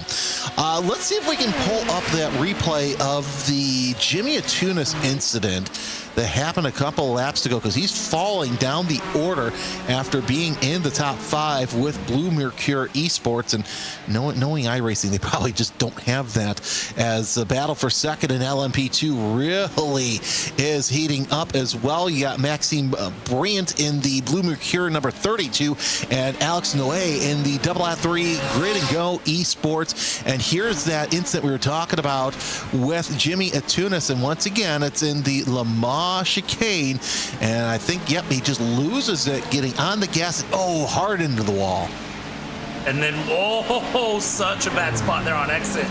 Very fortunate to not have a secondary impact there, taking out more cars. Just great heads-up driving from everyone there, and great call-outs from the teams as well, I'm sure, saying, hey, watch out for the car there through. Not ideal for Blue Mercure, but that is the one thing with Le Mans. Sometimes the cars will do weird things on the curbing that you just don't expect, and it can catch you off guard. And really just, you have to be aware of it. And again, we've hit past midnight here. We're 5:45 p.m. Eastern Standard Time here, so I have to say a lot of these teams probably started with European drivers. We've hit midnight in sim, so I'd say a lot of these drivers are probably, or a lot of these teams are going to be swapping in the American drivers here to run through the evening and run into the overnights here, because that would make more sense for them, and then they'll swap back to their drivers that are in more favorable time zones for the end of the race.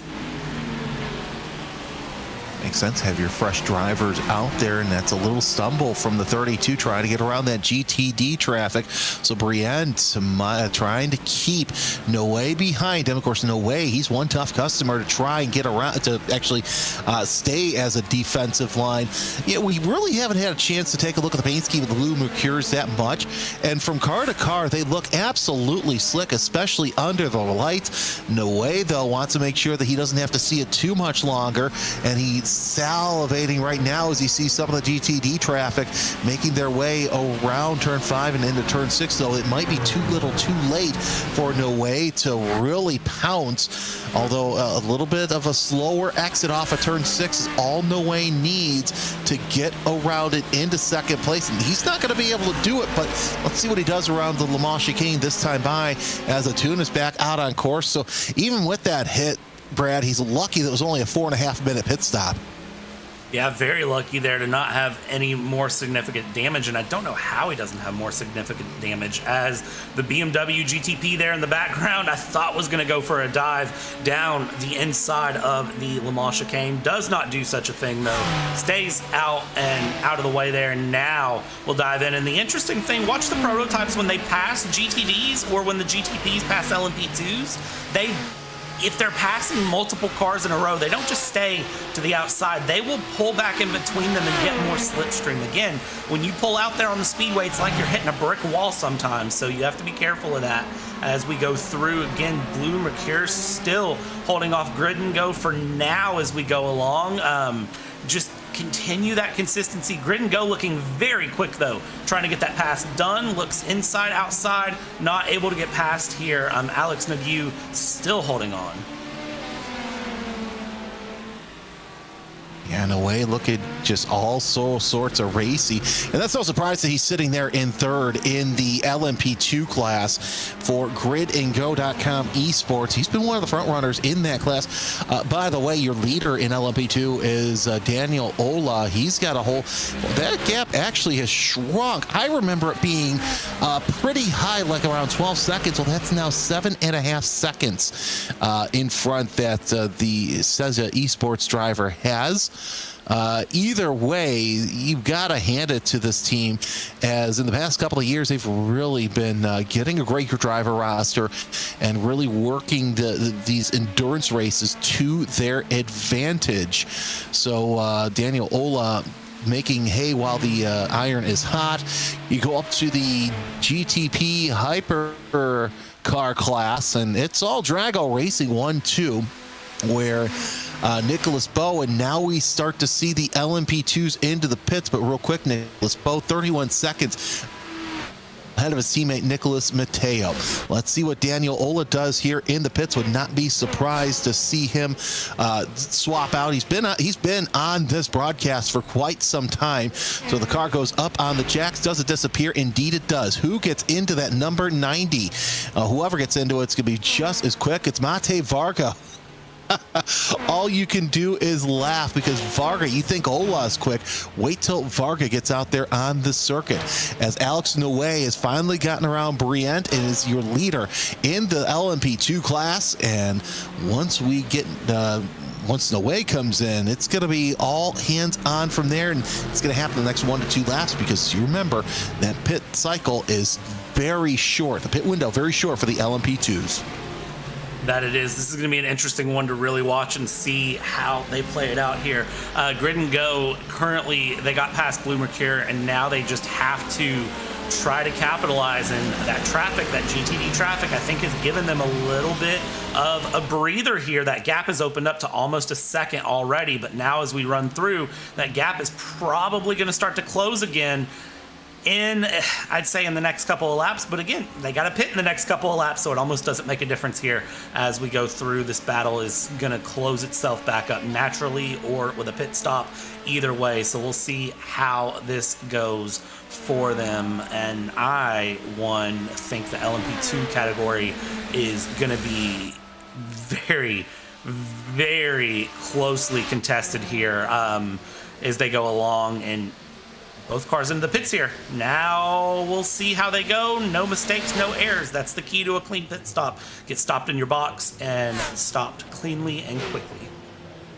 No surprise there. You know, we were mentioning the drivers the real life drivers who love to who race in these races. You know, we have Augustine Canapino, as Noe is going to stay in for just another stint. Did you see who's entered right now in the number 68 Drago Racing Ferrari? I have not. Tell us who is in the number 68 Drago Racing Ferrari. One and only Alex Dunn.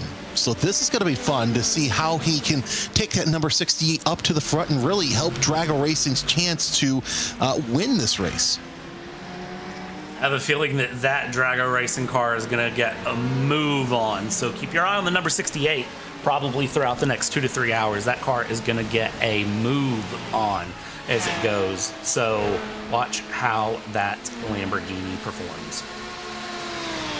Yeah, Alex Dunn, who's been splitting his time between open wheel and sim racing, especially here in the past couple of months. I've seen him in a couple of races that I've called, so no surprise to see him behind the wheel. Of course, the McLaren driver looking to improve upon his season last year. And of course, how can you not like how he's been one of those drivers like Max Verstappen, who has really spent a lot of time. It's like they said in the first split, he's a sim racer who happens to have a job as a real racing car driver. That's my favorite saying that I've heard in a while. That is a great saying, because it's actually, it shows the commitment some of these drivers make to sim racing. I mean, Max Verstappen, of course, has Team Redline, but even then, like, it is genuinely impressive just how many events he's involved in and how much he does. I mean, he was on the Redline broadcast earlier, just not even racing, just giving advice and watching how the team was doing and just checking in. And I mean, that'd be kind of crazy to be a sim racer and say, yeah, my boss is Max Verstappen. I mean, what do you say to that? It's amazing. So let's see how things go as the teams continue to develop, as investments into sim racing and esports are made. It's going to be more and more interesting to see what drivers invest in what teams, because I think there's a lot to be said about that as we go through, as that is the BS competition GTP just absolutely carving its way through. Yeah, Alex Dunn going to race in road motorsport in Formula 2 next season. Of course, all eyes are going to be on Formula 2 anyway, because the only Colton Herta is going to be racing as well. this GTD race has been absolutely insane. We've been focusing mostly on the Williams Team Alta battle, which, by the way, Lasse Bach now 17 seconds behind Parker White and Beckham Jassier.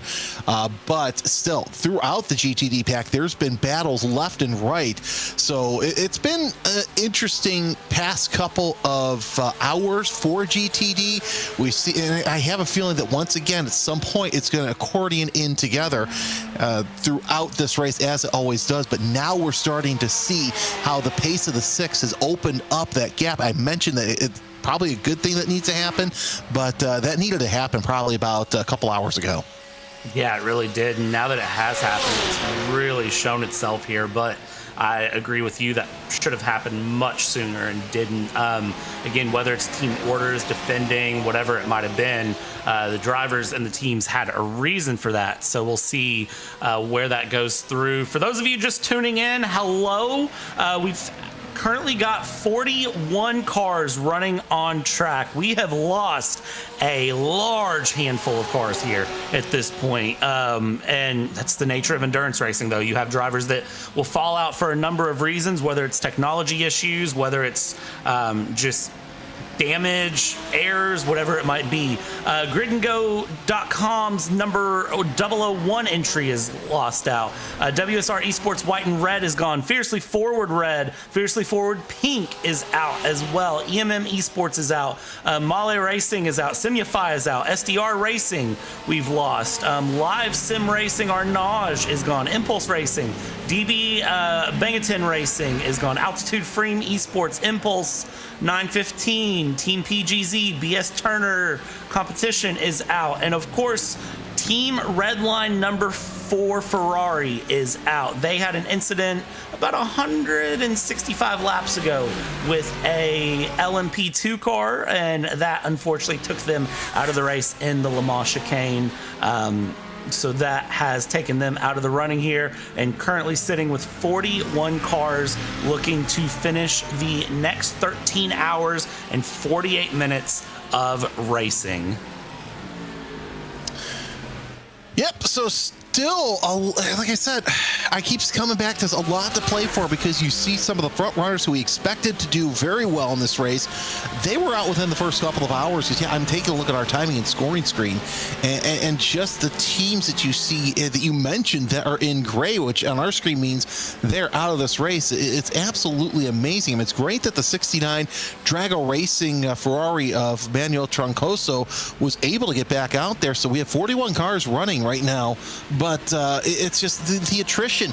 You expect to see it in these 24-hour endurance races, but Brad, I didn't think we'd see it this early.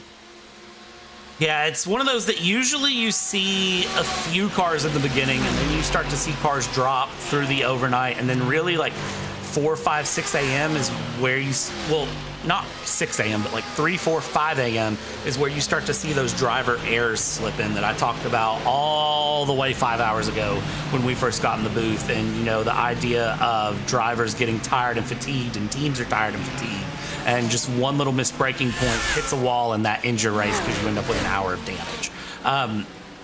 We've seen a lot more here early on in this race than we usually do. I can't think of the last time we were down to 40 cars and not past halfway here in the 24 Hours of Daytona. I genuinely cannot think of the last time that happened. It's weird to see, and I don't know, again, if it's something in the water or if it's just genuinely, as I've said, these drivers have to push so hard, so fast, for so long that it is easier to make a mistake early on.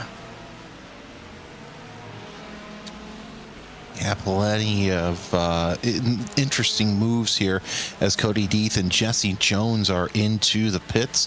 So the Falcon 14 did get around the 20, but then again, I think that was probably on the pit cycle. That gives Damon Woods, I think Damon Woods had a little bit of an issue because he's now a lap down from the rest of the field. Actually, no, he decided to come in, pull the Williams strategy, and pit on his own. You see this battle between the Blue Mercure Esports teams, and see, they're doing what I thought Williams would do. You go out and lead for a bit. Okay, you know what? Let's go ahead and swap around positions. But then again, this just how it happens as you see the 32 of Augustine Bernier around. Does he make contact with the GTD? Does he make contact? Just makes contact with the wall. That'll happen. And thankfully, he's able to get that clip magically back on, and then the power of simulation able to get going.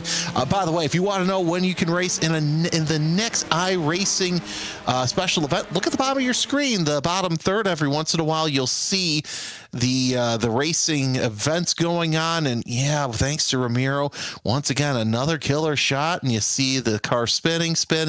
There's a nose, and suddenly it goes, oop, I should be back on the car, and it'll be back on the car within any minute. The good news is it's self-cleaning debris, which you and I both know we all love. Absolutely, we do. In real life, that would be a caution, of course, full safety car and pacing around. So that is the one perk of iRacing special events is there's no, well, at least in the 24-hour races, there are no safety cars, no cautions, no stoppages in order to keep the racing going. Again, one of the things with esports and with sim racing here at the top split, you gotta be able to go full pace for 24 hours with virtually no breaks unless you get out of the car. That is crazy to me to think about here. Going into turn one here, following with Nicholas Bowe in the Drago Racing hypercar, and this thing is scary fast and still running its race here up in the front, having such a great time. Well, Drago Racing, they just seem to have it this year as they're, like I said, 36 seconds ahead of the nearest competitor, Coanda Esports of Mitchell de Jong. Bowe, though, 33 seconds, 33.7 seconds of that goes between Bowe and Mateo. Mateo 3 seconds ahead of Mitchell de Jong for second place. So still, while the GTP class is evened out, you just got to hand it to Drago Racing because they are just on it here throughout this whole entire race. So that's the good news, that they're able to make something happen. As you see at the back, there's one car in the mirror there. There's a couple cars up ahead. So Bowe still running quite well. Dean Warren comes into the pits, and I think that is his pit cycle. So the Porsche Coanda 091 is in the pits. We'll see if he comes in to swap out. But now Bowe has to deal with some lap traffic with two GTDs. And that lap traffic can really, really prove a difference here as Porsche Coanda is into the pits here. Dane Warren in that 091 going up on the jacks here. We'll see how this pit stop handles. Down onto the tarmac, waiting on the fuel to fill up, and then going back out for another roughly 45-minute to 60-minute run here in the GTP Hypercar category. It's been pretty awesome to get to watch here how things go for them as they go and really give the idea here as Porsche Coanda now back out. It was a great pit stop, 40.3 seconds in the box. That is a wonderful pit stop there as Parker White does the same thing in the GTD category in that number 6. That's a fantastic stop out of the Williams team. They both get out, and now they can draft with one another. So we'll see them come out as the Porsche Coanda comes out. There they are. There's a Williams 1-2 as the 6 is ahead of the 1 once again. So sounds like they were listening, like, hey, put the 6 ahead of the 1. That's a good thing. Lasse Bach, your leader on aggregate for GTD. So once again, he's at the pointy end. We'll see how much longer that he stays out. Probably any lap now that he comes in as they go down the back straightaway. And I believe he is going around Leaf Sebastian in the number 18. It puts him one lap down. Nicholas Last comes in for Manti Racing, the number 78. And yeah, we'll see what this Alta Porsche can do. There was a little bit where I thought that Lasse Bach could open up the gap when he got around the two Williams Porsches, but still was not able to capitalize on that as Nicholas Last is going to stay in the car for another stint. Look at the detail, though, on those Michelin Pilot Sport tires. Absolutely amazing to see those Michelin Pilot Sport tires. And, of course, they do have the new tread pattern that is being ran in IMSA that looks really good. Is down on the live pictures absolutely scares me there. The number 7 Team Alta car turning down in front of the 42. That scared me a little bit, I'm not going to lie. In turn 1, I thought that was going to be a lot closer of an impact than it actually was, but no pressure there. That is the replay. A lot more room than I thought there was. Well, Canapino's a professional driver, so no surprise he thought that discretion was the better part of valor, and was able to wait until they got to the International Horseshoe. So good on him. He'll get out there and let's see, is he still 4th in class? No, he is 5th, and that's actually Augustine Toriashi, so I apologize about that. There's a different Augustine in that car. So we can all take a deep breath. Mate Vargas opened up a 4-second gap between he and Alex Noe in LMP2, but still, I've got to say, yeah, that number 42, the Betmaster TC Esports LMP2, I like the paint scheme. I mean, it's very similar to Williams. That's why I got confused early on. And I think we're also about ready to open up the pit cycle further for the GTPs. Yeah, we definitely are. That paint scheme is absolutely great looking, and it does look a lot like Williams. I see what you're saying, but I do see just little differences here and there to help distinct it, but it does look really, really good here. GTP pit cycle should be opening up here much more, as you said. GTPs tend to spread a bit more in their pit cycle, though. They don't do what we've seen the LMPs do, where it's basically half the field one lap, half the field the next lap, then everyone back out. The GTPs kind of spread out over a few more laps than what you would see all the way through. So this is really interesting to see in their run as the Movano Rosa car of Scott Michaels, the number 75, in and out of the box here. 40.8, great pit stop there. We'll get going and along here and then just have to balance it out for another 50-ish minutes. So we'll get one more pit stop out of these guys before we hand it off to the venerable team for part number 3. It's going to be Joe Peak, Justin, I said Justin Michaels. I know that's not it. Justin Prince and Taylor Burris will all be a part of that broadcast, but still watching Movano Rosa come out of the pits in that Acura. And he's going to close in to an LMP2 in the West Horseshoe. Looking around up and down the timing screen, things have kind of eased out a little bit. I'm not going to worry too much about that battle for 4th in GTD because that's teammates Williams F1 Team Gaming. Just watch what we can around here and kind of answer some questions. Where is Max? Yes, Ramiro. Max is not in here, but somebody did say, and I really can't confirm it, that Franz Herman entered into the chat, although somebody's probably trying to be funny again. I mean, I could see Franz Herman running, so it wouldn't surprise me a bit here. But yeah, no, Max is playing an engineer role. I believe he is very busy with the launch of the F1 car in Detroit with Ford, which I gotta say, I absolutely love the fact that they've thrown back the blue and went to the Ford-style blue. Also, can we very briefly touch on the fact that Ford is going to be rolling out hypercars, and Logan Sargent is going to be driving. WTF is a kilometer. Yeah, and this season he's actually going to get started in LMGT3 with WEX. So that's going to... He's one of the lead drivers, too, which, I mean, let's be honest here. Did Logan get a fair shake in F1? You know, some say yes, some say no, but at the same time, would I have loved to have seen him in a season in Indy cars? Yes, but at the same time, I think sports cars is where he's at. Take a look at someone else who is going to be very good in GTs, and that's Max Esterson, who's going to be running with Nikita Johnson.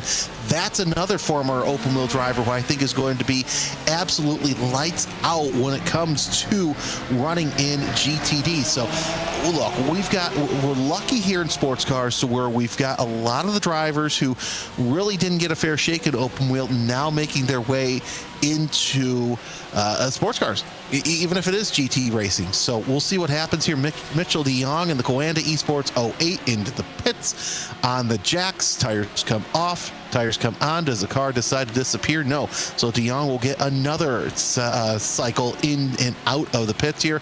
We'll see how long it takes him to get out. But yeah, no, it's absolutely fantastic to see that Logan Sargent is with a team that has quite well. And it doesn't hurt that he's got Mike Rockenfeller as his teammate. Yeah, absolutely. It helps a lot to see the teammates working together and really just see how things are going to go. I'm excited to see the Genesis hypercar that comes out as well. I think that's going to be a great addition. But I'm also a Hyundai fanboy, and I will admit that I'm a big fan of Hyundai, and I'm really excited to see them step up beyond TCR and go into the hypercar category. I really thought they would try to make like a GT3 entry, but no, they've stepped it all the way up into hypercar, so that should be good to see coming through. Should be exciting. Daniel Ferguson, WSR Esports here, and Niels Rotel in the Grid and Go Esports number 12. They battle things out right now, separated by about half a second, heading into the Le Mans chicane, and it's one thing to catch, it's another to pass. Slowly catching up the 004 on the 19, but will the pass be done? That is the bigger question. Catching somebody on the oval's easy. Getting around him is something different. You know, I also thought that Genesis/Hyundai would have a GT3 car, but here's the thing. What can they homologate to GT3? It literally goes from touring car to whatever else they can find. So this is the fun thing with Hyundai, is that they have the Veloster in, they have the Elantra in, which they run in TCR. They would have to basically take the Elantra, they'd have to do like the Sonata more than likely and turn it into a hypercar, or they could do like the G70, G80, G90, or turn that into a GT3, or they could take like their sedans in Genesis 70, 80, 90 and turn one of those into a GT3 style car. I don't really know how they would do that though with the way the cars are. It wouldn't make a lot of sense. So like, I see why they're jumping to hypercar, but I really thought they would stair step it. Yeah, no, I agree. Your top two in GTD come into the pits as Rasmus Christensen will be in the number 7. In Corentin Lassine will get into the number 8. And so it'll be a matter of time before Alex Dunn gets out there and leads for Drago Racing. He's off cycle from the rest of the team. Battle for 7th heats up in GTD from the number 14 of Cody Deeth, Jesse Jones in the 20, and Damon Woods in the 44. So once again, it's an all AMG battle here, as it's the two Falcons and the two Falcons and the Windward in the middle. Also, look up ahead. That is a slower lap car that you see. It's not involved in this battle, so that Porsche is in a race of its own right now. Yeah, and seeing that Porsche in a race of its own is kind of weird, I'm not going to lie. I wasn't expecting to see that in its position, but it is just running through. Diamond Woods Falcon Sim Racing Team Blue trying to find their way along where they can and keep this moving and grooving. Again, the Falcon Sim Racing team, they kind of ended up in the same position as Williams, where they were sticking bumper to bumper, but now they have flip things around, I believe, and they are in a much better position, I feel, with flipping the drivers. It has cost a position here for the 44, but I do think that 44 can gain that position back, though. Totally agree. No, I totally agree. It'll happen at some point. Did I see some smoke back there off the West Horseshoe? Something may have happened back. Yeah, okay. Something may have happened back there. We'll find out in just a little bit. But yeah, this battle from Grid and Go and WSR, you know, I'm sure the WSR wishes that they could have part of this race back, but yeah, these are the two cars that I thought would be up near the front as well. You've got where are they? They're further down in the pack than I thought they would be. Oh, it's LMP2, that's why. Niels Rota and Daniel Ferguson, obviously they wish that they could be further up at the front, but thus is endurance racing. So still a lot of time left. We'll see what happens. Dominic Hoffman comes in from the GTP class. He's in 6th place in that number 89 BMW M Team BS competition. Of course, BMW, they would probably be the front runners, but again, Drago Racing just putting a hurting on the field. Both of those cars are the only ones on the lead lap, Brad. That is how much of a gap they have put on, and we're still in the middle of pit stops. It's amazing to see that gap going through the way it is around. Look at the YouTube chat. Someone said, wait, Hyundai still makes the Veloster? They don't anymore, unfortunately. They did stop production on that not that long ago. However, I had a Veloster in. Beautiful car. I also used to sell Hyundai, though, so I'm kind of a little bit biased in that regard. But the Veloster in, perfect car. Loved it. One of my favorite cars I've ever owned. A G70 GT3 would be awesome, and a good Bentley boat successor. Don't disagree. That would be really cool. But Hyundai's not going to do it. Maybe they'll do it. We'll see how successful their hypercar run is as they go through. Still watching battles here on the track continue to develop, and you know, we've hit 13 hours 30 minutes left to go, and we're deep into the night. This is survival time. This is where you want to survive, but somehow we're seeing a bunch of like punches being thrown. Everyone's just really fighting and competing here at this point. It's kind of impressive. Yeah, really, it really is impressive how punchy some of the drivers have gotten Jimmy Tunis back into the pits. This looks like it could be a scheduled pit stop for the Blue Mercury Esport, and yeah, not really. Although Max Sense Godhino is going to be in that car, so yeah, I think it might be a scheduled pit stop for Tunis. That's a stint that he would most likely like to forget with 2 issues as Niels Rotel comes into the pits in LMP2. So now he's off cycle from everybody else, so he'll drop to the tail end of that pack. And now Alex Dunn is out front for GTD, 5, almost 6 seconds ahead of the Williams team Porsches. You've got this battle for 8th in GTD with Jesse Jones and Damon Woods close together. They've actually, let's see here, Cody Deeth has lost both of them, although Deeth trying to hold on to that 7th place, about 5-6 car lengths at the very least out front that the lead Falcon has. So still, let's see, are they on the lead lap together? No.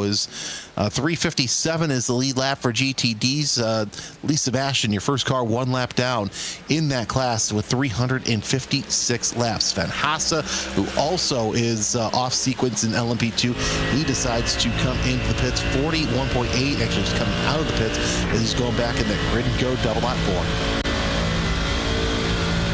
Watching here that double out 4 try to move along, and watching on board here with Falcon Sim Racing Team Blue, Damon Woods trying to get past Dory Esports yet again. I feel like we said that once or twice. We're going to say it a few more times here as they go along, continuing to try to run through. Let's see here, down into turn 1, no pass to be found yet, but definitely right there on the mix. And the AMG has been such a good looking car to run around Daytona. It seemed comfortable, it seemed just smooth in the corners, it's had pace in the speedway. Nobody's really seemed to have any issues with it getting upset on curbs, and they've just been able to really just command that car to do what it wants. Now that could be some setup, could be some car nature, could be a bit of all of the above. Who's to say, really? But it's been great to watch here.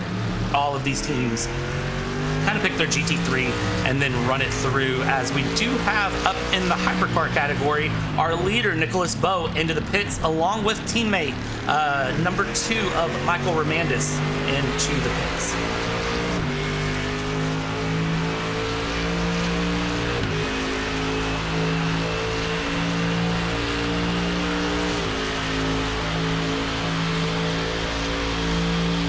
Continue to watch through here and around, going along. Everybody just, you know, this is the thing about the nighttime here at Daytona, is you hit a point of survival, and you hit a point where it's genuinely, you're racing hard, and all of a sudden you go from the point of you're running your own race to now you are in a, you know, just great fight going for runs. So now this is exactly where we've gotten ourselves, is again another great view of those Brimbos and of the detail of the brakes here, and going through as we exit the pits now with Drago Racing going forward and heading out. That is such a great shot there.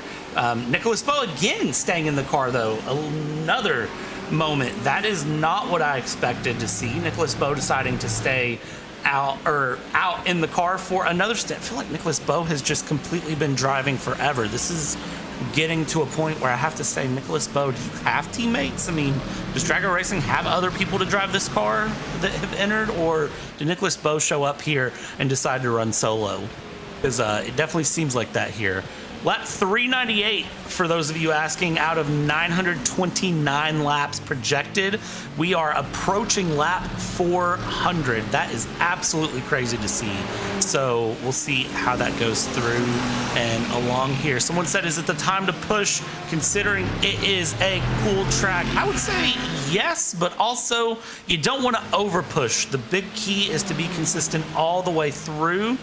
Along this race, you don't necessarily want to get yourself into a position where you're over pushing and asking too much of the car. You have to remember these cars have been running for 11 hours at this point as well, and can prove problematic if you aren't careful here as we continue along and follow through and forward. Check back in again in GTD, the Williams F1 Team Gaming. They have continued to just be right here in the mix. And guess who is coming up behind them? None other than Team Alta and Blue Mercure are making their way up behind. So now we're going to have the same fight we've been seeing that's going to continue along here for Williams F1 Team Gaming. They are going to have a great old little ding-dong fight as they go along. I'm excited to really see how that goes here. And Jeremy, are we ever not going to have Williams fighting each other up in GTD, or what? You know, they're very good, to say the least, and I'm not surprised that they're still the pointy end of the grid. Their pit strategy's got them to where they're at, and of course, moving that 6 ahead of the 1, that was absolutely fantastic because they've opened up that gap. Now, you take a look behind, and that's just so far throughout this race. As I take a look, that's right. Yeah, Williams has just had a strategy of making sure that they're up at the front and just dominating everybody. And I have a feeling that, you take a look at the gap from Team Alta, Blue Mercure, and while they've all been running the same pace, it's just been beat you flat out on strategy, and then we'll see what happens here. However, I would still keep an eye on Drago Racing with their off strategy picture, 7 laps off of everybody else at this time, and that may win in the race. And I think we're at that point now where you might want to try and play different strategies to see what happens. Yeah, I think if there's ever a time to roll the dice, it's probably now at this point. I mean, we've ran 11 hours almost at this point with the strategy you've been running, the car you've been running. I mean, this is the time where the teams, the engineers will all sit down and reevaluate and say, okay, is our plan working? Is it going to get us the win? If it's not going to get us the win, what are we going to get? Can we get better? This is where we said it earlier. You take your first plan and on lap 1, you throw it out the window, and then you have your second, third plan. This is where you start drafting plan 4, 5, and 6, and you get ready to implement them. And they're either going to work or they're not going to work. There's kind of no in between on that one. So we'll see how the drivers decide to do stuff. It's going to be one of those that you'll start to see some different things come through, and it's going to really start to show just who is in what position. LMP2 there getting in the way of the GTDs, and the GTDs in the way of the LMP2 as they try to carve their way around and through and get a pass on the infield here, through down the inside. That's the number 21 going around there. That is the Delatraz Automotive by Majors Garage LMP2 who has made their way through past this good old battle. And more prototype traffic trying to work their way around GT traffic.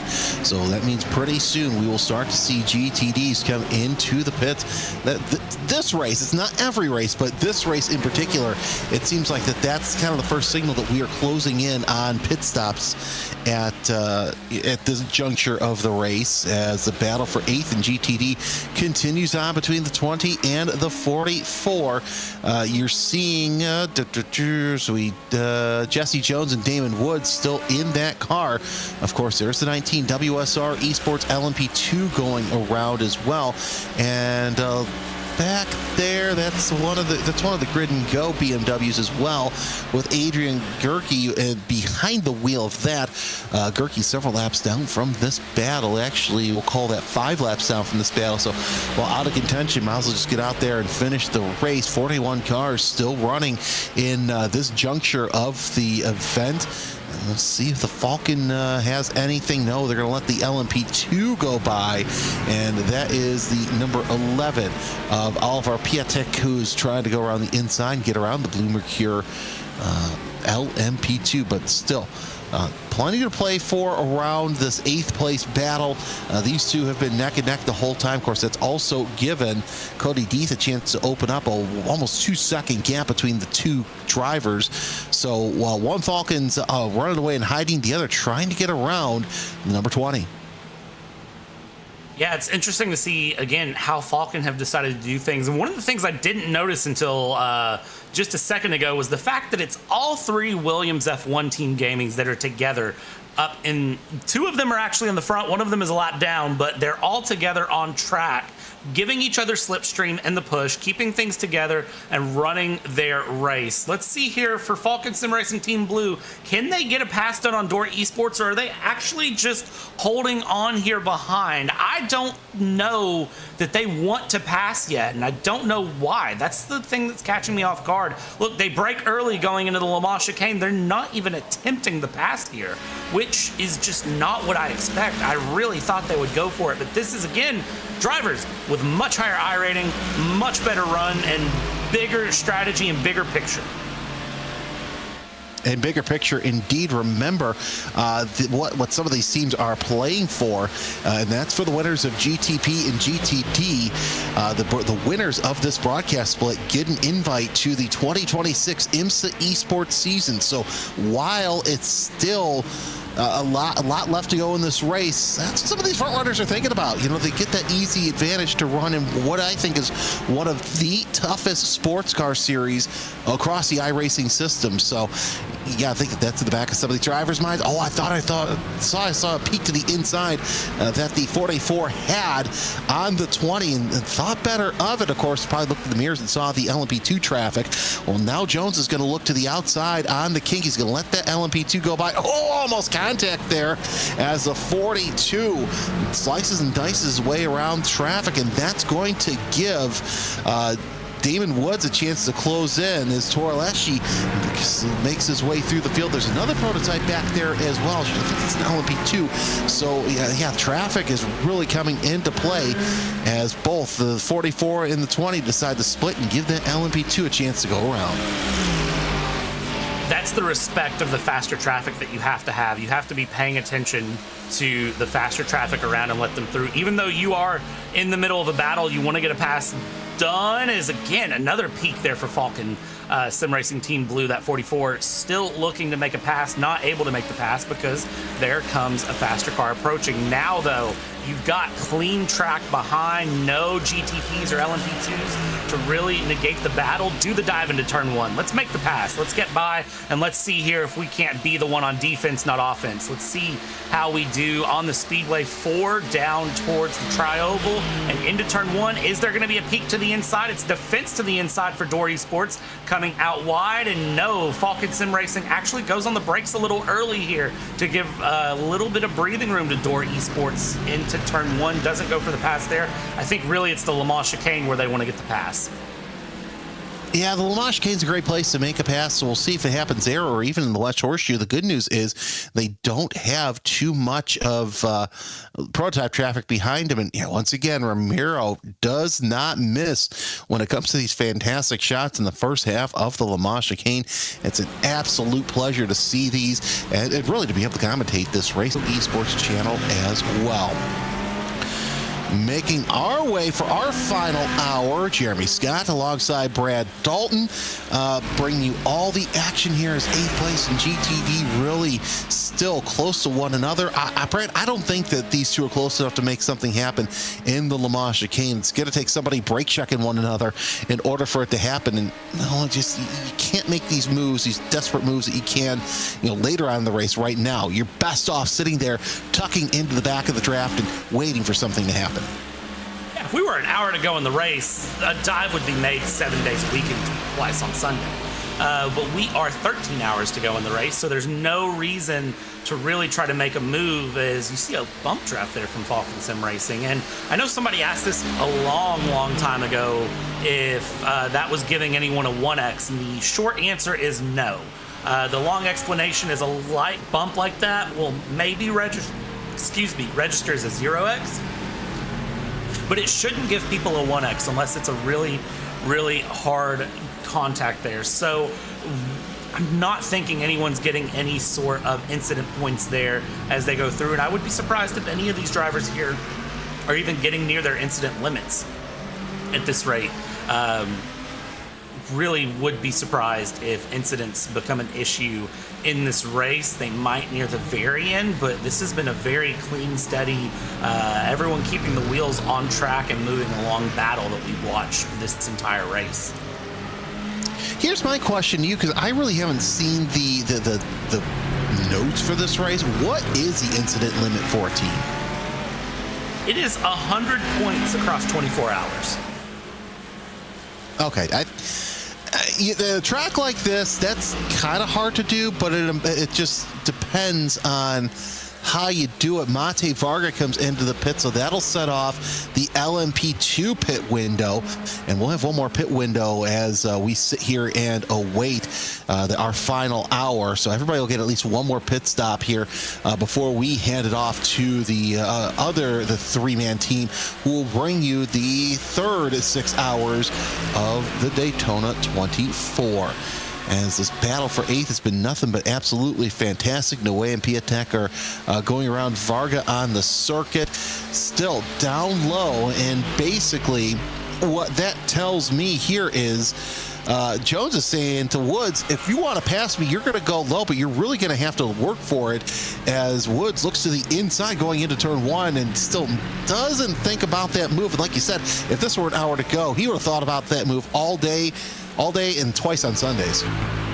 Yeah, the fact that he didn't make that move shows that you are very much thinking long-term in this race. You're not thinking about the move itself. You're thinking of the race as a whole, and that is the sign of a very, very wise driver to be thinking about that point and being in that position here as we go through and check in. LMP2s, as you said, very much into the thick of it as they go along and watching to where they can go through. So that battle for third and LMP2 very much alive between Betmasters TC Esports, Blue Mercure Esports, and Delatraz Automotive by Majors Garage. I have a feeling all three of these cars will peel in together, and then they'll come out together, and then we'll continue to watch them just fight yet again. All depends on if somebody decides they want to come in for a driver swap too. So, yeah, no surprise Blue Mercure and Delatraz have really closed in on one another. Blue Mercure, one of those teams that is starting to really show itself out in the front. I think this might be its coming out party, as now you see Blue Mercure and Delatraz. Well, look at that pass as Delatraz takes it to the limit all the way on pit in and makes that pass early on. Now, remember, that's legal here as they work their way into pit road. You can pass on those aprons if you're coming in the pit. You just can't do it in the pits. That is Daytona. Welcome. That is how you get time in the pit stop. People always say, well, how can I gain time in a pit stop? What you do is you buckle it in and you go all the way to the line to put the pit limiter on. You do that, and that gains you a bit of time. That is amazing to see there. That was beautifully executed and very much thought about. Now let's watch this replay here as Millero, who's going to be in the car once again, pops to the inside. Yeah, that is strategy right there.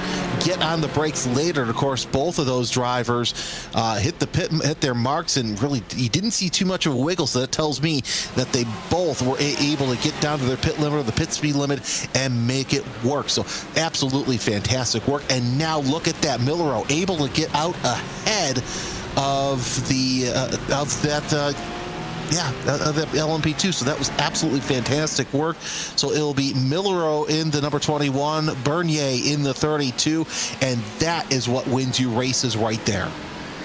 Yeah, it's so just impressive to see that sort of dedication going through. And you know that wasn't planned. That was definitely in the moment. And I almost wouldn't be surprised if we were to ask the driver and they go, may or may not have missed my braking zone. Sorry about it, but it worked out in the end, because sometimes the best things are happy little accidents. So seeing that come to fruition is just amazing as we see more battles here continuing along. Alex in Drago Racing continuing to go through and just keep that run alive here. And I believe that is a teammate helping out and trying to get this Lamborghini up ahead. A little bit of fuel saving there if you are the car behind, and that is going to help, of course, and then just helping the teammate get a little bit of pace.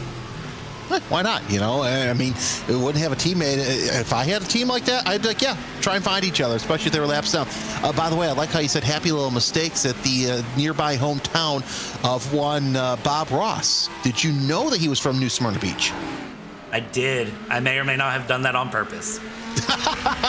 That's my kind of co-commentator. Always with a dynamite drop in, Johnny. That podcast school's really paid off. But yeah, Alex Dunn using his teammate as kind of a fuel strategy save. And really, that's smart because, like I said, Drago Racing, the number 68, off sequence from the rest of the leaders in GTD. Yes, we know that the 69 Emmanuel Troncoso is multiple laps down, but really, I'd rather see this than the other one, the one that's multiple laps down, just laying down and dying, because it gives some sort of purpose. And you know what? Other teams are going to try and get around it and pass them. And here's the thing, too, that I'm looking at. For the number 69, they've not had a nice race. They are down as many laps as they are. They might as well help the team move forward. I mean, we see this in Formula One.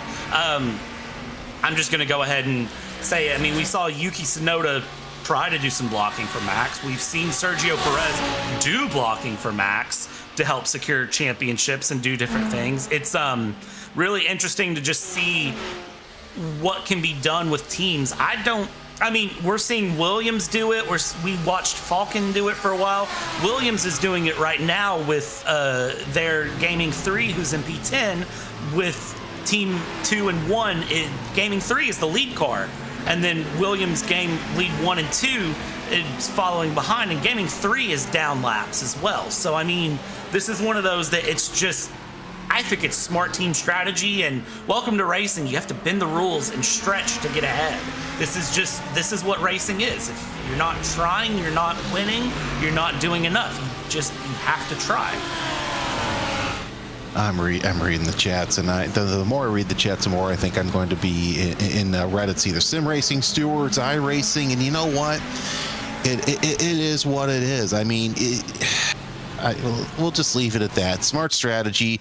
Alex Dunn doing what he can to get in front. Thank you, Ramiro. There's Wesley Caspers and the II Grid and Go Esports. We've mentioned them a lot, and now we know why. That bent up all but one corner, and so he's actually, I think they are out of the race because they are. And they got hit again. Oh, yes. So Wesley Caspers and the 002 GridandGo.com Esports. Unfortunately, that's a race. That's a shame because we know that they can be front runners and just hits those sausage curbs once again. Let's see. Who was that? That was the number 78 who was also involved in that. So that's Nicholas Last. He's in the pits. He was able to drive it in. Did he have to go sideways? No. He's able to get it in, so he's in for a long pit stop as well. What a shame. So two fast contenders out with that race. That is heartbreaking is what you see there, because that is very, very unfortunate to see here. Now we see King Drago Racing hold on and really just go through here. They have no competition along, but you do have cars that are going to want to try to get back on the lead lap behind. What do they do in that regard? And then, of course, you have lap traffic coming along. I think this is great team strategy at the end of the day. And you said that you're worried about getting on Sim Racing Stewards or iRacing. I'm just going to go ahead and say it, hashtag Hot Takes with Brad, and leave it at that. So that's where I'm at with it. Yeah, no, but either way, it's racing. I will say this. If you don't like what we're talking about, you can have my microphone. I've got another race here in a couple hours. I'm going to call them. They'll probably follow me over there. But, look, I don't see anything in the rule book that says a teammate can't, Okay, I'm done. I'm off my high horse. Let's take a look at this battle for 8th place. This is an absolutely great battle that we've seen all race long between Jesse Jones and Damon Woods. Now, with that in mind, the way they're running, actually they're on the tail end of the lead lap, and now that I see that, if Alex Dunn catches up to him, which could be any lap now, or could be just before the pit stops, because Alex Dunn actually does need to come in and pit. So that tandem of Drago Racing, if they decide to pit together, they won't. They'll be apart. Here's a replay with Augustine Toralashi, a little bit of a wiggle, and yep, that back end. You see that a lot here, the West Horseshoe. At least he didn't go so far back into the runoff where he backed it into the wall. Yeah, used to you would actually go down, and if you weren't careful, you'd hit that grass on the outside of the West Horseshoe, and basically it was ice, and if you did that, you were destined for the wall. There was no saving it. Now the grass physics and everything, you can actually keep the car out of the wall, steer it in, but thankfully not even having to venture to the outside of the track there, and able to stay along. Dort Esports Falcon Sim Racing Team Blue still in the order they were in the battle for P8 for GTD, and I have a feeling that in our time in the booth, this will not change, and if Falcon proves me wrong, I will be happy. I don't think they're going to prove me wrong, though, so I will be sad for the remainder of our time in the booth. I won't be sad we're in the booth for the 24 Hours of Daytona. Why would I be sad? I will just not be happy. No, I'm very honestly, for all I've done in this past year here in the service as an announcer, it's been, I can't believe I'm sitting here calling the 24 Hours of Daytona in the sim. I've done some pretty cool things as a trackside reporter and as a commentator. You know, and this is really cool to do this and see some of the top racers in iRacing really make their way around this racetrack. It's fantastic.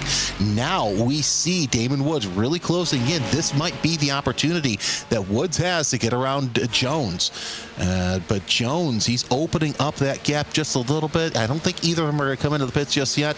No, they're about 5 laps away from having to come down to pit road. But once again, Jones is saying, Woods, you want to get around me? You're going to have to do it on the low side, because I'm not on the high side, because you're not getting that low side, to say the least. And here's another slow-mo of Nicholas' last contact with that grid and go, oh, you just feel so bad because it's wrong place, wrong time, but also it's racing 101. If a car's sliding down to the bottom, you need to go high. That, I think, unfortunately, was a case of object fixation. Yeah, that was a case of just trying to avoid and zigging when you should zag. That is exactly what I think that was. It's unfortunate, but that is racing. Sometimes it happens. The heartbreaking part is realizing how far into this race we are and that happening. The fortunate part was they were able to drive it in there for Manini, and they will be able to repair it, get back out. There'll be some laps down, but they are at least going to be able to try to finish this race as it goes. So this is going to be the interesting way to see how it goes. I am very much interested in seeing how this plays out for them, though, if they do get back out, because Manini is going to, of course, have to try to go through. And again, Falcon still behind. Yeah, Falcon doing their best to, try and get... Well, here's the thing. You've got one Falcon up ahead. You've got one Falcon behind. And I've got to say, Cody Deeth doing all he can to try and close that gap between he and Lee Sebastian in that spot. But, man, this is such a great battle here, too, between Parker White and Beckham Jayceer, as they're drafting off of one another for second place, as the Williams team, F1 Team Gaming, tries and closes that gap once again to Alex Dunn. But Dunn's going to have to pit about 3 laps here, so the lead will cycle back over to the Williams F1 Team Gaming 2-1, and of course they'll also have to they will be able to open up that gap further and get further up front by drafting off one another and saving fuel. Then one of them will pit, the other won't pit after that, but they'll get back to drafting one another here in just a little bit. Of course, that number 17 you see back there is also 1 lap down, and that is the teammate to these two. That is Etu Escalin in the Williams F1 Team Gaming 3. So you've got the 2-1-3 sitting there as you see the Deltraz LMP2 work his way around. getting the way through there in the Delatraz LMP2. Great move there. And again, you see the teammates there on the lead lap with the teammate laps down, going along, slightly different order, second verse same as the first. This is a team competition, so no surprise to see those here up at the front working together. So that is what I like to see, is, you know, team game working through. Because again, this is a team race. You're not racing for individual pride. You're racing to have a good result as the team. So, I mean, if you need to do a little something to help that, you might as well. And I'm going to jump off that soapbox now, because we've, I think, harped on that soapbox enough, and Hot Takes with Brad is done for the evening. Track conditions here, 20 degrees Celsius, 21 degrees track temp. Still a gorgeous floor tonight here. 1:02 a.m. and humidity hovering right at 70%. Yeah, so humidity drying things out. So we're right about that happy zone where these motors are going to be very, very happy. And that's interesting. Alex Dunn and Manuel Troncoso both come into the pits together. Oh boy. Anyway, Etu Escalon also coming into the pits for his compulsory pit stop. So we'll see more pit stops here in about 6-7 laps for GTD. That's an interesting strategy, though. I know that both of the Drago racing cars have run into trouble, but it's still, you know, like we said, this is about the time in the race where if you want to do a strategy, if you really want to get going, I would highly recommend it. So, yeah, I agree with that. And I know that a lot of people in chat kind of aren't happy with a lot of things here. But again, I just go back to, it's a team sport. It's team racing. This is just how it is here. And, you know, nobody's hurting anyone at the end of the day. So I think it is all okay in the fun of racing here. I still can't believe Grid and Go had that moment into the wall. This is just so through. And you said 6-7. Who said 6-7? I didn't say 6-7. Oh no, don't tell me I did. No, please. No. No.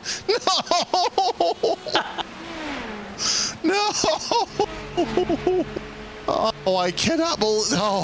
Oh no, please. No. If that's going to end it, if anything's going to end my career here on iRacing, that's going to be it right there. Still got the battle for 8th place between the 20 and the 44. You see the Delatraz Automotive LMP2 flashing his lights, and both of those drivers decide to let him get out of the way. Now, there's another prototype back there, so we'll see if that has anything to do with it. That's the 909 as well, and they're going to think better of it and really tuck in behind. Because are they actually in a battle here? That's the question I want to know.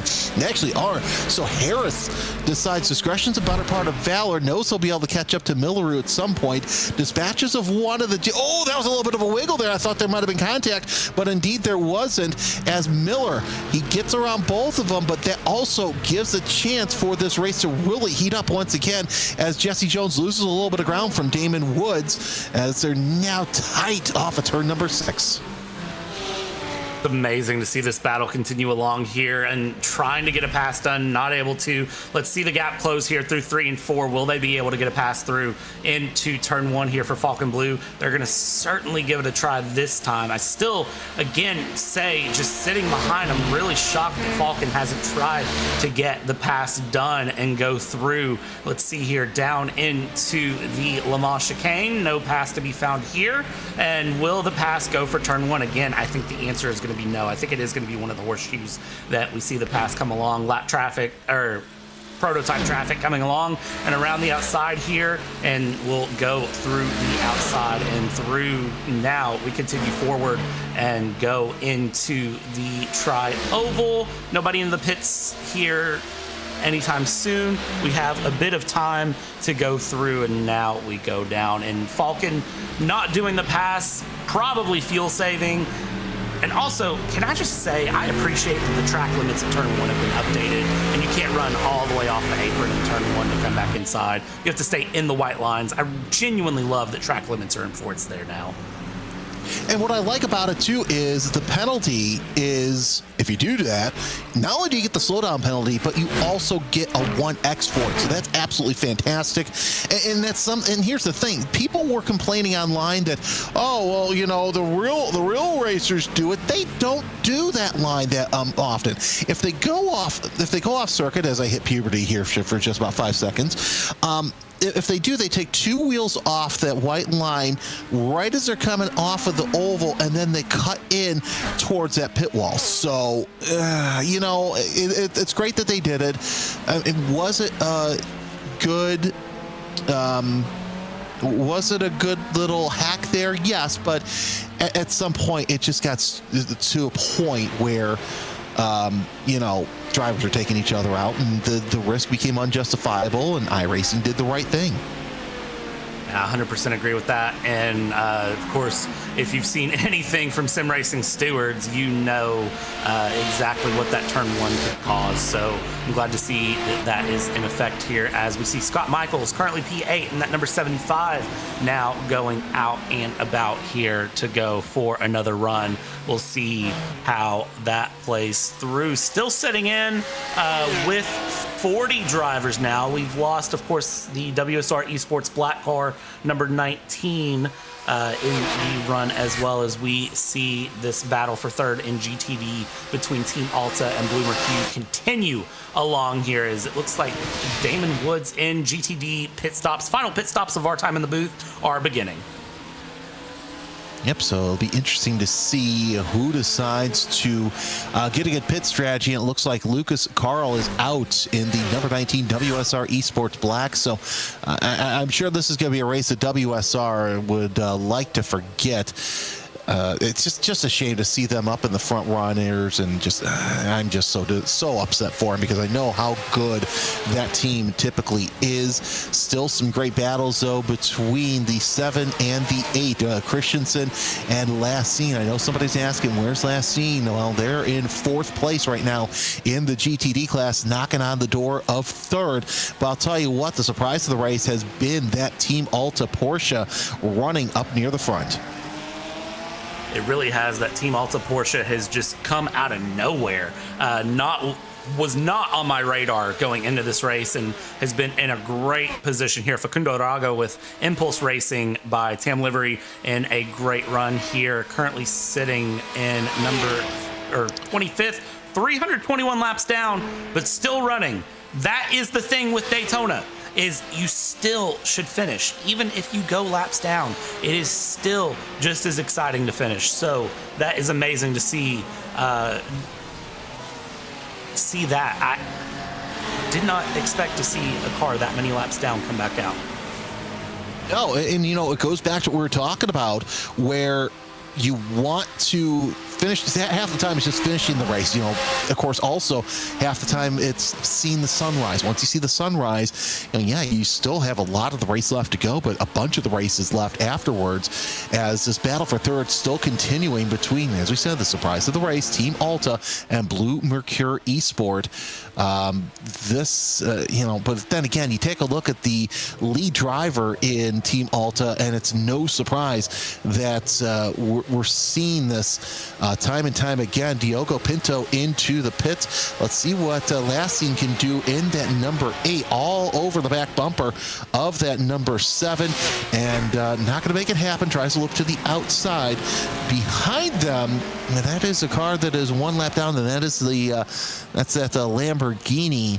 I think that's the SCR Lamborghini that was involved in that earlier incident, but still, you're on board with the back of the 8, as everything looks pretty good and copacetic through the International Horseshoe. Definitely is looking good here as we continue along and through, continuing to watch these drivers make their way through. And again, it's just so much time left in this race. Put a little bit of pressure in through the West Horseshoe. Don't try to force anything unnecessarily, and keep things alive here, as someone has pulled in my driveway and my dog is now barking. So apologies if you can hear that. Welcome to real life, though. Sometimes that happens. Yeah, that's exactly. You know what? That's the thing. You get that, and it's like, okay. Well, at least you don't have your phone ringing, because that's $20 in the jar. That it is, and that is why the phone stays on silent. But I'm still getting used to commentary with a dog.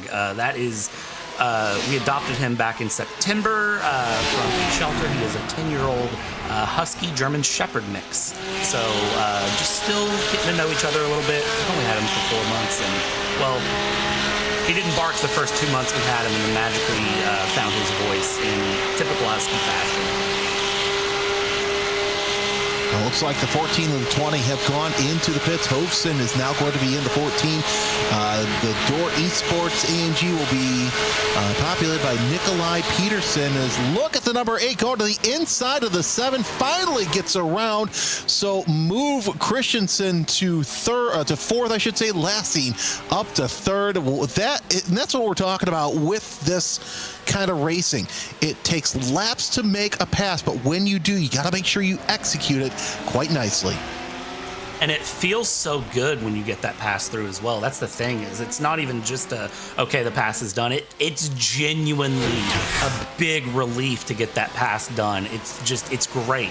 And then you have to celebrate it for a second, reset, and continue to move forward, because now you end up on the defensive end and trying to move your way along here as we've hit the overlap period again, where all three classes are pitting at roughly the same time here, which is amazing to see. So we will see how Bloomer Q holds on here. They're 37 seconds back from the two Williams right now, but they are in a good position, I have to say, for this race as we go along, continuing to block, continuing to battle, continuing to do what they can. Is up front, the two Williams are just sitting within a tenth of a second of each other and trying to run away with this race in GTD. It's, someone on the chat says the two Williams Porsches are doing a great job, and really they are. The strategy's working out for them, and it seems like once the 6 got ahead of the 1, they were able to open up that bigger gap as they worked their way around the kink once again. And any lap now, we'll see these two cars come out, and then the battle we're seeing for third place will be the battle for the lead, as last seen still ahead of Christensen, and still working their way down into turn number 6. It's still a fantastic battle. And yeah, I would say any lap now that they will be in the pits here as they come down for another set of corners. But this is absolutely fantastic. Hey, the good news is there's a half hour of us left, and then you'll go into a great team as well with the iRacing network with the great Joe Peak, Justin Prince, and Taylor Burris. So really happy to see them work their way. They'll work, a little bit of a wiggle there from Parker White, but they will work their way into the sunrise hours as we're just about halfway through this race. So amazing to think that roughly 12 hours ago, this race started going through. And of course, an hour or 2 hours before that, all of the drivers get with the teams. They do some warm-up laps. They get into a practice session. They get ready. They talk strategy. They pre-brief and get ready to go, and then we jump in, and it's just solid 24 hours of racing. And then of course after the race there will be a little bit of debrief and then some sleep, and then they'll get together later in the week for the true debrief and then prep for the next one. That is the amazing thing about this, is that it's not just the 24 hours that you see on the broadcast. There is so much before and after that comes in as well to get ready for these events, plus the weeks and weeks of practice they go through. I know that the team that I work with, they have been working for weeks now to get ready for this race, putting in practice for easily over a month to get things through and going. It's been interesting to really watch how it goes through and along as we go, as we see that bobble from Parker White. The one time I've really seen the Porsche have issues on the bus stop, and it was just a light little bit of a jiggle there. Yeah, that was a nice save out of Parker White. So good to see that he's able to get up there. And 31 laps. So those tires are probably screaming for mercy as they go around the circuit down through the back stretch once again. Actually, front stretch, I should say.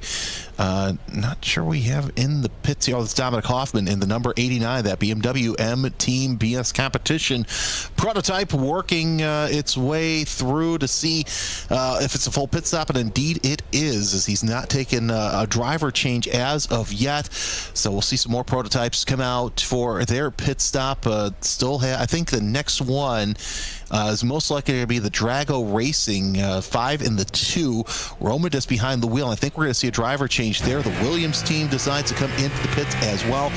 We'll see those two just come out with the same driver. There's Nicholas Bowe, your overall leader, 38.6 seconds between first and second place. They're just all over it.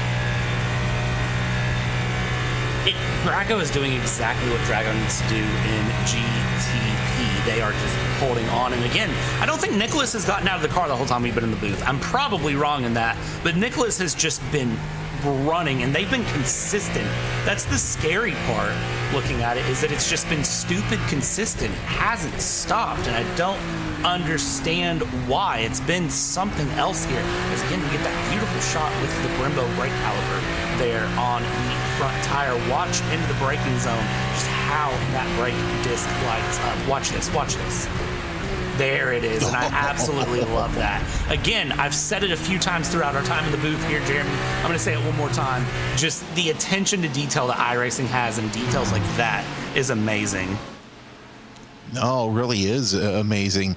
And yeah, like we said, they've come a long way since they first came out back in 2008. So, and that's why you pay the big bucks to race this, is because of that attention to detail, the similarities between what you see in real life and here in the game. So, it's fantastic to see this as we watch this battle. I think it's the one we've been watching most of the race, and it's a battle for third between Drago Racing and yeah, look where they came out. The Williams team came out behind Alex Dunn, and they are oh so close to the F2 driver, as now I think, yeah, definitely.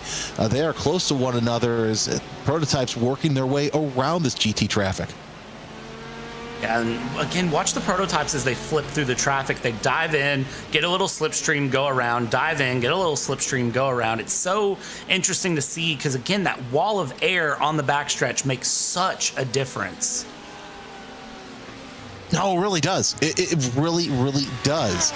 And yeah, you get out there. Here's the thing. So, was it a sim race or a real race? Anyway, there was a race where, you know, I'm calling the race, in the, you know, guys in the draft, and all of a sudden the car gets out of the draft, and you could hear the difference between the draft and not the draft. It's so subtle that if you're not listening for it, you don't know what you're listening for. It's really interesting to hear that effect.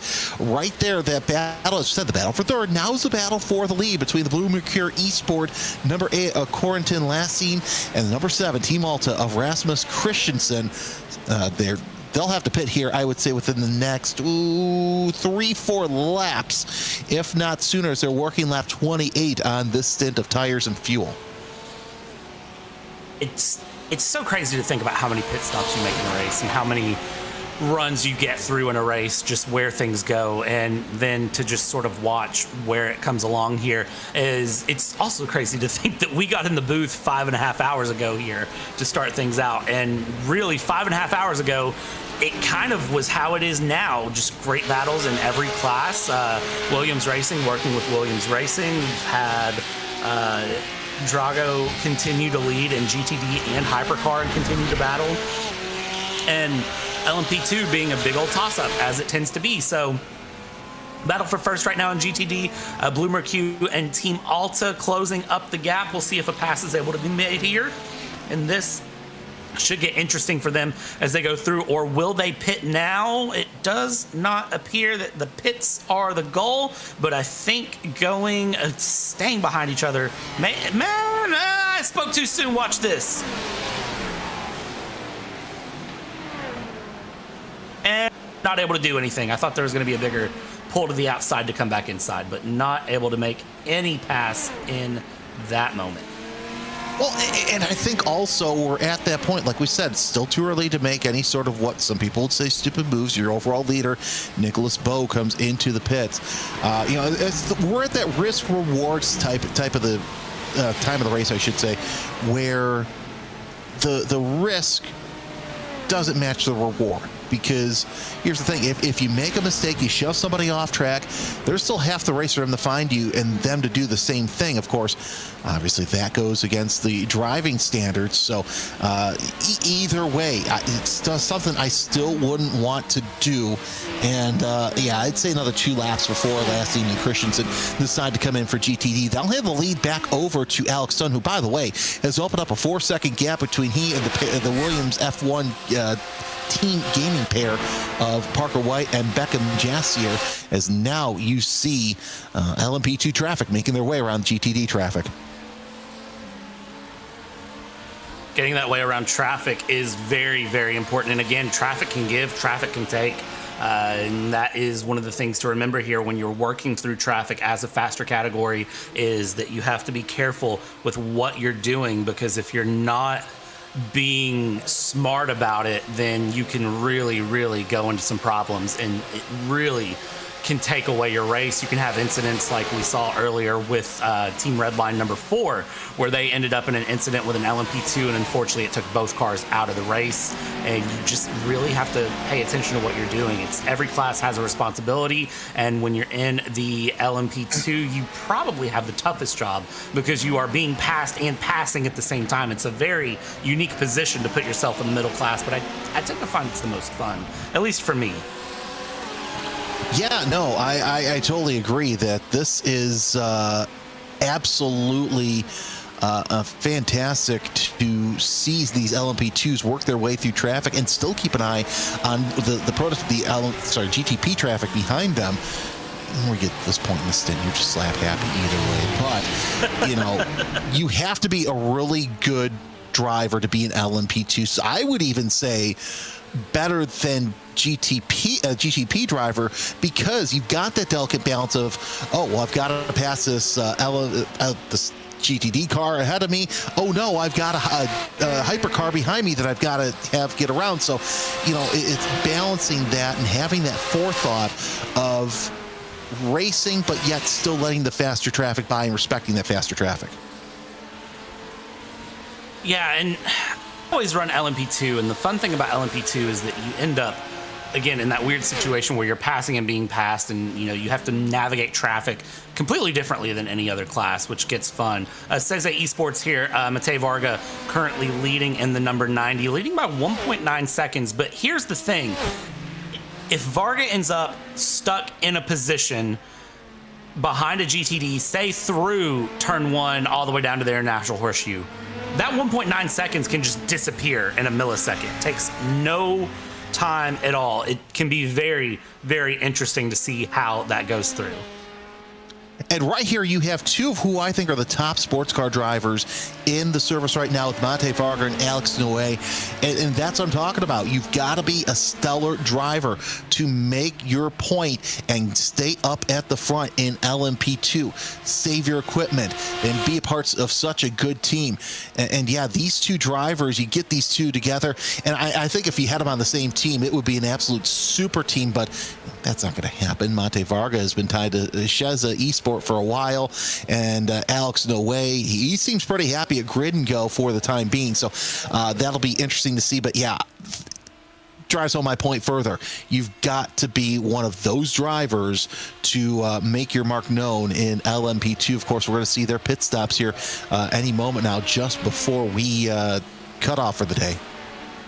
Absolutely. And I want to give a big shout out to F1 Extra and Vandy Games over in the YouTube chat. They've asked a question that I think is kind of interesting with the splits. They kind of asked the question of, so how do I pick what class I run, and how do I know what split I'm going to be in? So the splits are split up by iRating, but the class, you pick what class you want to run. You can be the highest iRating in the server and be in the GTD. It's not, like a pro, middle class, and like rookie setup. You can be in whatever class you want in your preference of car. It genuinely just comes down to what the team wants to run here. So if you want to run a GTD, but your teammates want to run LMP2, you're going to have to compromise.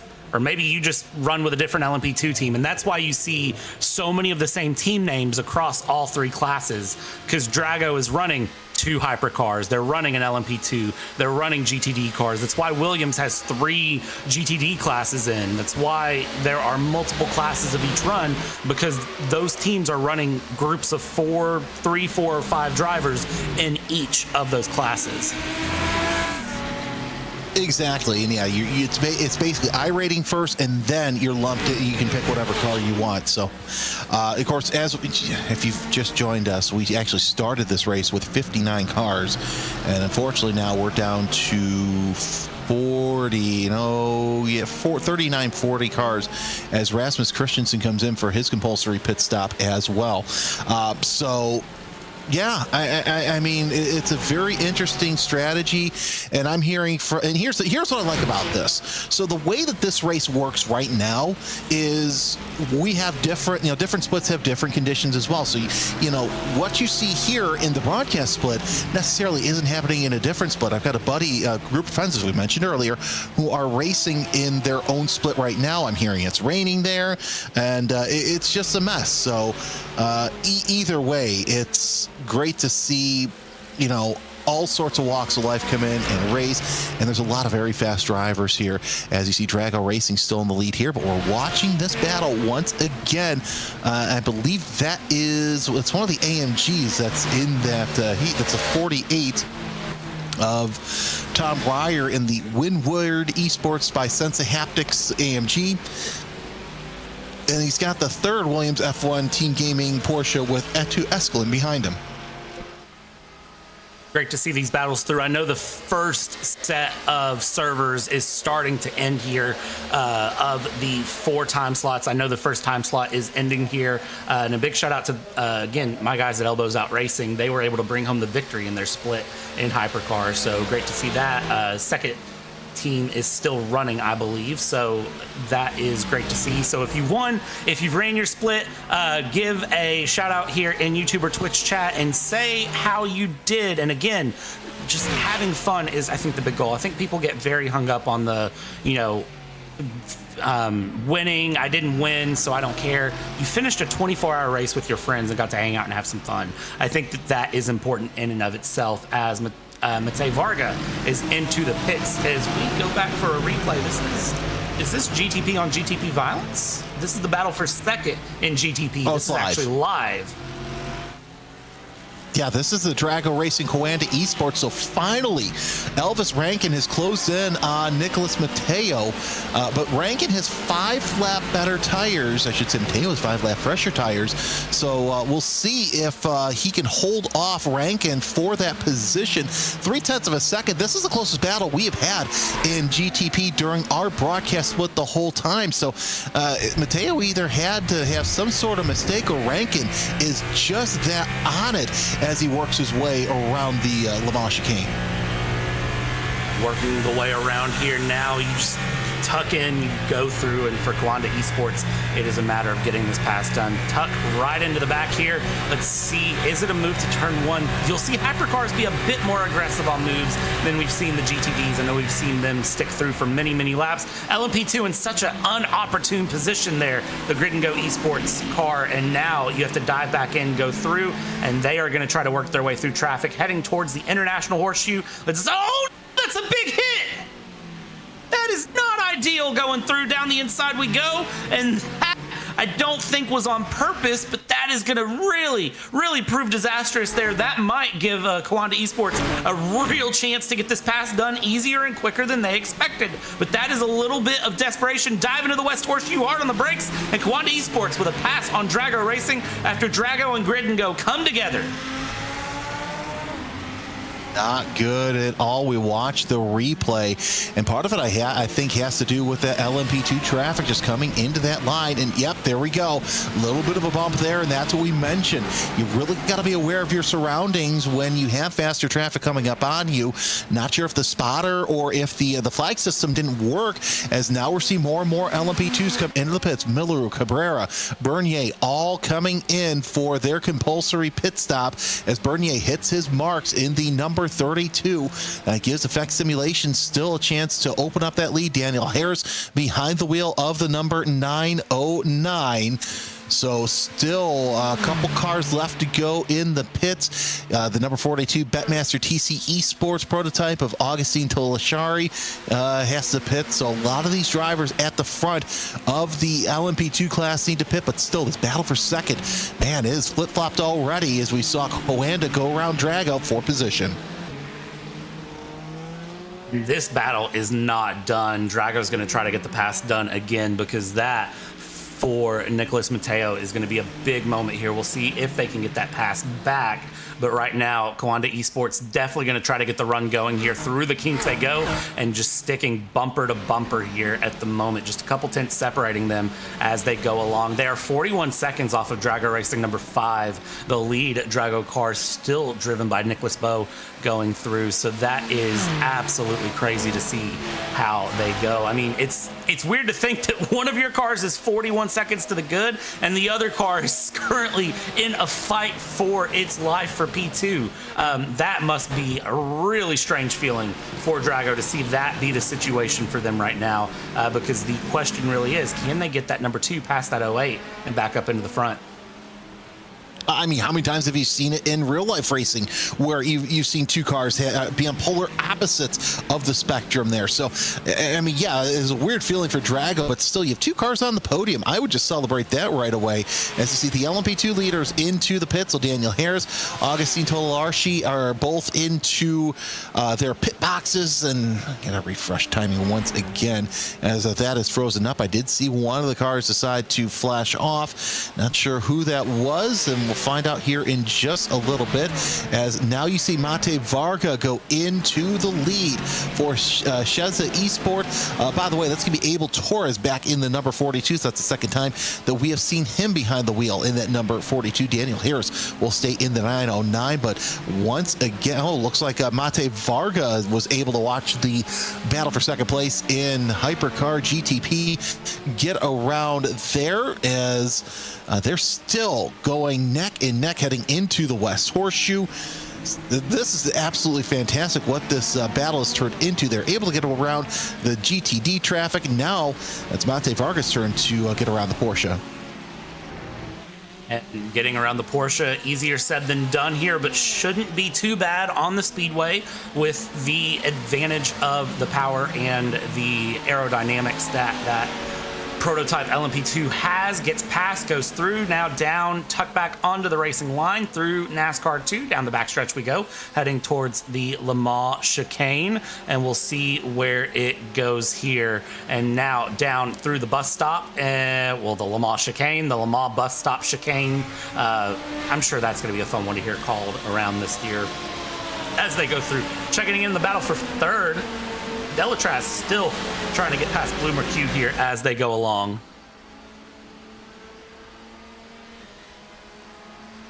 Yeah, and Delatraz, they've been a team who I'm kind of surprised that have not been further up near the front. I mean, Grant, they are at the front right now, but still just using that Delatraz car. That's Milleru, who's double, triple stinted. It's Cabrera's going to close in on some slower traffic. This is a GTD. Oh, that's the GTD leader of Alex Dunn being towed by his teammate as they go through down the straightaway. And now Milleru's going to try and go high, wide, and handsome around Cabrera. Cabrera's going to hold his line. Does Milleru kind of get on the brakes a little bit later? No, they get around the brakes at the same time, but Milleru's going to use the outside line.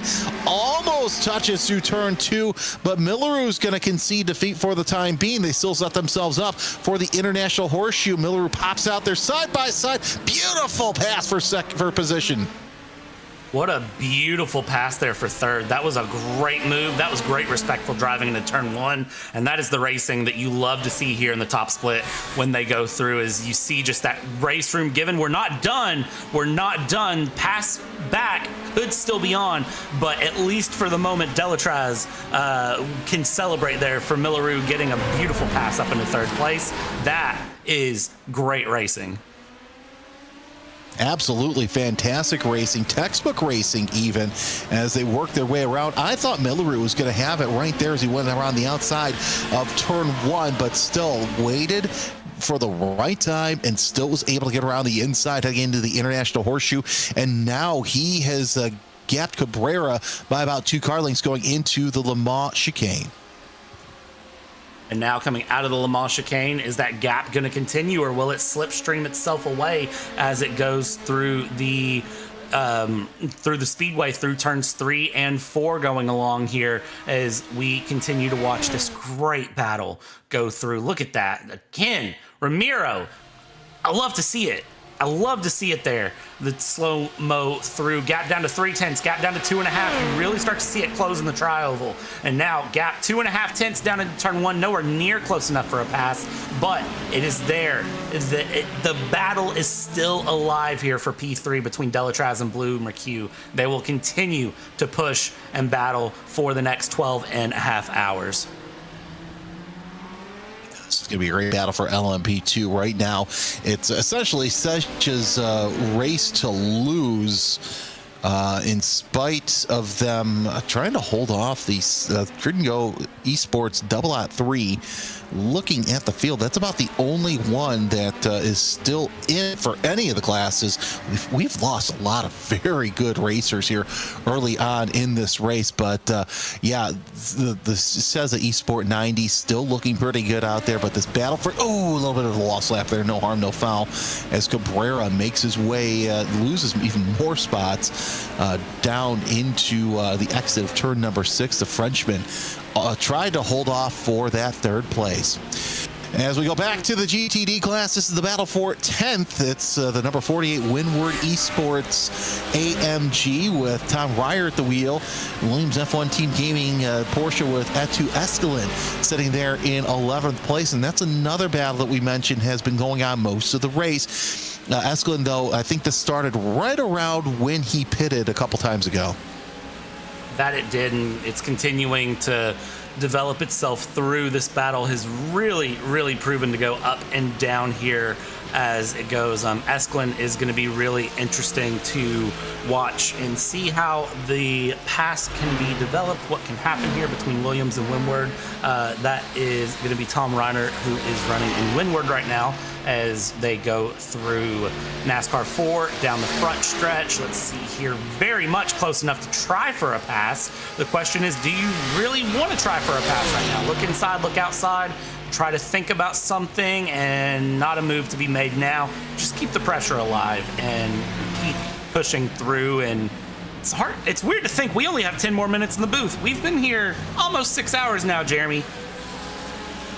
Yeah, if I didn't have my windows open in my studio, I wouldn't have known that we passed the time, because this time has just flown by here in the booth. You know, it's the first time that we've done a 6-hour stint, so this is something different that we've seen here as more prototype traffic working their way. They will insert themselves into this race here for just a little bit, and then they'll get around.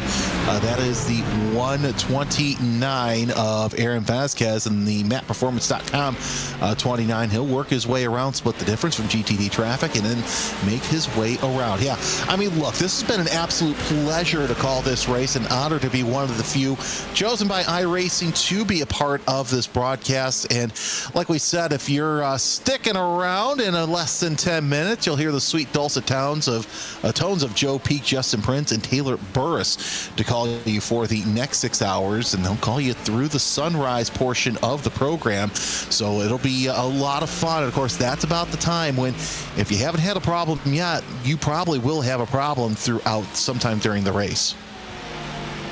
Yeah, that late night, that third stint is where things are going to get spicy. We're starting to see some of the tiredness come through, but I think stint 3 is where we're really going to see the team and driver fatigue kick in. So those guys are going to have a great 6-hour run, getting to watch and really see if the drivers can hold on to it, what they can do, what they're going to be able to manage, because that is going to be a tall ask for them to keep it together all the way through. Once the sun hits, the teams kind of rejuvenate, more energy bumps into them, but it's very much a case of you have to get there first. And this dead of the night, that is where mistakes creep in, that's where errors come through, it's where everyone gets a little tired, and it's where things can really come apart quickly for these teams if they are not really on top of it. I've seen teams go through and just miscalculate fuel and run out of fuel on the backstretch because they thought they had an extra lap because they were just tired and weren't paying attention to the numbers. I've seen teams just mess up the same turn they've done 600 times at that point and have a moment. I've seen teams accidentally clip the yellow line here through the speedway on turn 3 and 4 because they were just trying to eke a little bit more time out and just not as aware of their surroundings. It's very exciting to see where things can go as we get into this point of the night. Exactly. You know, it doesn't matter if you're well rested or not. For some drivers, this is not a natural time for them to be behind the wheel really working, and really it's not a natural time to be doing that anyway. Yeah, it's very interesting to see what kind of mental lapses you will see in the behind the wheel, and sometimes those mental lapses can also translate into pit road as well. So some would say they would also translate into the booth, but you know, we've got 8 minutes left either way. Actually 7 minutes left before we get cut loose for the race, but there's just a lot of mental strategy that goes into this. That's why in real life you start to see more of these teams that bring on these physios and these athletic trainers to help get the teams prepared for their race and for their strategy. So racing has changed over the past several years, but you know, I'm not saying here in the sim where they have this, they've got different ways and different strategies to do that. And like I said, that's why you see an international flair with a lot of these teams. That's why, you know, right now up and down the grid, it's mostly Americans because it's what you said. I'm looking at 6:23 Central Time here in the Central States. So, you know, once they get done, you might see a couple Americans, but then you're going to start to see the Europeans wake up, and then they will go ahead and be fresh in racing. Yeah, this is going to be an exciting one to watch whenever those Europeans come back into the booth because they are running it to the end. They have the sleep. They're refreshed. Really, it's exciting when you think about the esports runs because the Europeans tend to start the race because it's like mid-evening for them. And then the Americans take over, run through the night. They just need to take care of the car, have some great runs. And then the Europeans come back after a great night of rest, and they just absolutely push this car to the end. It's crazy to think about that is the run. And you know what's nice too in esports? You don't have to, well, I say it's nice and it also stinks at the same time. You don't get to go to sleep to the sound of the engines. You go to sleep just like you normally would in your bedroom. Of course, if you're at the real life Daytona, you sleep in the stands at 2-3 o'clock in the morning while the cars are still racing, which is a lot of fun, I'm not gonna lie. And that is where you end up. Battle for P6 right now in LMP2 as we go. Yeah, no, if you get a chance to go, I highly recommend going in the stands at 2 o'clock, and yeah, go get some coffee there, and that way you can either A, stay up, or B, I saw plenty of people deciding to take a nap in the middle of the race, which, hey, you know, no harm, no foul. If that's what keeps you going, that's what keeps you going. Still that battle for 6th and 7th in LMP2 between Betmaster TC Esports and Blue Mercure Esport. No surprise that the 42 has been fast. Again, a lot of fast drivers led by the one, the only Augustine Canapino here in this top split. So it's great to see that over the years, you know, the top teams have really had to battle it out with some of these other teams that have come a part of the fabric of the top broadcast split here on iRacing. Yeah, this is so amazing to watch and think about where things have gone and grown. And as we only have a few minutes left here, I have to say this has been a great 6 hours to go through. I'm really excited to see where things go. Did we really say 6-7 again? Did one of us say 6-7 again? You gotta be kidding me. I said 6th and 7th. I enunciated the at the end. That's a reason why I didn't say those two numbers together the way I did. So did I just get rage baited by chat? Yes, you got rage baited by chat again. Okay, well, Joe Justin Taylor, if you're listening to this, 6-7, hot takes. Said it. Oh, I said it on purpose that time. I don't care. 6-7 hot takes. And what's the other big highlight they need to know from our time in the booth? 6-7 hot takes. Stay out of the chat. Chat isn't happy with us. And yeah, I don't know. That's probably the big one. Well, YouTube chat is arguing they're happy with us. Yeah, they're happy arguing. So there's that, and we will be. This split will be on Reddit at some point, and the pitchforks and torches will be here. And quite frankly, I'm ready. Yeah, I'm gonna give it about 48 hours before I get a DM, which I can say has never happened before over commentary, but I have a feeling that that's coming my way. But you know what? It's fine. I can respectfully talk and debate with people, so that's fine. But yeah, anyways, don't say 6th or 7th, apparently, either, Joe Justin Taylor, because apparently that also counts as saying those two dreaded numbers together. And I'm going to end it off with one very simple thing whenever we get ready to leave. So I'm going to save that one for a minute, though. You know, go ahead and I'm going to let you have that because I've got a final word myself. Super happy to be in this position to be able to commentate here the 24 Hours of Daytona, the second run. Jeremy, you've been amazing. And also the one other thing of the night, what's that? Since apparently that's better than saying those two numbers together. Well, I've got to say this. It's been an honor and a pleasure to be here in the broadcast booth. From where I was at 12 months ago, this is an absolute turnaround. And the one person I have to thank is one who's coming up next, and that's Joe Peak. I will always be grateful and indebted for your kindness to help me out and return to the booth.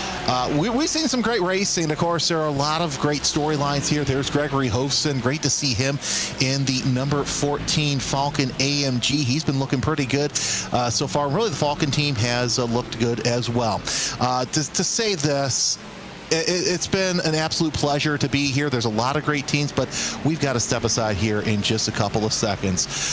So for everybody here at RaceBot TV, Brad Dalton, my partner, it's been an honor, a pleasure. We got to do this more often. I'm not going to lie. I've had an absolute blast.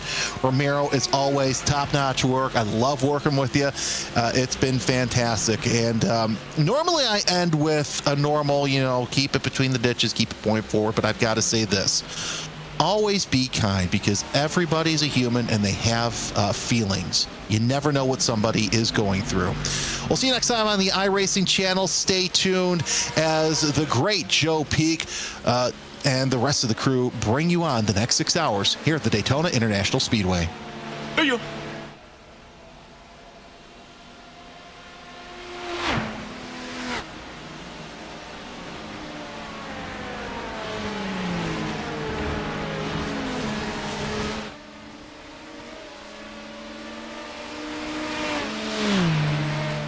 Watching on the YouTube chat, we'll be moving over to part 3 of the race. We'll see you in just a little bit.